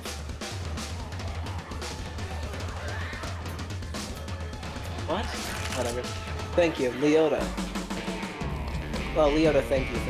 Leota laughs maniacally. There. I also see from your resume that you're devilishly handsome, but with a churning inner turmoil that's always ready to blow. Leota. I enjoy what I do. Is that a crime? B-movie. JF Division 813-0777. Barry. Not yet, it isn't. But is this what it's come to you, for you, Mr. Leota? Exploiting tiny, helpless bees so you don't have to reverse your part and learn your lines, sir? Leota. Watch it, Benson. I could blow right now. Barry. What? This isn't Hello? a good fella. What? You This can is what? a bad fella. What? Did you just say I can blow right now? Yeah, he says I can blow right now. Okay. I didn't even notice until you said it. That's a fucking weird thing to say. That's an uwu and a half. There's the house. Leota. Watch it, Benson. I could blow right now. Harry, this isn't a good fella. This is a bad fella. Leota. Exploding. Trying to smash Barry with the Emmy. Why doesn't someone just step on this little creep and we can all go home? You're all thinking it. Say it. Judge. Order in this courtroom. A montage of newspaper headlines follows. New York Post. Bees to humans. Buzz off. New York Telegram. Sue B. Daily Variety. Studio dumps Leota project. Slams door Did on anyone hear me? unlawful entry 2. Cut to sequence 3175. Candlelight dinner. Interior, Vanessa's apartment. Barry and Vanessa are having a candlelight dinner. Could be candlelit, but whatever. Visible behind Barry is a little messy set box with the flaps open. Barry. Well, I think that it was awfully nice of that Barry to pitch in like that. B-movie. Yes. JS Revisions 813-0778. Barry, or Vanessa, I'm telling you, I think that Jerry's on our side. Barry, are we doing everything No right? shit. You know, legally? Vanessa, I'm a florist. Barry, right. Barry raises his glass. Barry, continue. Well, here's to a great team. Vanessa, to a great team. They toast. Ken enters. Ken, well, hello. Vanessa. Oh. Ken. Barry, hello. Vanessa. I didn't think you were coming. Ken. Coming. No, I was just... it was just late. I tried to call, but holding a cell phone, the battery. Vanessa. I didn't want all to go to waste, so I called Barry. Luckily, he was free. Barry. Yeah. Ken, gritting his teeth. Oh, that was lucky. B-movie. JC Visions 813-0779. Well, there's still a little left. I could heat it up. Ken. Yeah, heat it up, sure, whatever. Vanessa exits. Ken and Barry look at each other as Barry eats. Barry. So, I hear you're quite a tennis player. I'm not much for the game myself. I find the ball a little bit grabby. Ken. That's where I usually sit. Right there. Vanessa, OC. Ken, Barry was looking at your resume and he briefed me that eating with chopsticks isn't really a special skill. Ken to Barry. You think I don't see what you're doing? Barry. Hey look, I know how hard it is to trying to find the right job. We certainly have that in common. Ken. Do we? Barry. Well, beats have 100% employment, of course. But we do jobs like taking the crud out. Ken. That's just what I was thinking about doing. Ken holds his table knife up, slips it out of his hand. He goes under the table to pick it up. B movie. JS Revisions 8130780. Vanessa. Ken. I let Barry borrow your razor for his fuzz. I hope that was alright. Ken hits his head on the table. Barry. I'm gonna go drain the old stinger. Ken. Yeah, you do that. Barry exits to the bathroom, grabbing a small piece of Variety magazine on the way. Barry. Yes. Oh. Variety. Look at that. Ken slams the champagne down on the table. Ken closes his eyes and buries his face in his hands. He grabs the magazine on his way to the bathroom. Sequence 2800. Barry fights Ken. You're here, bathroom. Continuous. Ken enters, closes the door behind him. He's not happy. Barry is washing his hands. He glances back at Ken. Ken, you know, I've just about had it with your little mind games. Barry, what's that? Ken, Italian Vogue. Barry, Mamma Mia, that's a lot of pages. Ken, it's a lot of ads. Barry, Penis in my... remember what Van said. Why is your life any more valuable than mine?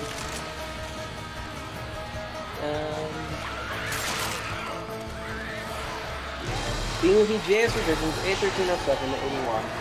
Ken. It's funny, I just can't seem to recall that. Ken whacks at Barry with... Oh, no fucking way. This is funny, I can't seem to recall that.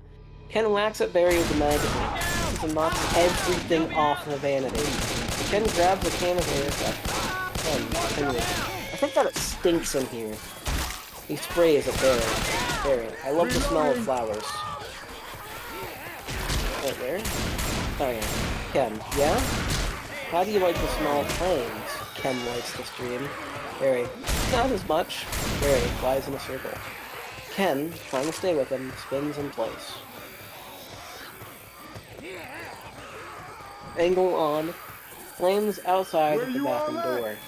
Ken slips on the Italian Vogue, fails backwards into the shower, pulling down the shower curtain.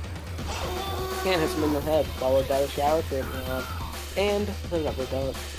Ken reaches back, grabs the handheld shower head. That's not a full sentence. He whips around looking for Barry. Angle on, a water bug near the drain. Water bug. Water bug. Not taking sides. Barry is on the toilet tank. He comes out from behind a shampoo bottle, wearing a chapstick cap as a helmet. Barry, Ken, look at me. I'm wearing a chapstick hat. This is pathetic. Angle on, Ken turning the hand shower nozzle from gentle to turbo to lethal. B-Movie. JS Revisions of 81307. Ken, I've got issues. Got issues. Ken fires the water at Barry, knocking him onto the toilet. Damn, Ellis! The items from the vanity, Emily doors, lipstick, eye curler, etc., are on the toilet seat. Ken looks down at Barry. Ken, continuing. Well. A royal flush. Barry, you're building. Bluffing. Ken, am I? Ken flushes the toilet. Barry grabs the emery board and uses it to surf. He puts his hand in the water while he's surfing. Some water splashes on Ken. Barry, surf's up, dude. Ken, aw, poo water. He does some skateboard-style half-pipe riding. Barry surfs out of the toilet. My favorite type of water. That bull is gnarly. Ken tries to get a shot at him with the toilet brush. Ken, except for those dirty yellow rings. Dude. Literal scam. Vanessa enters. Vanessa. Kenneth, what are you doing? Ken. You know what? I don't even like honey. I don't eat it. Vanessa. We need to talk. B-Movie. JS Revisions 81307. She pulls Ken out by his ear. Ben glares at Kenny. Or what? Ken glares at Barry. Cut to interior hallway. Continuous. Vanessa. He's just a little bee. And he happens to be the nicest bee I've met in a long time. Ken. Long time? What are you talking about? Are there other bugs in your life? Vanessa. No. But there are other things bugging me in Mr. life. Dace. And you're one of them. Boot it up. Ken. Fine. Nobody's stopping you. What? Oh. Talking Or- bees. No yogurt. Speedrun it. My nerves are fried from riding on this emotional roller coaster. Vanessa, goodbye. Ken. Goodbye, Ken. Ken. Ah, Vanessa. Woo. Ken. Exits. Then re-enters the frame. Ken. And for your information, I prefer sugar-free artificial sweeteners made by man. He exits again. The door slams behind him. Vanessa to Barry. I'm sorry about all that. Ken re-enters. B-movie. JS revisions. 8/13/07/84. Ken, I know it's got an cannot aftertaste. believe this. I like it. Barry, re-Ken. I always felt like there was some kind of barrier between Ken and me. I'm getting uncanny valley effects here. Let's... His hands in his pockets. I couldn't overcome it. What's giving Uncanny Valley vibes? The entire thing. Uncanny valley. Oh well. Vanessa, are you going to be okay for the trial tomorrow? Barry. Oh, I believe Mr. Montgomery's about out of ideas. Cut 2. Sequence 3300. Adam stings Monty. Interior, courtroom. Next day. Angle on, medium shot of Montgomery standing at his table. Montgomery, we would like to call Mr. Barry Benton to his stand. Adam, whispering to Vanessa. Now that's a good idea. To Barry. Choose a good title. Uncultivated is reading the B-movie script. We're literally racing. It's a literal race. I think he's currently ahead. I really don't think so. I'm not even scrolled all the way to the bottom yet. Which I know doesn't sound like much, but you have to consider there's like actually I think 27 lines in each fucking like in one window. That's a good idea.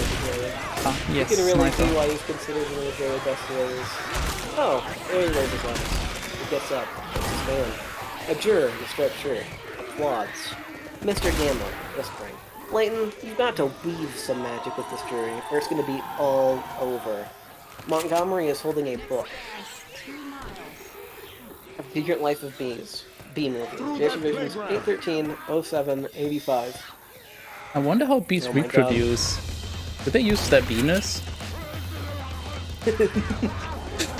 Oh, that's instant cover right there. You're gonna submit that? What the fuck do you? Of course. You got those teasers or not, Swan Place?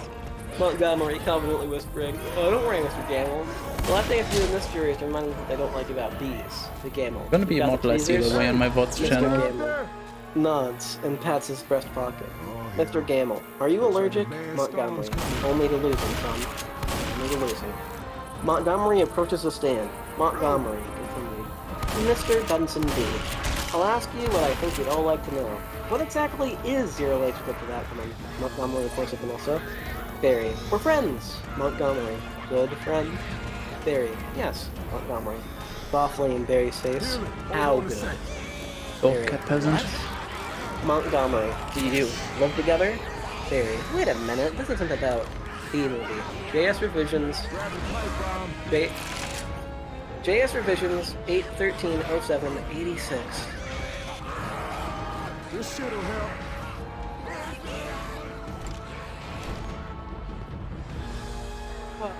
Are you her little clearing throat? Help, my game's Bed glitched. bug? The safe room door doesn't open. What the fuck?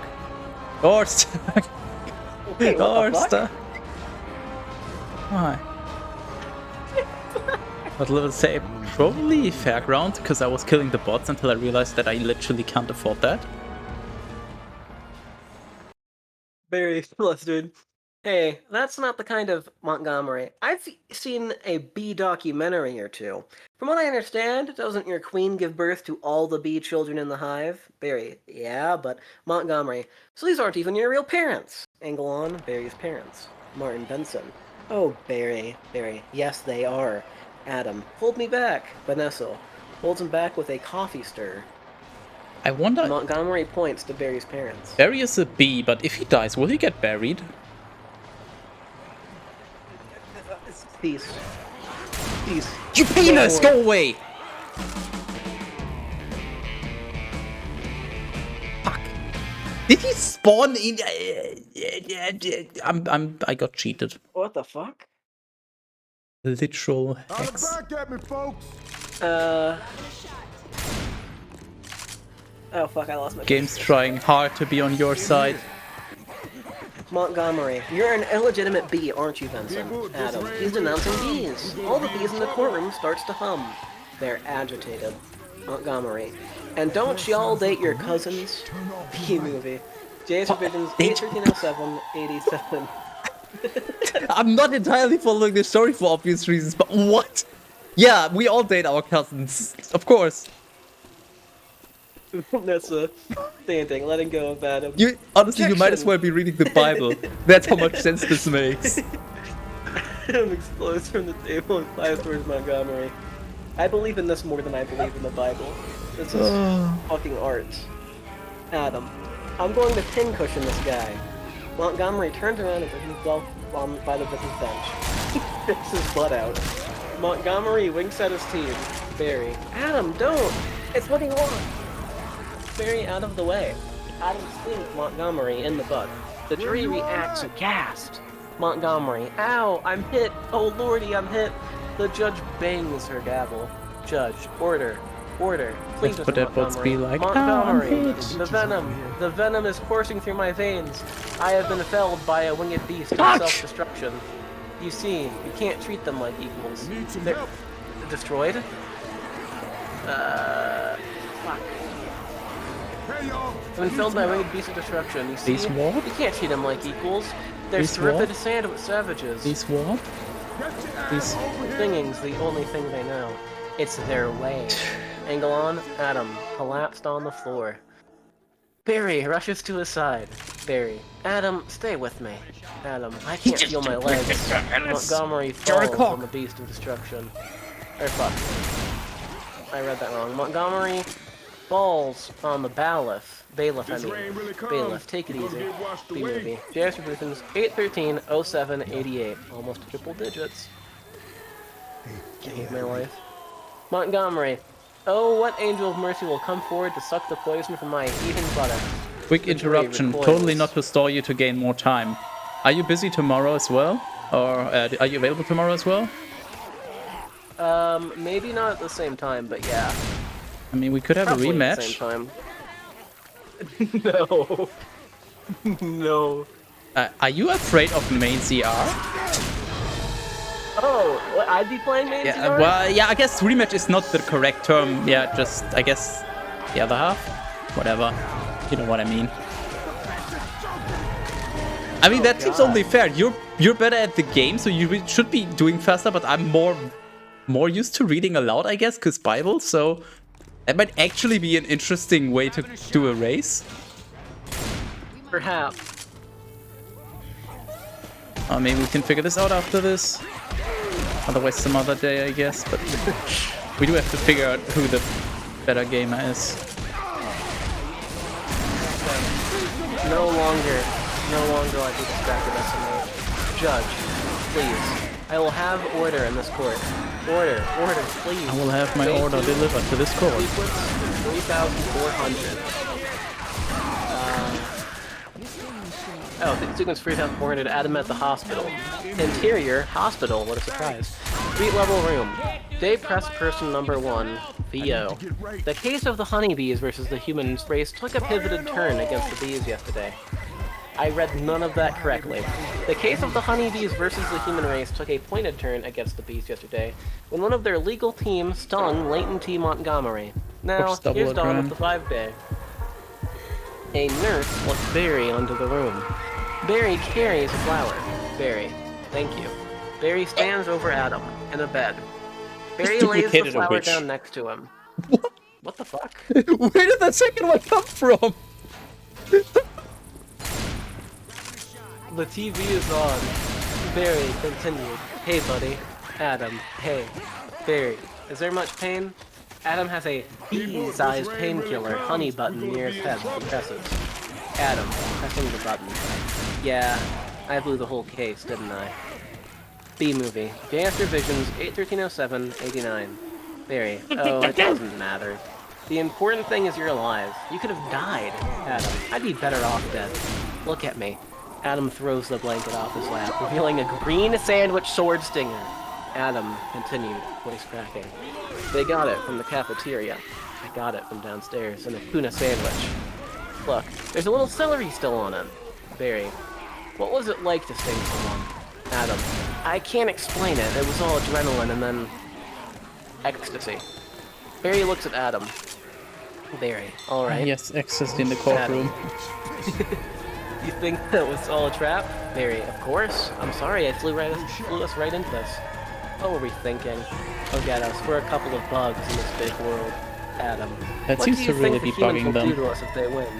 I know, right? Barry, I don't know.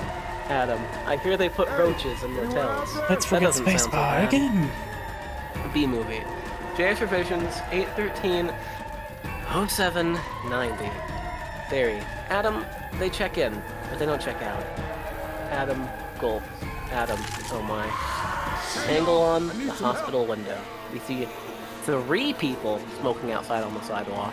The smoke drifts in. Adam coughs. Adam continued. Could you get a nurse to He close that literally window? sucked me off the edge. Barry. Why? Adam, the smoke. Bees don't smoke. Barry. Right. Bees don't smoke. Bees don't smoke.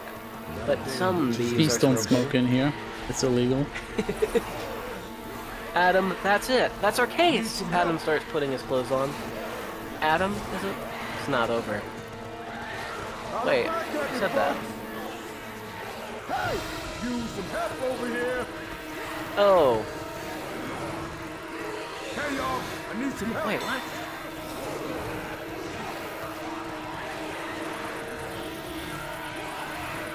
I need some help. Oh, Adam, that's it. That's our case. Adam starts putting his clothes on. Adam, it's not over? Barry, no, get up, get dressed. I've got to go somewhere. You get back to the court and stall. Stall any way you can. Cut to sequence 3500. Smoking gun. Interior courtroom. The next day, Adam is folding a piece of paper into a boat. Adam, and assuming you've done step 29 correctly, you're ready for the tub. B-movie. JS Revisions... I almost said Revelations. JS Revisions 8/13/07/91. Angle on the jury. All with paper boats of their own. Jurors. Ooh. Angle on Montgomery, frustrated, with Gamble, who's making a boat also. Monty crumples Gamble's boat and throws it at him. Judge. Mr. Flamin? Yes, Your Honor? Judge. Where is the rest of your team?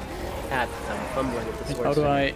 Well, Your Honor, it's interesting. How do I actually do this? Oh, fuck it.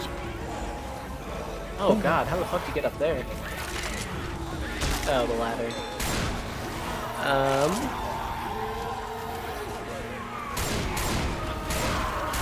Montgomery pressured with Gamble was making a boat also. Monty crumples Gamble's boat and yes. throws it at him. Judge, Mr. Flamin? Adam, yes, Your Honor? Judge, where is the rest of your team? Adam, fumbling with the sword stinger. Well, Your Honor, it's interesting. You know, bees are trained to fly kind of haphazardly, and as a result, quite often, they don't make very good time. I actually once heard a pretty funny story about a bee. Montgomery. Your Honor, haven't these ridiculous bugs taken up enough of this court's valuable time? Montgomery rolls from out behind his table. He's suspended in a large baby chair with wheels. Montgomery continued. How much longer are we going to allow these absurd shenanigans to go on? Ooh, voice crack is starting. Let's go. Actually, no, that means water. Hold on.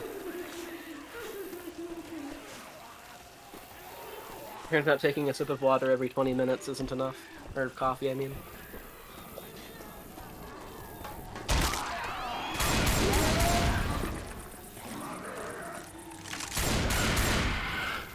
Montgomery continued. How much longer are we going to allow these absurd shenanigans to go on? They have presented no compelling evidence to support their charges against my clients, who have all run perfectly legitimate businesses. I move for a complete dismissal of the entire case. Hey, Judge. anyone out there? Mr. Flamin, I'm afraid I'm going to have to consider Mr. Montgomery's action. B-movie, JS revisions 813-07-92. Adam. But you can't. We have a terrific case. Montgomery, where is your proof? Where is the evidence? Show me the smoking gun. Barry burst through the door. Barry, hold it, Your Honor. You want a smoking gun? Here's your smoking gun. Vanessa enters, holding a bee smoker. Vanessa slams the beekeeper's smoker onto the judge's bench. Judge, what is that? What is that indeed? Oh, what is that? Barry, it's a bee smoker. Montgomery grabs the smoker. Montgomery, what is this? This harmless little contraption? This couldn't hurt a fly, let alone a bee. He unintentionally pointed towards the bee gallery, knocking them all out. The jury gasps. The press snaps pictures of them. Barry, members of the jury, look at what's happened to the bees who have never been asked, smoking or non. Is this what nature intended for us? To be forcibly addicted to these smoke machines in man-made wooden slat work camps? Living out our lives as honey slaves to the white man? Barry gestures dramatically toward Montgomery's racially mixed table. The black lawyer slowly moves his chair away. Gamble. What are we going to do? B-movie, JS revisions 813-07-93. Montgomery, Ross. He's playing the species card. Barry lands on the scale of justice by the judge's bench. It balances as he lands. Barry, ladies and gentlemen, please, free these bees. Angle on. Jury chanting. Free the bees. No. Judge. The court finds in favor of the bees. The chaos continues. Barry flies over to Vanessa with his head up for a high five. Barry.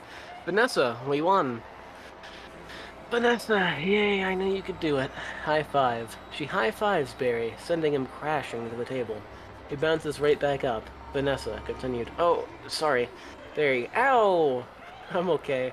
Vanessa, you know what this means? All the honey is finally going to belong to the bees. Now, we won't have to work so hard all the time. Montgomery approaches Barry, surrounded by the press. The cameras and microphones go to Montgomery. Montgomery, waving a finger. This is an unholy perversion of the balance of nature, Benson. You'll regret this.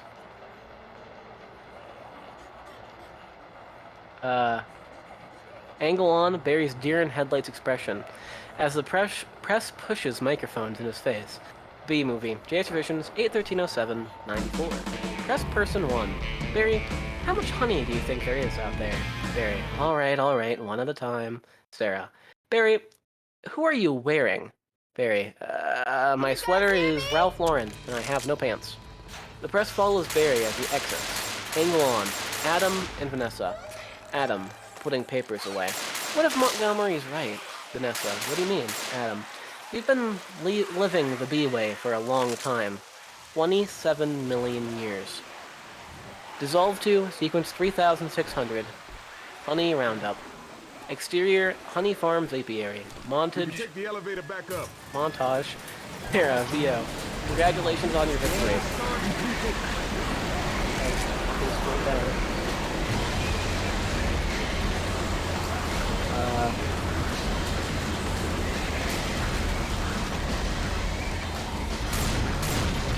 There we go. When are you going to demand a settlement? Barry, over montage. First, we're going to demand a complete shutdown of all bee work camps. Then, we want to get back all the honey that was ours to begin with. Every last drop. We demand an end to the glorification of the bear as anything more than a filthy-smelling, big-headed, bad-breath stink machine. B-movie. JS revisions 813-07-95. Holy fuck, there's 40 fucking sections left still. I believe we're all aware of what they do in the woods. We will no longer tolerate derogatory B-negative nicknames, unnecessary inclusion of honey and bogus health products, and la-di-da, tea-time human snack garnishments. Montage What is that images. movie all Close about? up. Makes so no fucking sense to me. What? La-di-da, tea-time human snack garnishments don't make sense to you? For No, the shame. entire thing. Why are the bees in a legal battle against humans? What? What? That's about all This that is comes to my actually an mind. analogy for socialist struggle, you see. No, The this is bees an feel that their value has not been recognized. it's an analogy for fuck this shit, I'm out. Montage images. Close up on an ATF jacket with the yellow letters. Camera pulls back. We see an army of bee and human agents wearing hastily made alcohol, tobacco, firearms, and honey jackets. Barry supervises. The gate Oh to yeah, Honey right. Farms is Oh my locked. god, I'm so dumb. Why did I do Permanently. that? All the smokers are collected and locked up. All the smokers are collected and locked Oh, up. I'm He said fucked. twice for some reason. All the bees leave the apiary. Cut to exterior. ATF outside of the supermarket. Montage. Agents begin yanking honey off the supermarket shelves and out of the shopping baskets. Cut to exterior New Hive City. Montage. Bees tear down a honey bear statue. Cut to exterior Yellowstone Forest. Montage POV of a sniper's crosshairs. An animated bear character lookalike turns his head towards the camera. What is going on? Why is there a sniper? I'm grabbing pills. What the I'm actually so fucking brain dead after all of this that didn't even register with me. Why is there a sniper? Montage POV of the sniper's crosshairs. An animated bear character lookalike turns his head towards the camera. Barry, wait for my signal. Angle on, Barry lowering his binoculars. Barry, please, take him out. The sniper shoots the bear. It hits him in the shoulder. The bear looks at it. He gets woozy, and the honey jar falls out of his lap. You sure he An gets ATF and woozy? agent Are you sure it doesn't say he gets woozy? Goddamn town's Woozy. Movie. JS Visions 813-07-96. Barry, Leo. Continued. ATF and H, agent. To the pair's big friend. Take a friend. We'll have a little nausea for a few hours, then he'll be fine. Cut to exterior. Sting's house. Montage. ATF and H agents slap cuffs on Sting, who is meditating. Sting, what is... Just a prance about stage name. Cut to interior. A woman's shower. Montage. A woman is taking a shower and using honey shampoo. An ATF and H agent pulls the shower curtains aside and grabs her bottle of shampoo. The woman screams. The agent turns to the three other agents and Barry. Angle on. Barry, looking at the label on the shampoo bottle, shaking his head and writing a clipboard. Cut to exterior supermarket. Montage. Another customer. Old lady having her tea. Little jar of honey. Gets her face pushed down onto the table and turned to the side by two agents. One of the agents has a gun on her. Old lady can't breathe. Cut to exterior Central Park. Montage and oil-rimmed honey is connected to their side. B-movie. JS Divisions 813-07-97. Barry, bring it in, boys. Cut to sequence 3650. No more work. No more work. Interior honey. Montage, and go on. Honey goes past the 3-cup hash mark and begins to overflow. A worker bee runs up to Buzzwell. Worker bee number 1. Mr. Buzzwell, we just passed 3 cups and there's gallons more honey. I think we need to shut down. Butane bee cycle. Shut down? We've never shut down. And go on. Buzzwell, overlooking the factory floor. Buzzwell, shut down. Honey production. Stop making honey. Angle on 2 bees, each with a key. Buzzwell continued. Turn your key, sir. They turn the keys simultaneously, wargame style, shutting down the honey machines. Angle on the taffy pull machine. Centrifuge and Kelman all slowly coming to a stop. The bees look around, bewildered. Worker bee number 5. What do we know? What do we do now? A beat. Worker bee number 6. Cannonball! He jumps into a honey vat. Doesn't penetrate the surface. Looks around and slowly sinks down to his right waist. B-movie. JS Revisions 813-07-98. Exterior. Onyx Factory. The whistle blows and the bees all stream out the exit. Cut to interior. J-Gate. You know, bees could stream. Gives the orders to call and jobs. New Labuka, we're shutting down honey production. Mission aboard. Cut to exterior. Central Park, Jackson receives the orders. Mid-pollination. Jackson. Aborting pollination and stream out the exit. Cut to interior. J-Gate. Continuous. Luladuca gives orders to the pollen jobs. Luladuca. Shutting down honey production. Mission Mission aboard. Cut to exterior Central Park. Jackson receives the orders. Mid-pollination. Jackson aborting pollination and nectar detail. Returning to the base. Cut to exterior. New Hive City angle on. Bees putting suntan lotion on their noses and antenna. Oh, and an antennae. And sunning themselves on the balconies of the gym. Cut to exterior. Central Park angle on the flowers. Starting to droop. Cut to interior. J-Gate. J-Gate is deserted. Cut to B-movie. JS revisions 813-0799. Oh my god.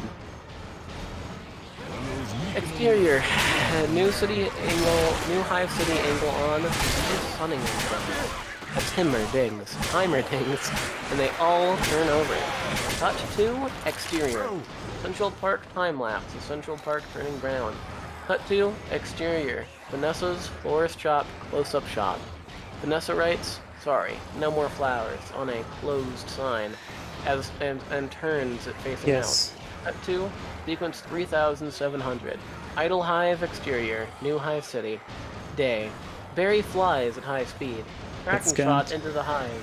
Through the lobby of Conic. And into the Adam's office. Hey, anyone out there? Cut to interior Adam's office. Continuous. Barry meets Adam in his office. Adam's office is in disarray. There are papers everywhere. Didn't know they He's had filling up arrays. his cardboard hexagon box. Oh, that was a programmer thing. Barry, out of breath. Adam, you wouldn't believe how much money there was out there.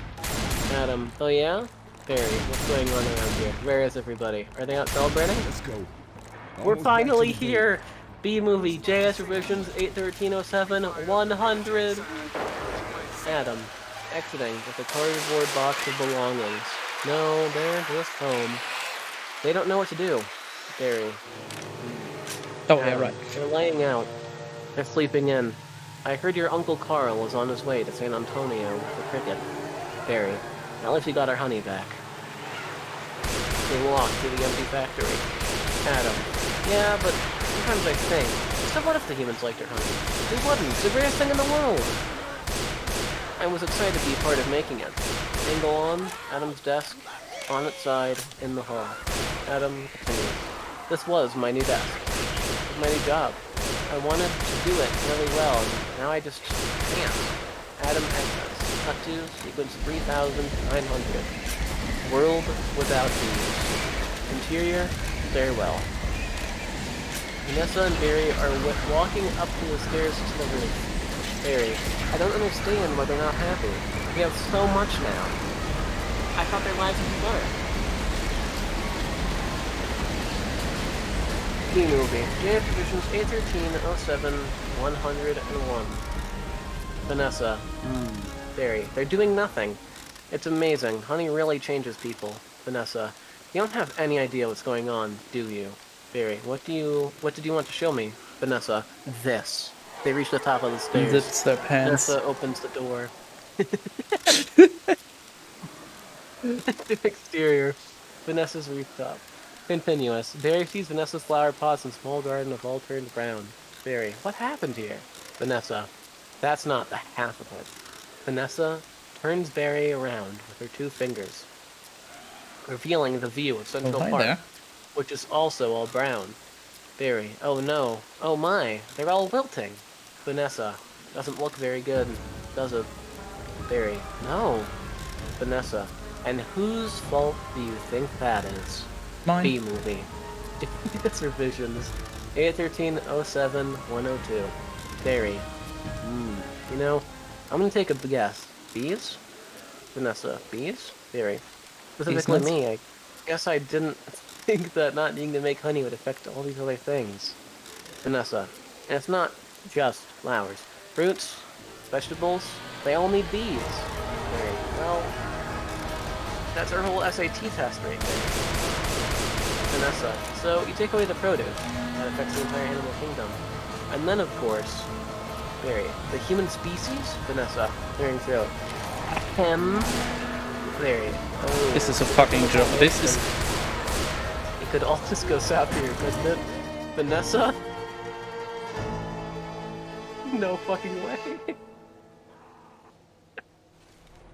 Seems more cringe than I am, somehow. Take away. Wait, Vanessa, thank you. Ahem, Barry. Oh, although if there's no more pollination, it could all just go south, couldn't it? Vanessa, unless it's also partly my fault. Barry takes a long sigh. Barry. How about a suicide pact, Vanessa? Not sure if you're joking. How would we do it? Barry, I'll sting you and stuff on me. Holy fuck. I'm still not even to the bottom. B-movie. JS revisions 81307-103. Vanessa. That just kills you twice. Barry. Right. Vanessa. Listen, Barry. Sorry, but I've got to get going. The exits. Barry. Walking over the park. I had to open my mouth and talk. Welcome back. My Vanessa. aim's terrible, holy fuck. Vanessa is gone. Cut to sequence 3935. Going to Pasadena. Exterior, New York Street. Continuous. Vanessa gets into the cab. Barry enters. Barry. Vanessa, why are you leaving? Where are you going? Vanessa. For the final tournament at Rosa Parade in Pasadena. They moved it up to this weekend because all the flowers are dying. It's the last chance I'll ever have to see it. Barry. Vanessa, I just want to say I'm sorry. I never meant it to turn out like this. Vanessa, no. I'm kidding. Vanessa cab drives away. B-movie. JS revisions 813-07-104. Barry, chuckling to himself. Tournament of Roses. Roses can't do sports. Wait a minute. Roses? Roses! Roses! Vanessa! Barry follows shortly after. He catches up to it and pounds on the window. Barry follows shortly after Vanessa's cab. Catches up to it and he pounds on the window. Nope, it actually says that. I didn't repeat it. Okay, weird. Interior taxi, continuous. Barry motions for her to roll the window down. Well, hello, She does so. Barry. Roses? Nice. Vanessa. Barry? Barry. As he flies next to the cab. Roses are flowers. Vanessa. Yes, they are. Barry. Flowers. Bees. Pollen. Vanessa. I know. That's why this is the last parade. Barry. Maybe not. The cab starts pulling ahead of Barry. Barry continued. Free driver. Could you ask him to slow down? Vanessa. Could you slow down? The cab slows. Barry flies in the window and lands in the change box, which closes on him. B-movie. JS revisions 813-07-105.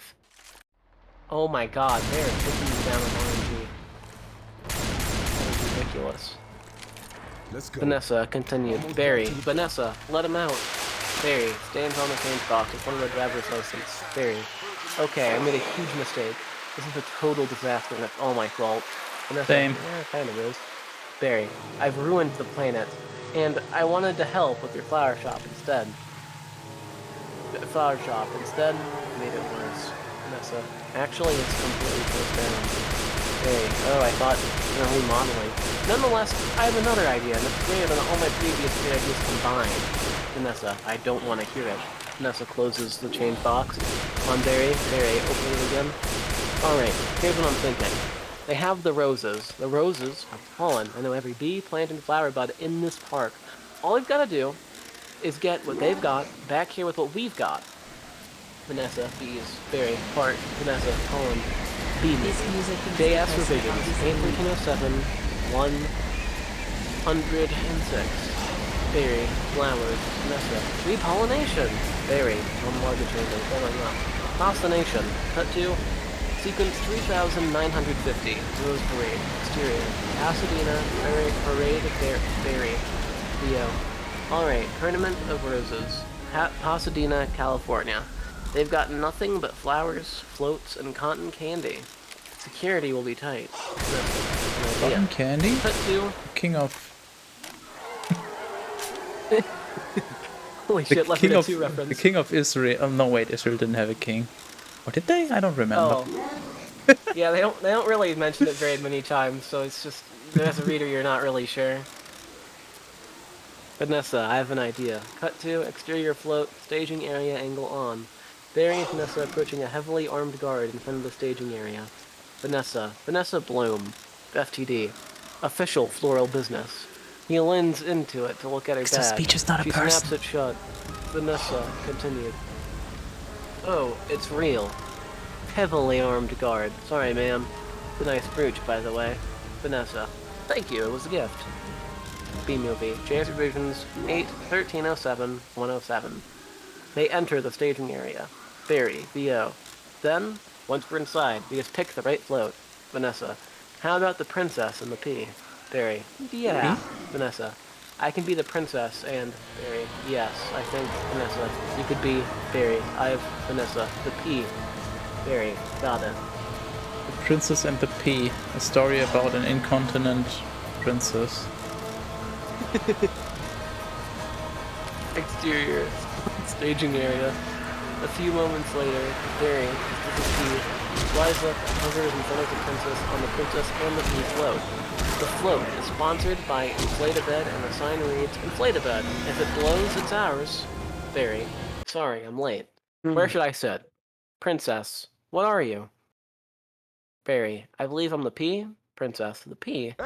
It's supposed to be under the mattress. P. No, you pee on the mat. 13. 7 Barry. Not in this fairy tale, sweetheart. Princess, I'm gonna go talk to the marshal. Barry, you do that. You do that. This whole parade is a fiasco. She exits. Vanessa removes the stepladder. The princess falls. Barry and Vanessa take off from the float. Barry continues. Let's see what this baby will do. Angle on, guy with headset, talking to drivers. Headset guy. Hey! Float zooms by. A young child in the stands. Timmy cries. Cut to exterior. Float staging area. 2 minutes later, angle on, Vanessa putting princess hat on. Barry, VO. Then all you do is blend in with traffic without arousing suspicion. Cut to exterior. The parade route. Continuous. The floats go by, flying by the crowds. Barry and Vanessa's float crashes through the fence. Cut to B-movie. JS revisions 8-1307-109. Exterior, LA freeway. Vanessa and Barry speed, dodging and weaving down the freeway. Barry, VO. And once we're at the airport, there's no stopping us. People are Oh not my the God, only we're one still with not at the bottom. only thing that can speak, or only entity. What? Responding to people in chat. Oh, I see. Cut to exterior airport. Masuna. Read. Or Lax Airport. Barry and Vanessa pull up to the curb. In front of an TSA agent with a clipboard. No, in front of an TSA agent with clipboard. TSA agent. Stop. Security. Did you and your insect pack your own float? Vanessa. Yes. TSA agent. Has this float been in your possession the entire time? Vanessa. Great. Yes. Angle on, Barry holding the shoes. PSA agent. Would you remove your shoes and everything in your pockets? Can you remove your stinger, sir? Barry, that's part of me. I know, just having some fun. Enjoy your flight. Cut to exit runway. Barry and Vanessa's airplane takes off. B-movie, JS revisions 8-1307-110. Barry, OC. Then, if we're lucky, we'll have just enough pollen to do the job. Dissolve to sequence 4025. Cockpit fight. Interior. Airplane. Vanessa is on the aisle. Barry is on a laptop, calculating flowers, pollen, number of bees, airspeed, etc.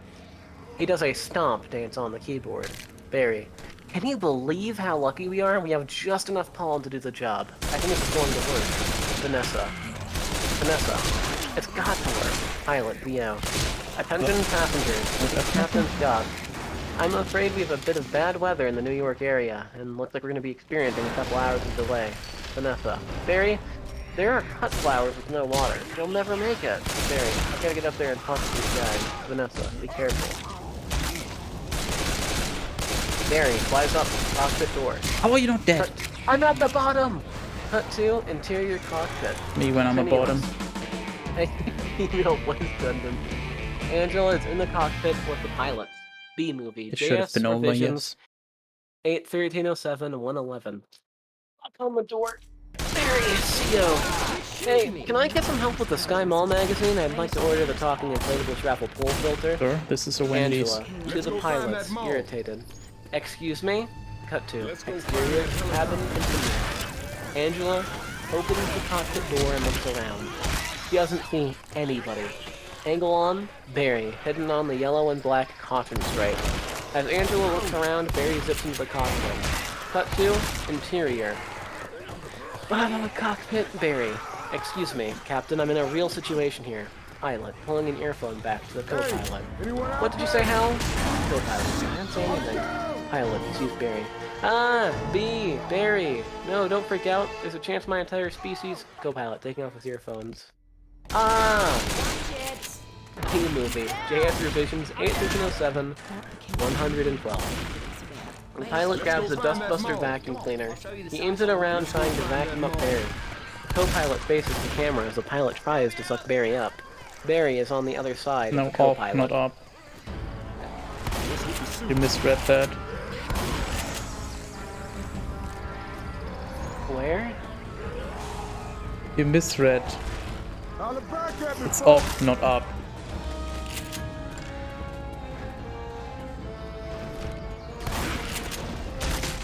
The pilot grabs a dustbuster vacuum cleaner. He aims it around, trying to vacuum up Barry. The co-pilot faces the camera as the pilot tries to suck Barry up. No, off. Why is it formatted like that? Yeah, suck Barry up. Barry's on the other side of the co-pilot. What?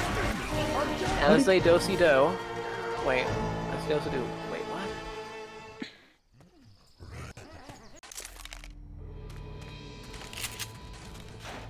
Let's go find that mall. Oh, get it go. Man, Savannah's awesome. Come on, I'll show you the sights on the way to the mall. Oh, as they do-si-do, the 2K of the co-pilot begins to come up, still attached to the front. Co-pilot continued. What are you doing? Stop! The toupee comes off the co-pilot's head and sticks in the dustbuster. Barry runs across the bald head. Barry. Wait a minute, I'm an attorney. Co-pilot. Who's an attorney? Pilot. Don't move. The pilot uses the dustbusher to try and match Barry, who is hovering in front of the co-pilot's nose and knocks out the co-pilot and throws out the chair, hitting the life raft release button. The life raft initiates, hitting the pilot, knocking him into the wall without hold. Hello? Barry surveys the situation. Barry, oh Barry. Barry. I broke the game. Barry. What the fuck? The witch is furiously trying to masturbate me and it is not working. What the fuck? My virginity shield is too strong.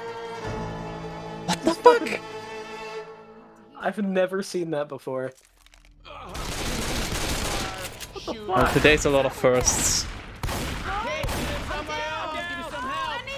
Let's go find that mall. The life raft inflates, hitting the pilot, knocking him into a wall and out cold. Barry surveys the situation. Barry. Oh, Barry. Cut to interior. Airplane cabin. Vanessa studies her laptop, looking serious. I wonder if his SFX, family, PA crackle. when he visits his family, do they wish him a Merry Christmas? In here. I bet you they fucking do. Where you all at? Do you think that the bees celebrate Christmas? Do I bees mean, believe in God? seem to be doing a lot of things that I thought only humans would do. So I wouldn't put it past them. Good afternoon, passengers. This is your captain speaking. Would a Miss Vanessa Bloom in 24F please report to the cockpit? And please hurry.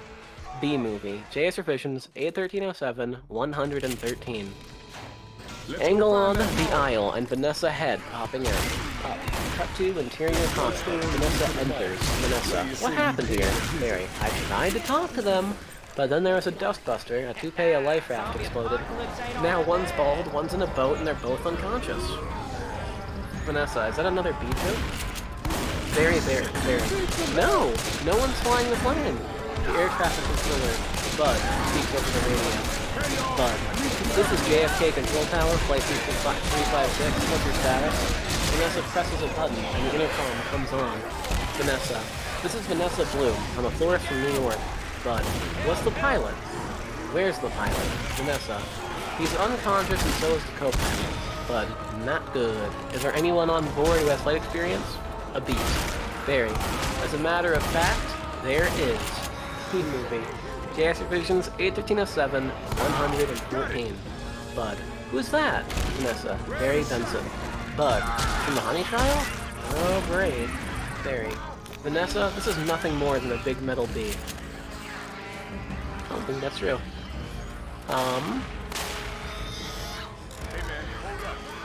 It's got giant wings, huge engines. Vanessa, I can't fly a plane.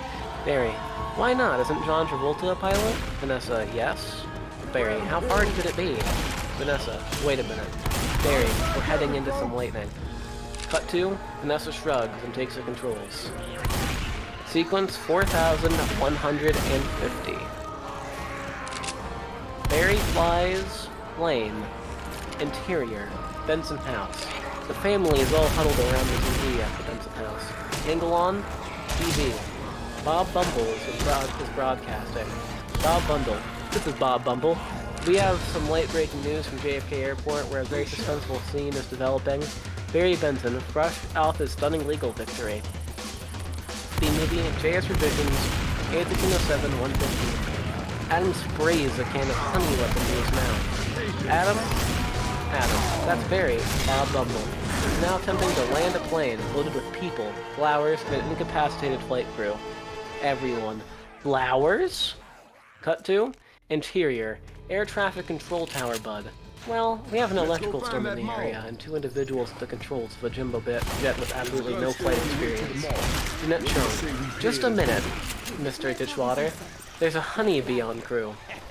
Zombie apocalypse ain't all that bad. What? I think I'm having a stroke. Everyone, flowers? Cut to interior, air traffic control, Bud. Well, we have an electrical storm in the area, and 2 individuals at the controls of a jumbo jet with absolutely no flight experience. Jeanette Chung. Just wait a minute, Mr. Ditchwater. There's a honeybee on that plane. What's his name? Dickwater? Ditchwater. Name goes hard, not gonna lie. Okay, sure. Nice one, Boo. Everyone. Flowers? Why do I keep hitting the same fucking line? I'm having a stroke. Bud. Oh, I'm quite familiar with Mr. Benson's work. And his no-account compadres. Haven't they done enough damage already? Jeanette Chung. But isn't he your only hope right now? Bud, come on. I'm going to be too beautiful for at all. Cut to interior cockpit. Barry reacts. Bud. The wings are too small and their bodies are too big. B-movie. JS Revisions 81307 116. Barry, over PA. Hey, hold on a second. Haven't we heard this a million times? The surface area of the wings and the biomass doesn't make sense. Jeanette Chung. Get this on air. On the air. Airman. You got it. Cut to interior. BTV control room. An engineer throws a switch. B engineer. Stand by. We're going live. The on-air sign eliminates. Cut to interior. Various shots of New Hive City. The new reports plays on TV. News report plays on TV. The pollen jocks are sitting around playing paddleball. Velo and one of them is spinning his helmet on his finger. Buzzwell is an office cubicle. In an office cubicle. Playing computer solitaire. Barry's family and Adam watch from their living rooms. B sitting on the street curb trying to watch the TV. Barry. Mr. Ditchwater, the way we work may be a mystery to you, because making honey takes a lot of bees doing a lot of small jobs. But let me tell you something about a small job. If you do it really well, it makes a big difference, more than we realized. To us, to everyone. That's why I want to get bees back doing what we do best. B-movie. Revisions, JS Revisions, 81307 117. Working together. That's the B way. We're not made of jello. We get behind a fellow, black and yellow, shrouded bees. Hello. Cut to interior. Cockpit. Barry is giving orders to Vanessa. Barry. Left, right, down. Hover. Vanessa. Hover? Barry. Forget hover. Vanessa. You know what? This isn't so hard. Vanessa pretends to honk the horn. Sorry, Vanessa pretends to honk the horn. Vanessa continued. Beep, beep, beep. Get Bolt it? of lightning Beep. hits the plane. God fucking damn it. A bolt of lightning hits the plane. The plane takes a sharp dip. Vanessa, Barry, what happened? Barry, noticing the controls. Wait a minute, I think we were on autopilot that whole time. Vanessa, that man's looking at me. Barry, no, we're not. Vanessa, wins. Well, then it turns out I cannot fly a plane. JS revisions 81307 118. Barry continued. Vanessa struggled with the yoke. The exterior airplane. The airplane goes into a steep dive.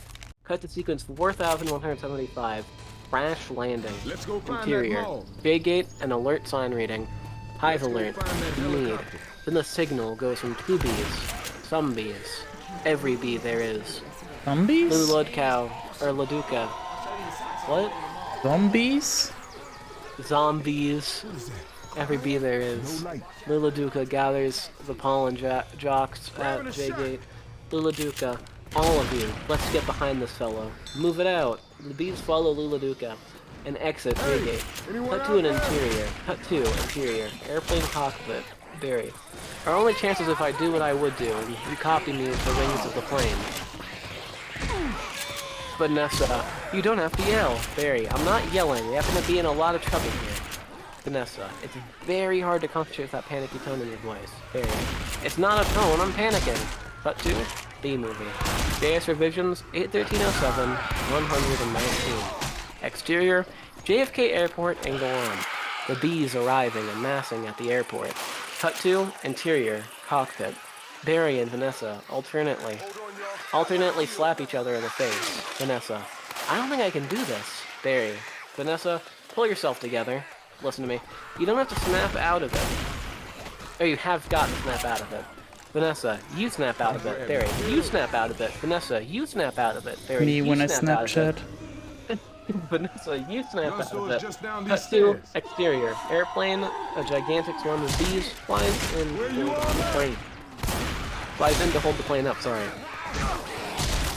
Cut to inferior, cockpit, continuous. Barry. They're still fucking. They're still on this? Continuous. Barry, you snap out of it. Nessa, you snap out of it. B movie. JS Visions 81307 120. Right, I'll just go fuck myself. Barry, you snap. Vanessa, hold it. Barry, about to slap her again. Why? Go on, cat peasant. Come on, it's my turn. Vanessa, how's the plane flying? Barry's in front of the ring. I don't know. Answering. Hello? Cut to exterior, airplane angle on, the underside of the plane. The pollen drops have massed around the underbelly of the plane and holding it up. Lula Duca. Hey Benson, have you got any flowers for a happy occasion in there? Cut to interior, cockpit. Lou, Buzz, Splits, and Jackson come up alongside the cockpit. Barry, the pollen jocks, Vanessa. They too get behind a fellow. Barry, black and yellow. Lou LaDuca overhead set. Hello. B-movie. JS revisions 81307 121. There Alright, was you a two. moment when I was What do you say actually we confident. Now I'm just stuck on Let's go streets. find that mall. Streets is a fucking brutal one. Especially with these fucking tank spawns that I'm getting. Let's go find that helicopter.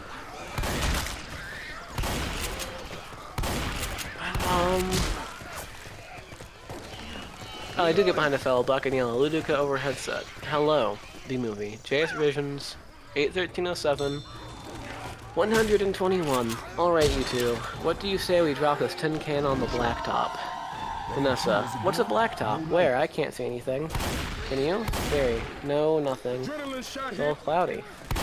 Cut to exterior runaway. Adam shouts. Adam, come on. You've got to think B. Give it a think B, Barry. Thinking B. Thinking B. Angle on. Overhead shot of runaway. The bees are in the formation of a flower. In unison, they move, causing the flower to flash yellow and black. You gonna make it. Bees chanting.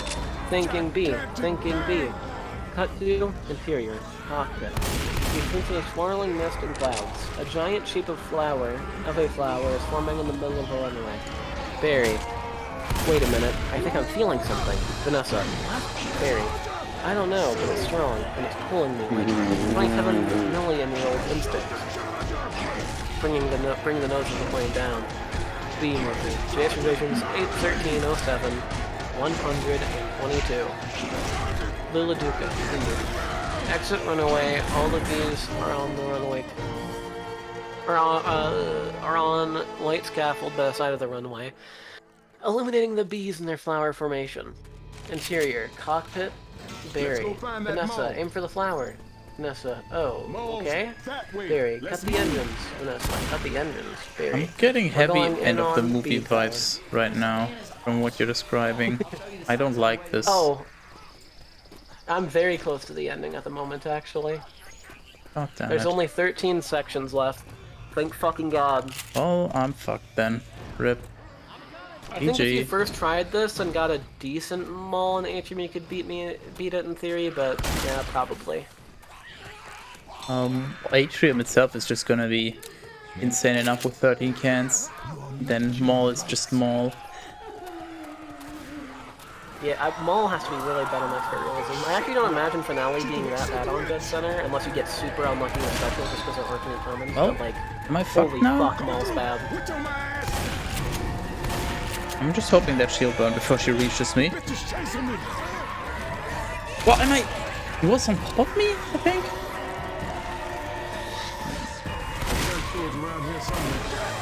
Okay, I can't chop it, sure. Ready, boys? Well, you enjoy that win. Affirmative. Cut to B-Movie. JS Revisions 81307 to 123. Interior airplane cockpit. There. Good. Easy now. Land on that flower. Ready, boys? Give me full reverse. Move the Luca. Spin it around. The plane attempts to land with Aloha Airlines airplane. Flowers going on. There, I mean the giant black and yellow pulsating flower made up of millions of bees. Vanessa, which flower? Not quite. Barry, that flower. Vanessa, I'm aiming at the flower. Plane goes after a fat guy in a Hawaiian shirt. Barry, Vio, that's a fat guy in a flowered shirt. The other flower, the big one. He snaps the photo and runs away. Barry, continued, full forward. Ready, boys? Nose down, bring your tail up. Rotate it around. Vanessa, oh, this is insane. Barry. Oh, this is insane, Barry. Barry. This is the only way I know how to fly. Cut to B-Movie GS Revisions 81307 124. Anyone need the pills? Air traffic controls, tower bud.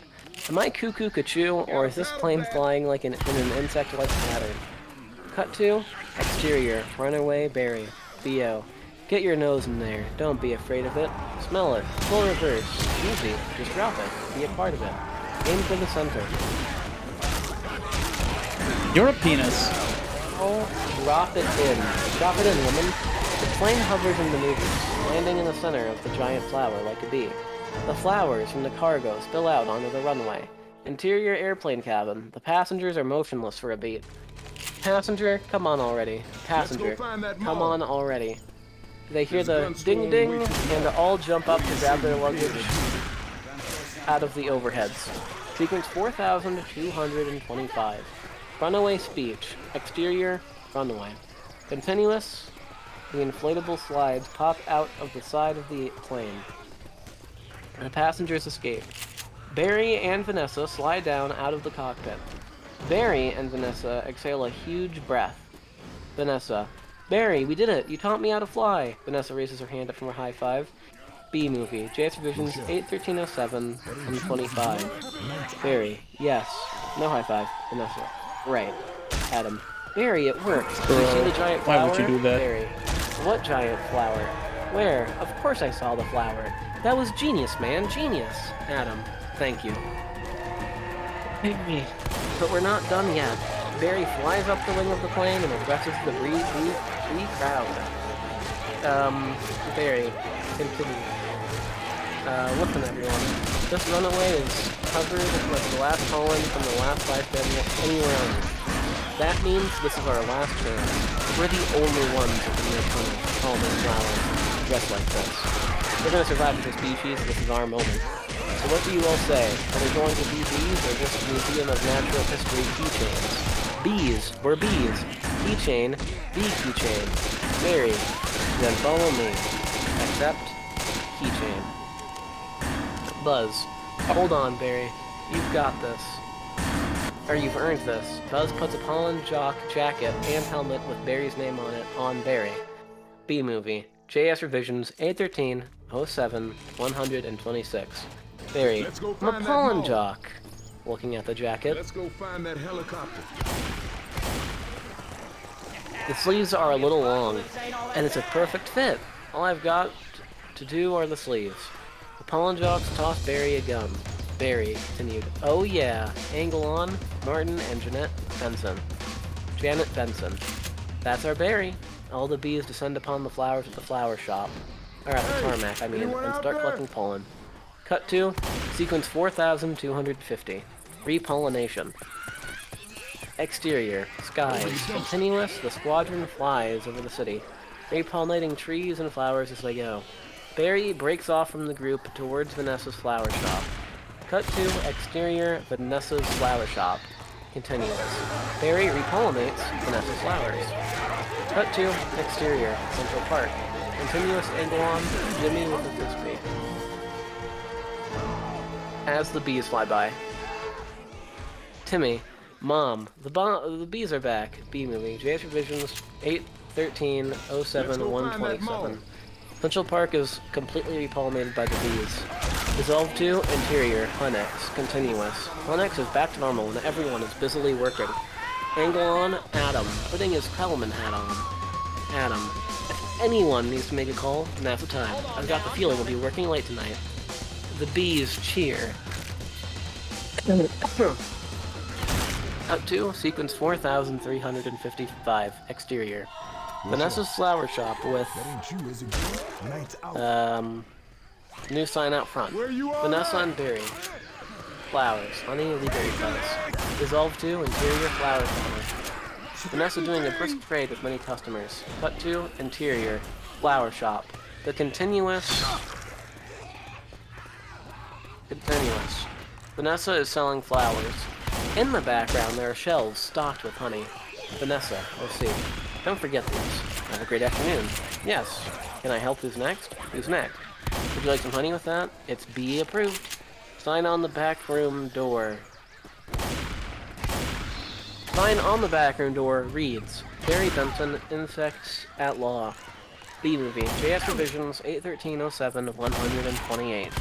Camera moves into the back room. Angle on. Barry. Angle on.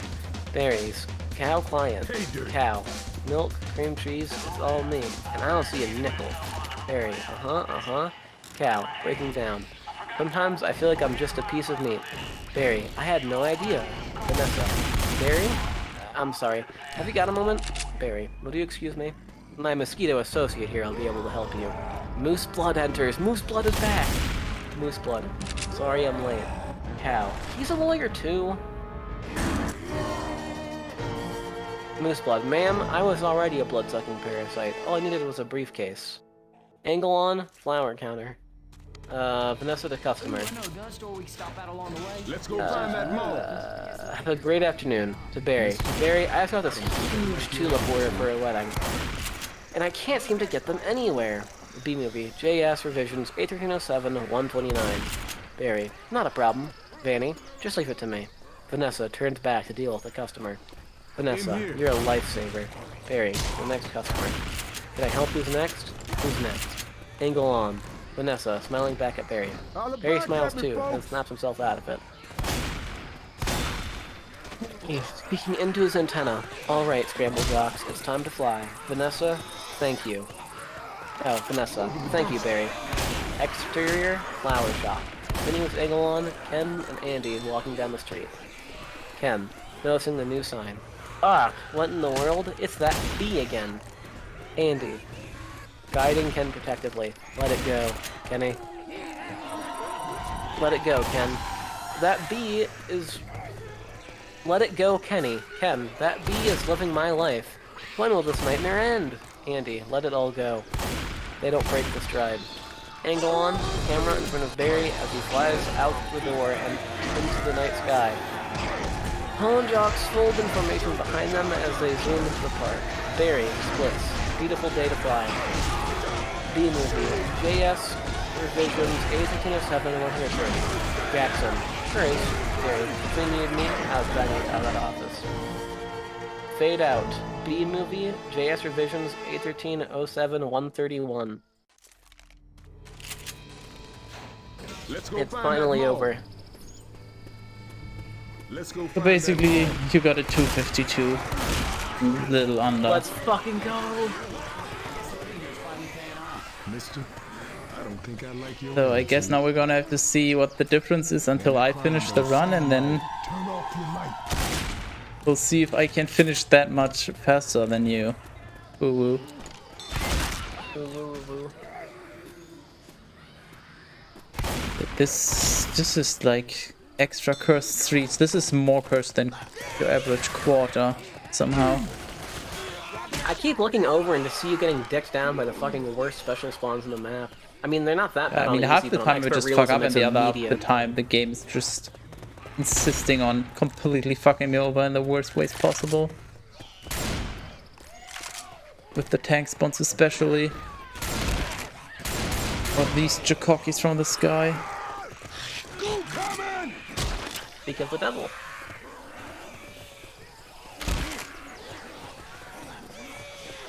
Ninja sword here. It's okay, now that I'm here as moral support, you'll get the next two maps first try. Holler back at me, folks.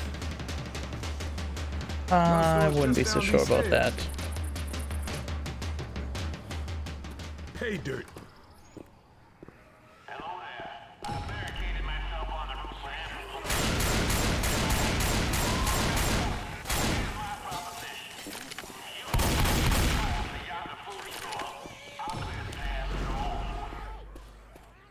Oh, would you look at that? Not a tank.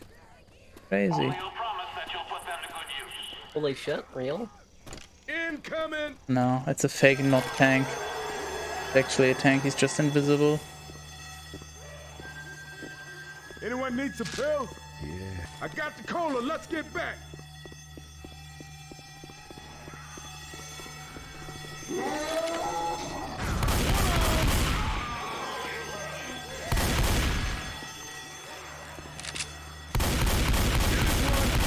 How are you not dead? Holy fuck. I completely fucked up my shotgun spread. Apparently. And my amazing decision making. Get your ass over here and help. Please warp or help me or I don't know. Send help. I really need help. Send help.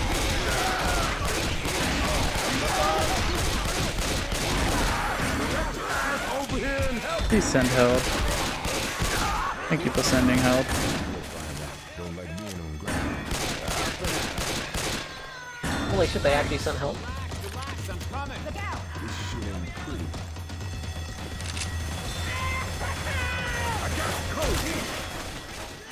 Well, now that the bots are caught up, there's actually a chance. Where?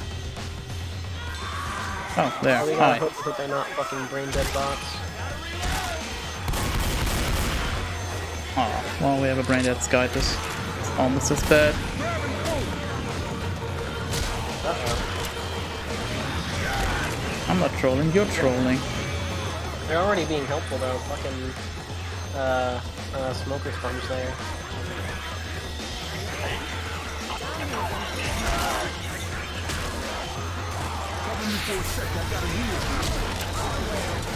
Oh, that's fucking terrible. Yeah. Don't fail me now. Michelle, Give pills, give pills. Give me the pills, give me the pills. Use it! Almost as much as I do.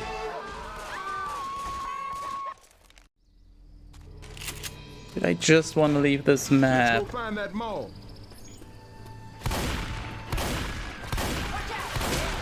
think it's been longer than Fairgrounds now.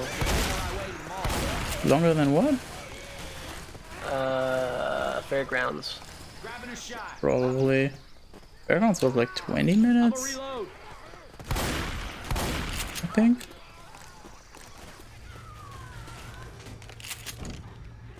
Well, okay, there was my backup. Can't wait until Vanessa becomes a widow in a few weeks. Rochelle, that ain't you, is it, girl? Turn off your light. Thanks. Didn't want to be up anyway. Holler back at me, folks. Hang on, I'm coming. Wait, what? He actually fucking warped? No fucking way. Crazy legs. Little creep.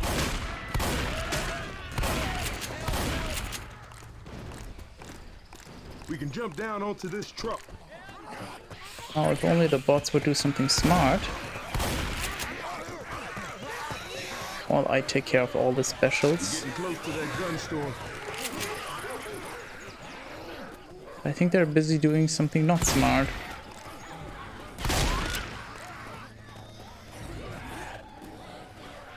Also, Xavier, this is not a... I mean, any speedrun is a challenge, I guess, but Gun store's just down these it's stairs. just another speedrun category, actually.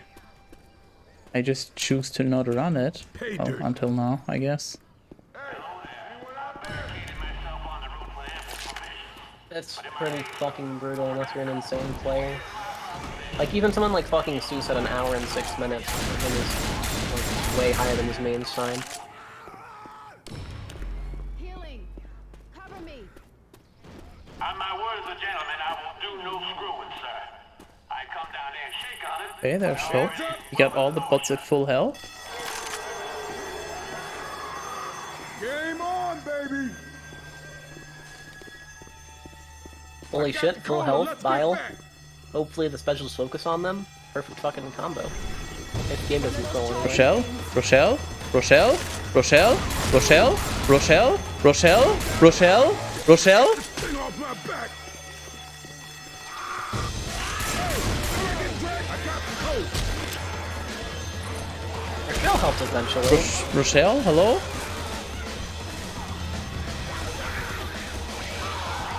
Fuck. Delay is fucking awesome because I can hear Rochelle fucking you over seconds before it happens.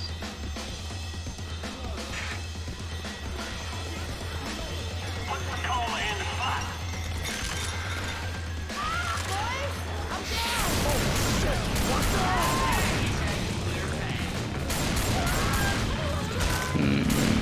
No, I'm not gonna be greedy. Fuck it. I'll just lose more time. Actually, she's getting beat up pretty good. What? Okay, hi. What the fuck? If, yes, please. No, no, no, no, no, no, no, no, no, go away. So many people. You are a bitch!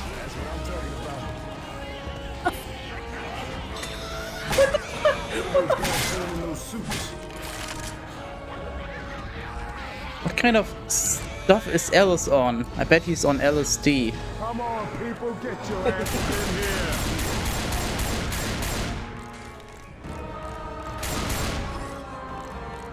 Ain't got no time for this shit. Get in here. Now, if only I had a single clue where the hell they are. Ugh. Okay, Rochelle is going down. Nice, nice. Fastest streets on speedrun.com. Woo! Oh. Can we get another first try? Probably not. Everybody, gather around. At least we didn't get an instant heart, so there's something. Dear Lord, see us safely through our time of trial in this mall. And please, Lord, let the food court be okay.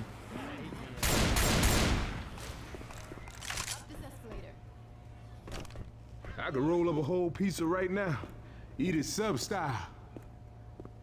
I don't think I've ever heard that coach this voice way. line. Roll up a pizza and eat it sub style. Oh, you sound like a sub. I haven't heard that before either. Coach is a fucking sub. Through this door. Bet he's a foot-long sub. And you not.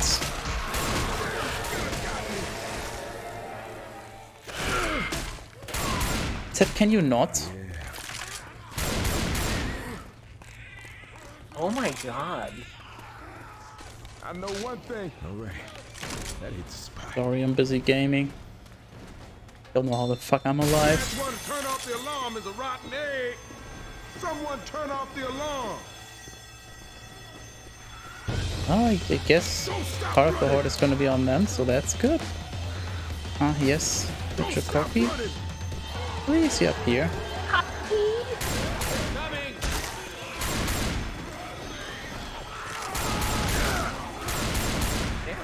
Entire horde on them actually. That's really fucking convenient. Reloading. How did he not get hit by that? You could throw your bile since there's another one on the table. Yeah, I was thinking wouldn't about help that. I that. should have probably done that sooner. Yep. Too late now. I was too hesitant. Thought I could make it through and then another wave spawned. Then I realized too late. Unlucky. Okay, instant horde, but I didn't get completely screwed. Everybody, gather round. Okay, hi. Guess that's the best thing I could ask for. Through our time of trial in this mall. Please, Lord, let the food cook be okay. Other than no tank, that's probably one of the best positions. On, I'm coming! Evacs this way.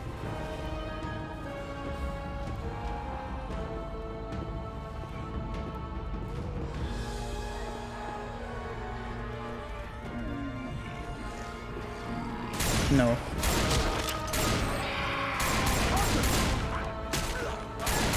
That was way too close. Okay, lucky spread. Two shot.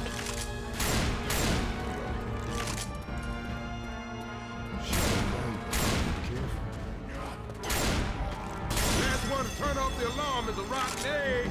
Oh wait, Roshan's still alive. Sick. Nice trade.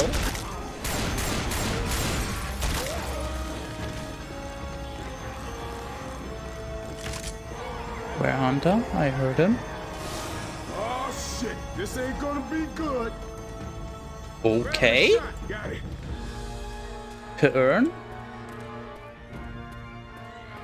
Down here.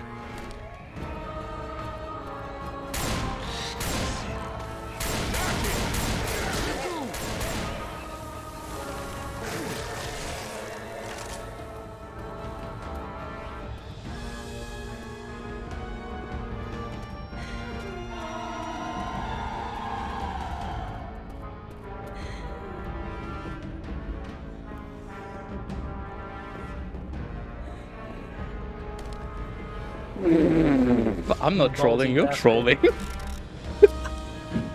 Oh my god. What's trolling? Holy How fucking shit. please explain that word to me. You did that just for style points too. The bots aren't dead. You're not saving time. You did it to be cool. Ah, But it succeeded. Getting Advent was also really lucky. Hopefully it'll be a smooth finale. I mean, I got the ideal loadout, so. And I gotta do all the gas can spawns anyway, so I guess this is the best I could ask for. That's the only good thing about Expert Realism, Dead Center. Well, I guess in mains in particular, because you're doing on newest now. So But anyway, do you have ideal gas cans each time, because it's do all I 13. down bots? Probably not. I think I would personally, but it depends on how confident you are with the specials versus commons. I don't know. Because you gotta keep in mind that commons... I have to down the bot in will the safe room for it to common. work, right? So I can't just down Yeah. one outside the elevator? Yeah, that have to be in the safe room. Fuck. I'm Holla back at I'll me, try Oh wait, it. no, I see what you mean. Maybe that would work. You should try it once. Oh yeah, just leave one and take two. That's right. Yeah, but they're gonna try to revive. That's why I thought in the elevator, but I don't know if it works. I'm just assuming that we do it in the safe room for a reason, but I'm sure somebody could enlighten me on that. So, getting evac ain't happening. Might be worth Anybody trying got if you an fail idea? once or twice. Okay, so Now's what the do I time. do? I start with this, drop down, grab these? Ha! All the way to New Do I Orleans. start with this? Baby, I guess that it doesn't sounds like a matter. plan. I start with this. I could, yeah. This one first. Got it. Where did my gas can go? There I it is. got this one. The one.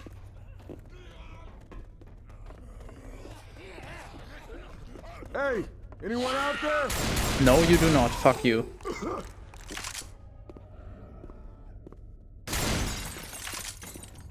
I got it. Ah, it's just fucking smokers are so stressful. I got one.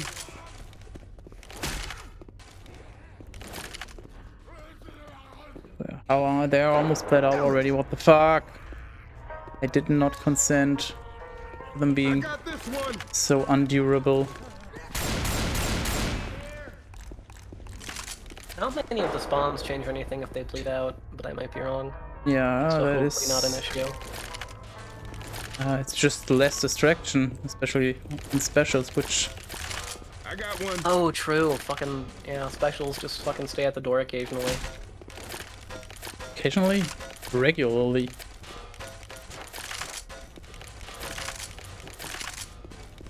Three, 4, 5, 6, 7.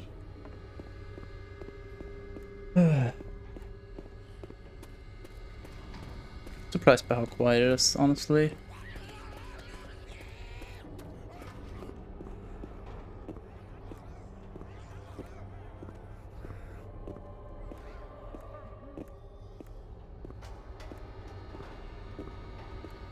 I got one.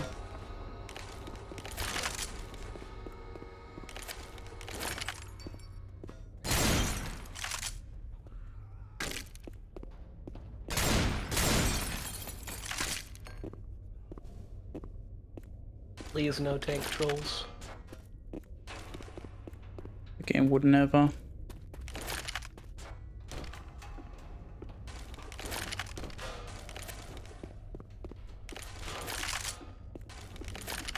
I hate that it switches back to the shotgun. I don't want the shotgun out. I got one. I don't enjoy.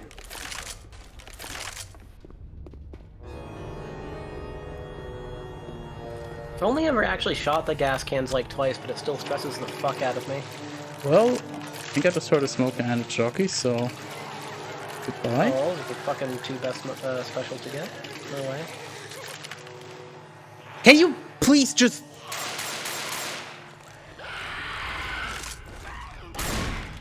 What the fuck? What a coward! The jockey just fucking hides behind there? That's the smoke up there. Oh yeah, this is expert. Who decided this should be on expert? Is there... Aren't they usually back here? Oh. There was another adrenaline on the third floor on the way to like the window pane gas cans. Oh, I think I'm fucked.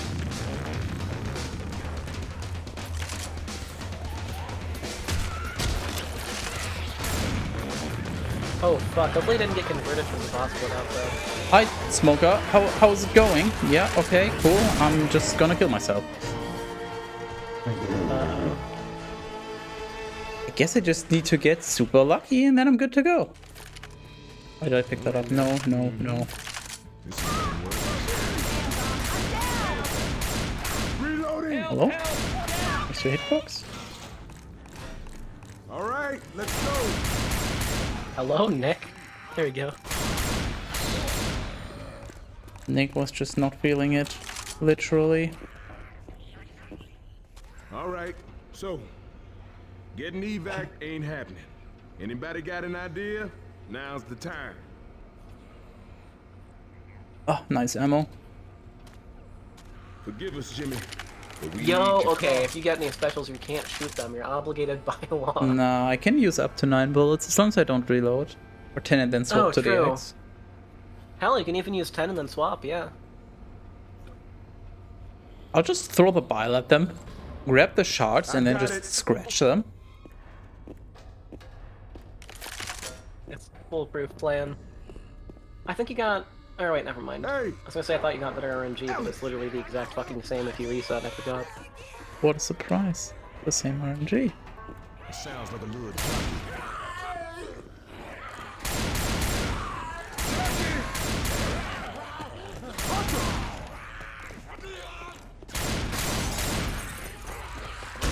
I got one. I got this one. Got it.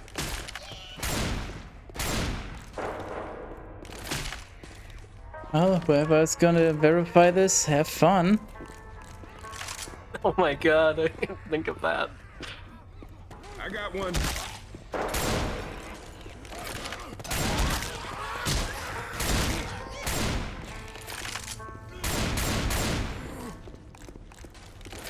Denied verifier, died of cringe. Cannot be verified. I got one.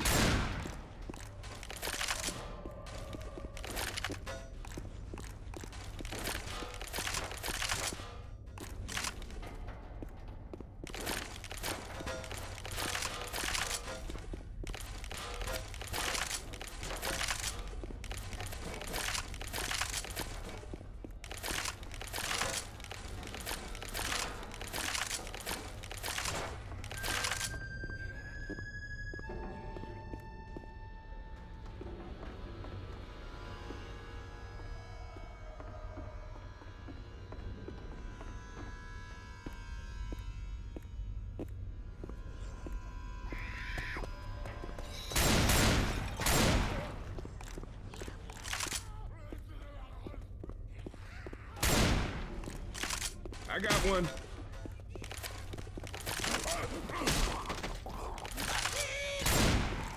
I got one.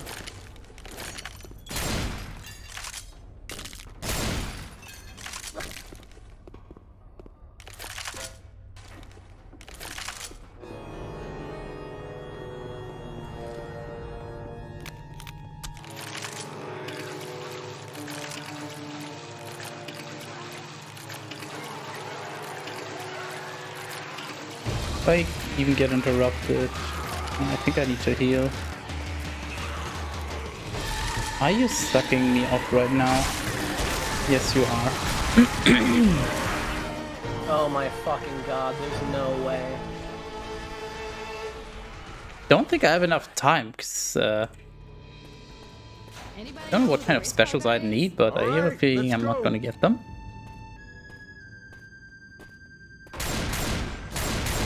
You know what? For science, we'll just see what happens if we kill somebody right outside the elevator.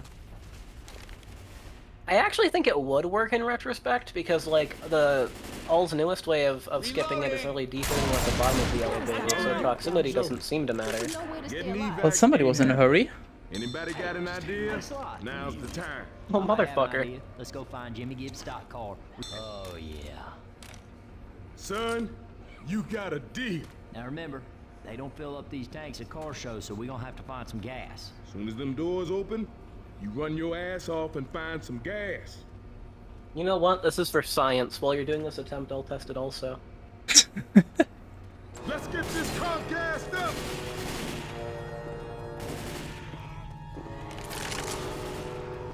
Reloading.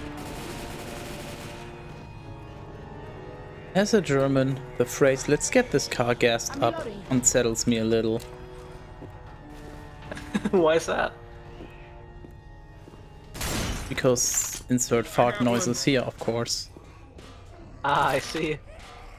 No, I smell. Shut the fuck Where? up. Where are you? Oh, hi. Oh, yes, of course. The moment I go down, you decide to actually do something about it. Why, thank you. God, they're so fucking useless. Hello? You do have medkits. You do realize that, right, guys? You're just gonna leave me here to die, huh? That's how it's gonna be. You're literally just gonna run off.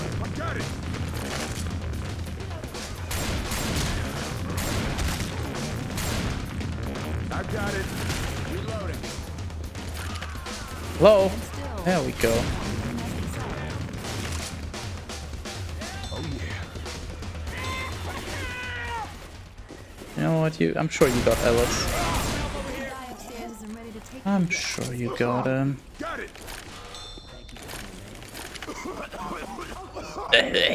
Surely they wouldn't fail getting Ellis. That would be silly. Almost just shot Nick because I was like, wait, why is there something that moves? Has to be a common.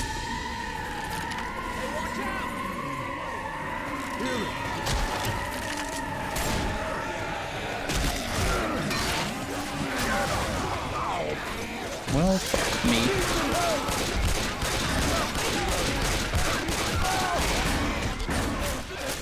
Some of the bots are actually doing well though. Crazy. Nah, the bots won't leave me to die. They're not. What the fuck? Vindictive.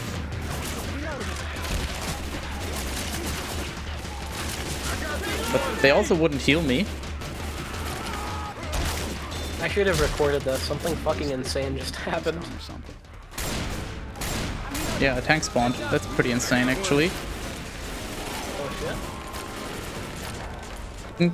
Didn't consider that we could get these. That might actually make it borderline impossible. Actually, I guess I could light him on fire with a molly.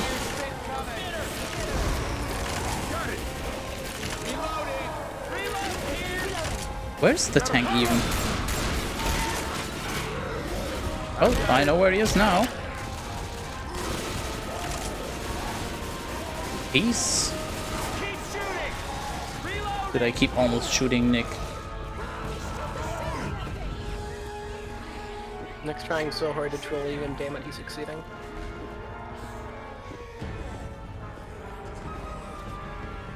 How are the bots all still up?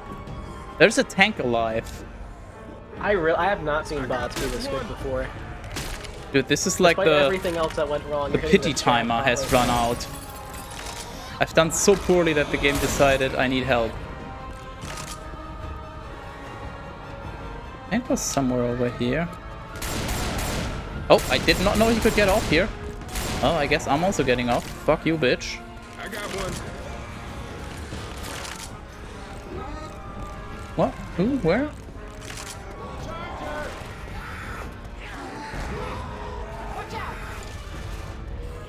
I got it.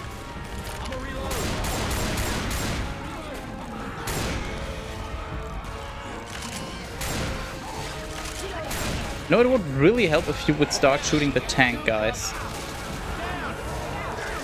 Okay, I can confirm that you cannot take the bots with you. Rather, you can't take 2 of them with you, because they just fucking warp up and revive the bot, and then the event starts anyway.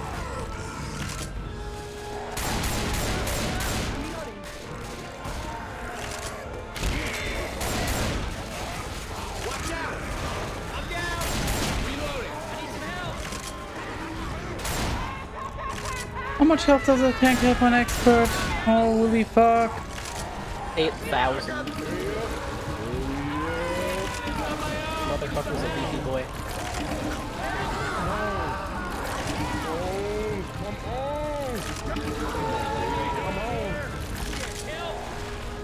I need ammo, holy fuck.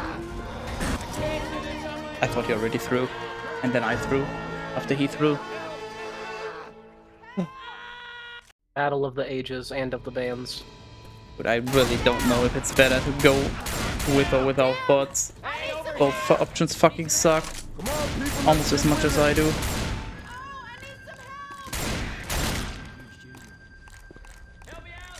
My intuition still says without bots, but that attempt went so well when they were there, and it had a bad start to that Alright, smoker anyway. so- Well, I got So it's really lucky kinda that tough bots to were say. retarded. Anybody So- got an idea? The problem is that I don't know what am I gonna do. Gathering up the gas cans doesn't seem to be too bad, but what do I do once I have them? I can pour 6, 7, maybe 8. Let's say I can pour 8, and then I gotta deal with specials. By the time the bile's probably gonna run out, and then yeah, I need a fresh adrenaline, which I can't get. If you get more boomer biles, which you have the last couple attempts, I guess you could mark down where they are and then go back up and throw them down and just fill in the gas can slowly and rinse and repeat until the remaining 5 are in. I guess that works, yeah. To get boomer bouts that are not completely out of reach, like I need...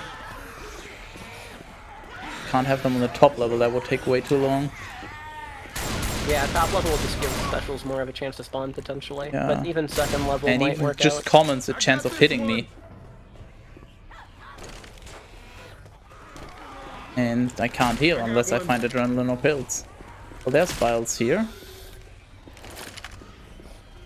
That's kind of reachable. Okay, more vials. The other ones are better though. Got it. More vials, of course. I got one. Ellis. Got it.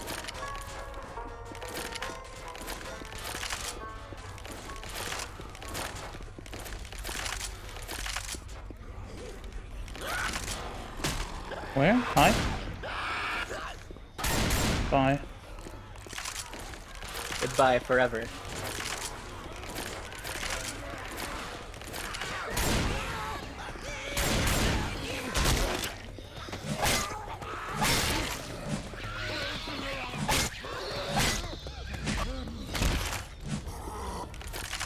I got one.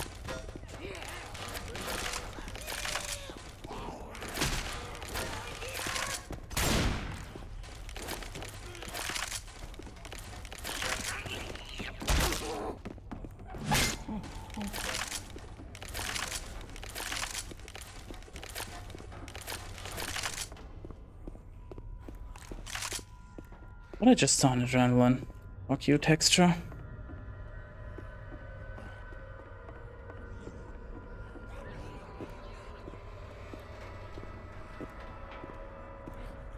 Nope. Just need some pills somewhere so I can drop down.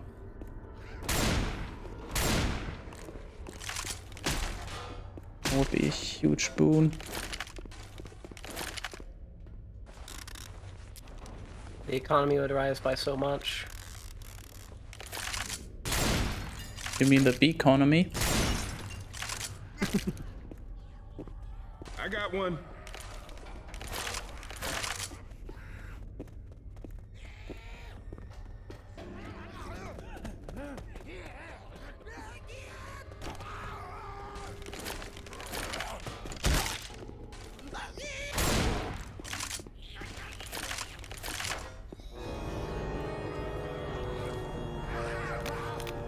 I got one.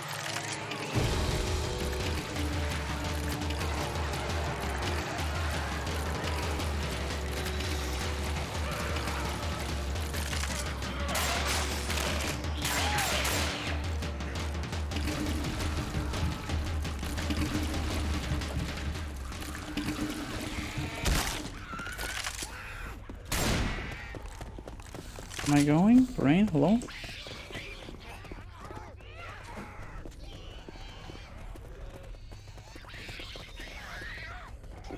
I hear a spit. I seem that is a problem. I will grab it.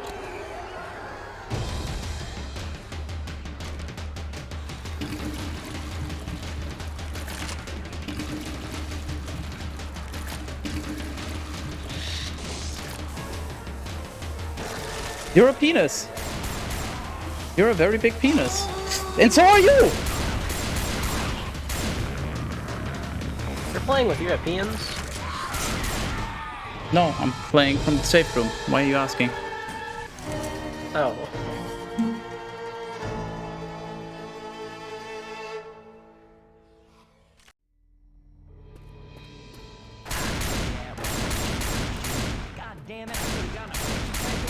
Nick's playing the floor is lava. If we see a Jimmy Gibbs zombie, somebody else is gonna have to kill him.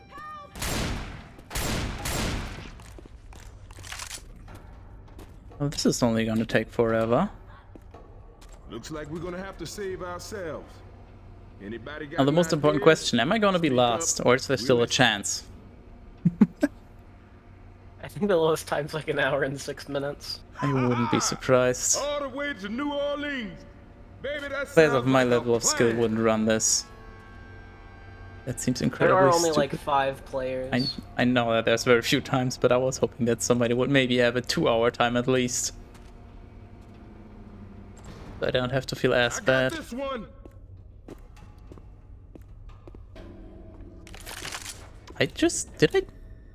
Did that fucking gas can just block me?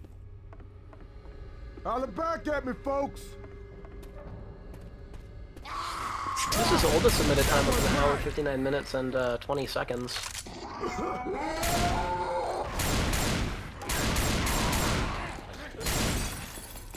I got it. And obviously, he had the luxury of being able to actually restart at the beginning of a bad carnival, so he actually translate into the bad carnival at about the same time.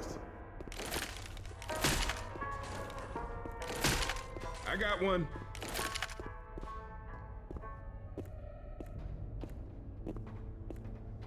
There still hasn't been a sub 50 fucking ER? Oh, Vocal Tech last ran it a year ago, that's why. Well, I'm sure if you suggest Vogel to run it while you read the B-movie script, he'll do some attempts. I don't think I'll ever read the B-movie script again. I got one. Why not? I'm past that life.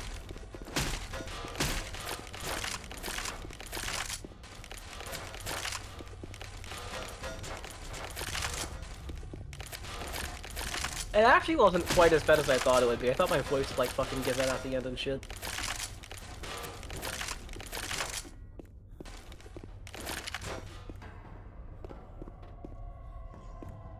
We go with half, but it should be better. Sure. Which half are we talking about? One dead, one down, and one with me? One dead, one down, and one with you would technically be half.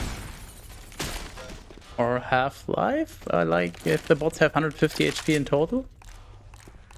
Yo. Nice one.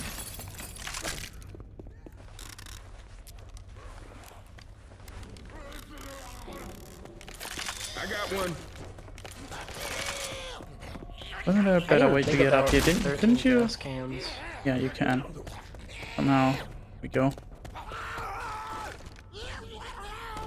Like, the extra gas cans is what actually makes this brutal. I was thinking of 8 when I said that I thought the finale would be simple. It wouldn't be simple on the newest. The finale is simple, but it's difficult. That's the problem.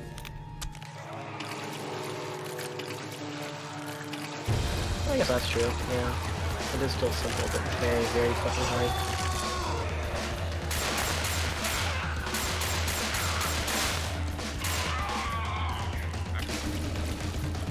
And then you get the world's luckiest fucking jockey charger both interrupting the fucking address.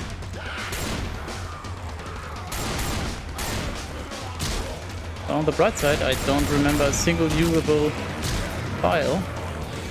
So I think I have to go to the very top. I think there was one at the very start. Oh yeah, I'm running low on ammo, cool.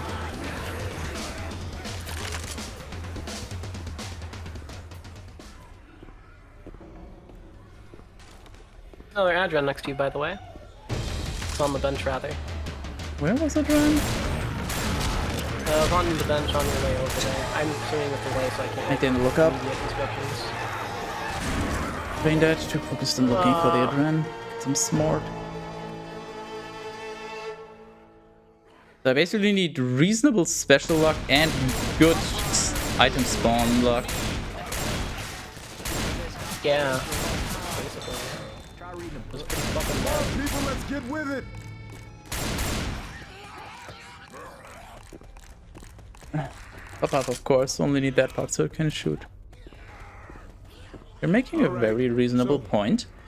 Getting evac ain't So if I use the axe to cut one of the bots in half and leave their legs in the safe room, they still have their arms to shoot the guns, and since they are still half alive, the other bots are not going to try to revive the legs, and then we actually can use the glitch. Yeah, that will work. And then we have the bots with us. I used to work at Valve. Can confirm. I got one.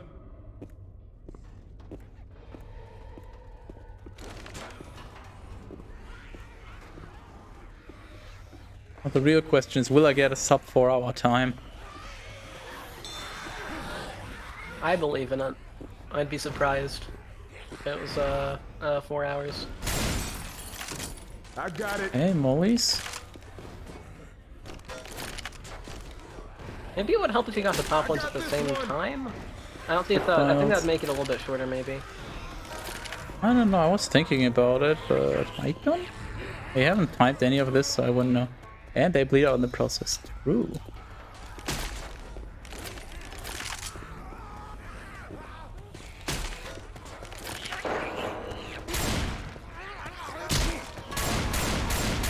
I got one.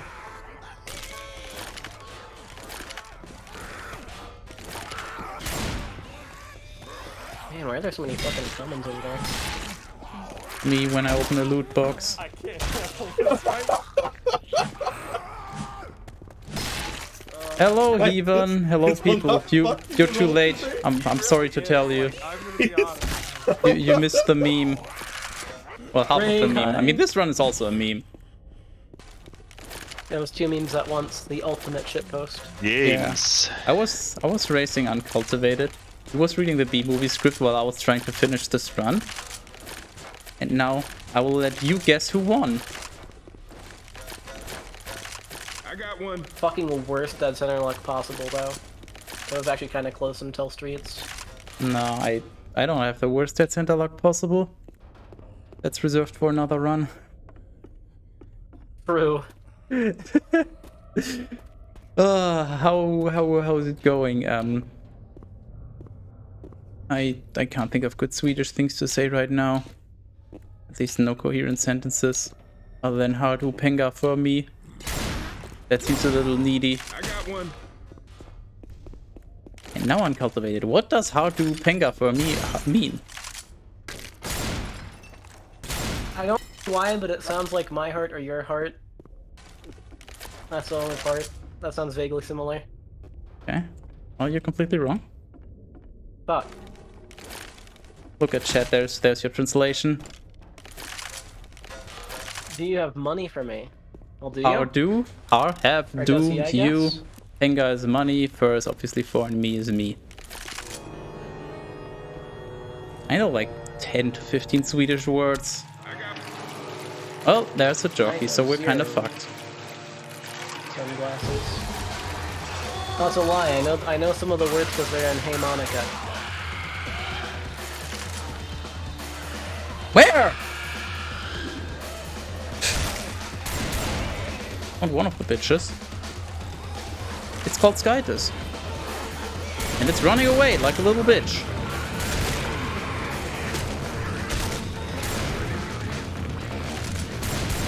But for those of you that don't know, I speedrun this game. In fact, I'm doing it right now. But I don't speedrun this difficulty, because I'm not that suicidal usually. Today was a special occasion. Today was truly special.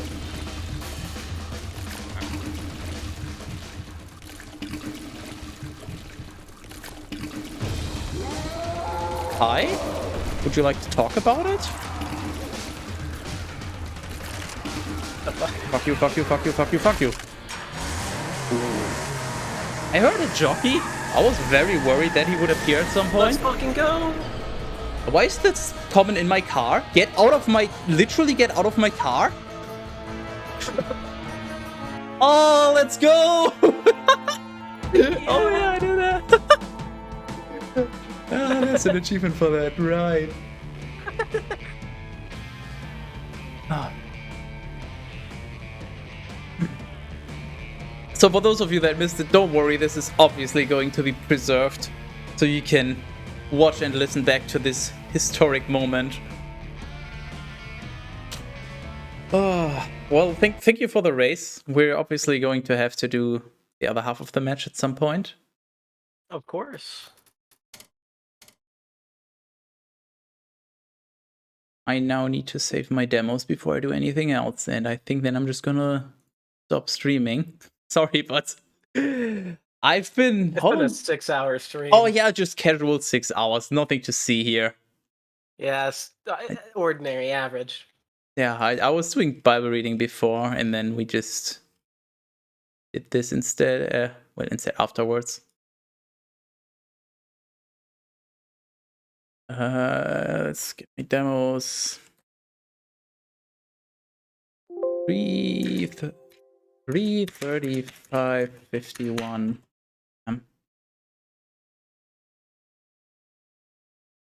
Any questions before I leave from anyone? Also, I will most likely be back tomorrow. Monday's a holiday, and I'm probably gonna play some Metal Hellsinger. Unless we're gonna do our match tomorrow. I could. The question is at which time? Because it's now 11 p.m. for me, and I don't really like going offline past midnight unless I really have to. The sleep schedule and all that. Oh, that's fair. So we would have to do it like early afternoon for you at latest, I guess.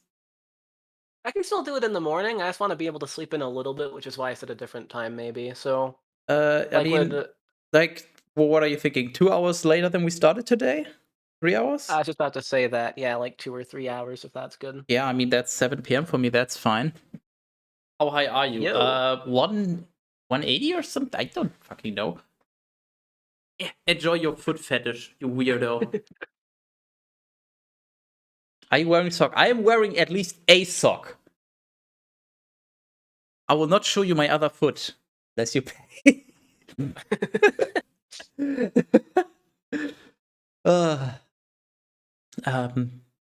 Yeah, well, I mean, you can just message me tomorrow when you're good to go. And then we can do it on your channel, I guess. You're gonna stream your attempt then? That'd probably be a good idea. Yeah. Yeah, maybe you should type in chat so people can find your Twitch and follow you if they're interested. So for those of you that are unaware, which is probably most of you that joined very recently, he's another Left 4 Dead 2 speedrunner. He's better than I am. Did you run this category before? I've not ran Expert Realism, but I've speedrun a lot and played a lot of Expert Realism separately. Okay, well, what's your mains time? What's your mains PB? 52? I'm gonna guess. It's either 51:30 or 52:30. I think 52:30. Yeah, and I have a 58 something. So just to give you an idea, he's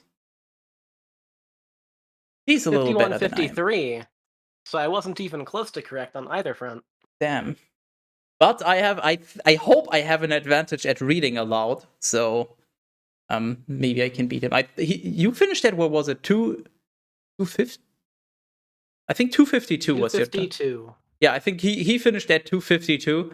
So basically, I'm gonna have to beat that tomorrow. Well, actually, no, that's not how this is gonna work. So basically 252, and then the difference to 335. I need to finish that much sooner before you finish your run. I guess that's the only way we could compare both.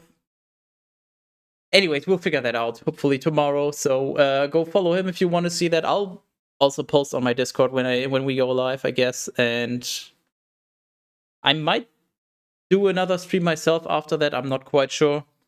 Otherwise, come back on Monday for Teardown. And I think it is time for the outro. Are you gonna go live now? Oh god, no. Okay. Why not? I'm not quite that crazy. Fair. I actually thought about it. It's more of an issue that's the afternoon, and also my voice is fucking tired. I mean, if you don't have high standards to yourself, you can just not talk, but I guess I can understand literally why I have a second channel. Well, where are we going? I see Assets is doing things on his other one, and Safari is doing Dead by Daylight. You know what? How about we do a poll? Where are we going?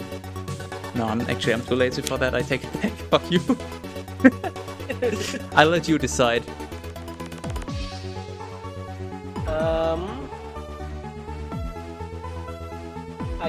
I guess do Safari, because Assets is probably on his own. Oh, trust me, I will do Safari if he ever comes to Germany. Oh god. Alright then. Do it. Yeah, I would tell you anything about Dead by Daylight, but I don't really know anything. Not really into that game myself. I know that it's popular. I tried it. It's not really a game I'm into, but yeah, you're just gonna have to ask him. He obviously another Left 4 Dead 2 speedrunner. Those of you that don't know, yeah, we're gonna raid him, and then I will see you tomorrow, either on my channel or on Uncultivated, or I'll just die in a car accident, even though I don't drive a car. You can just pick one. It'll be someone else's car accident. You'll be in the process. Yes, somebody just drives into the wall. I'll leave the last few words to you. B-movie script forever.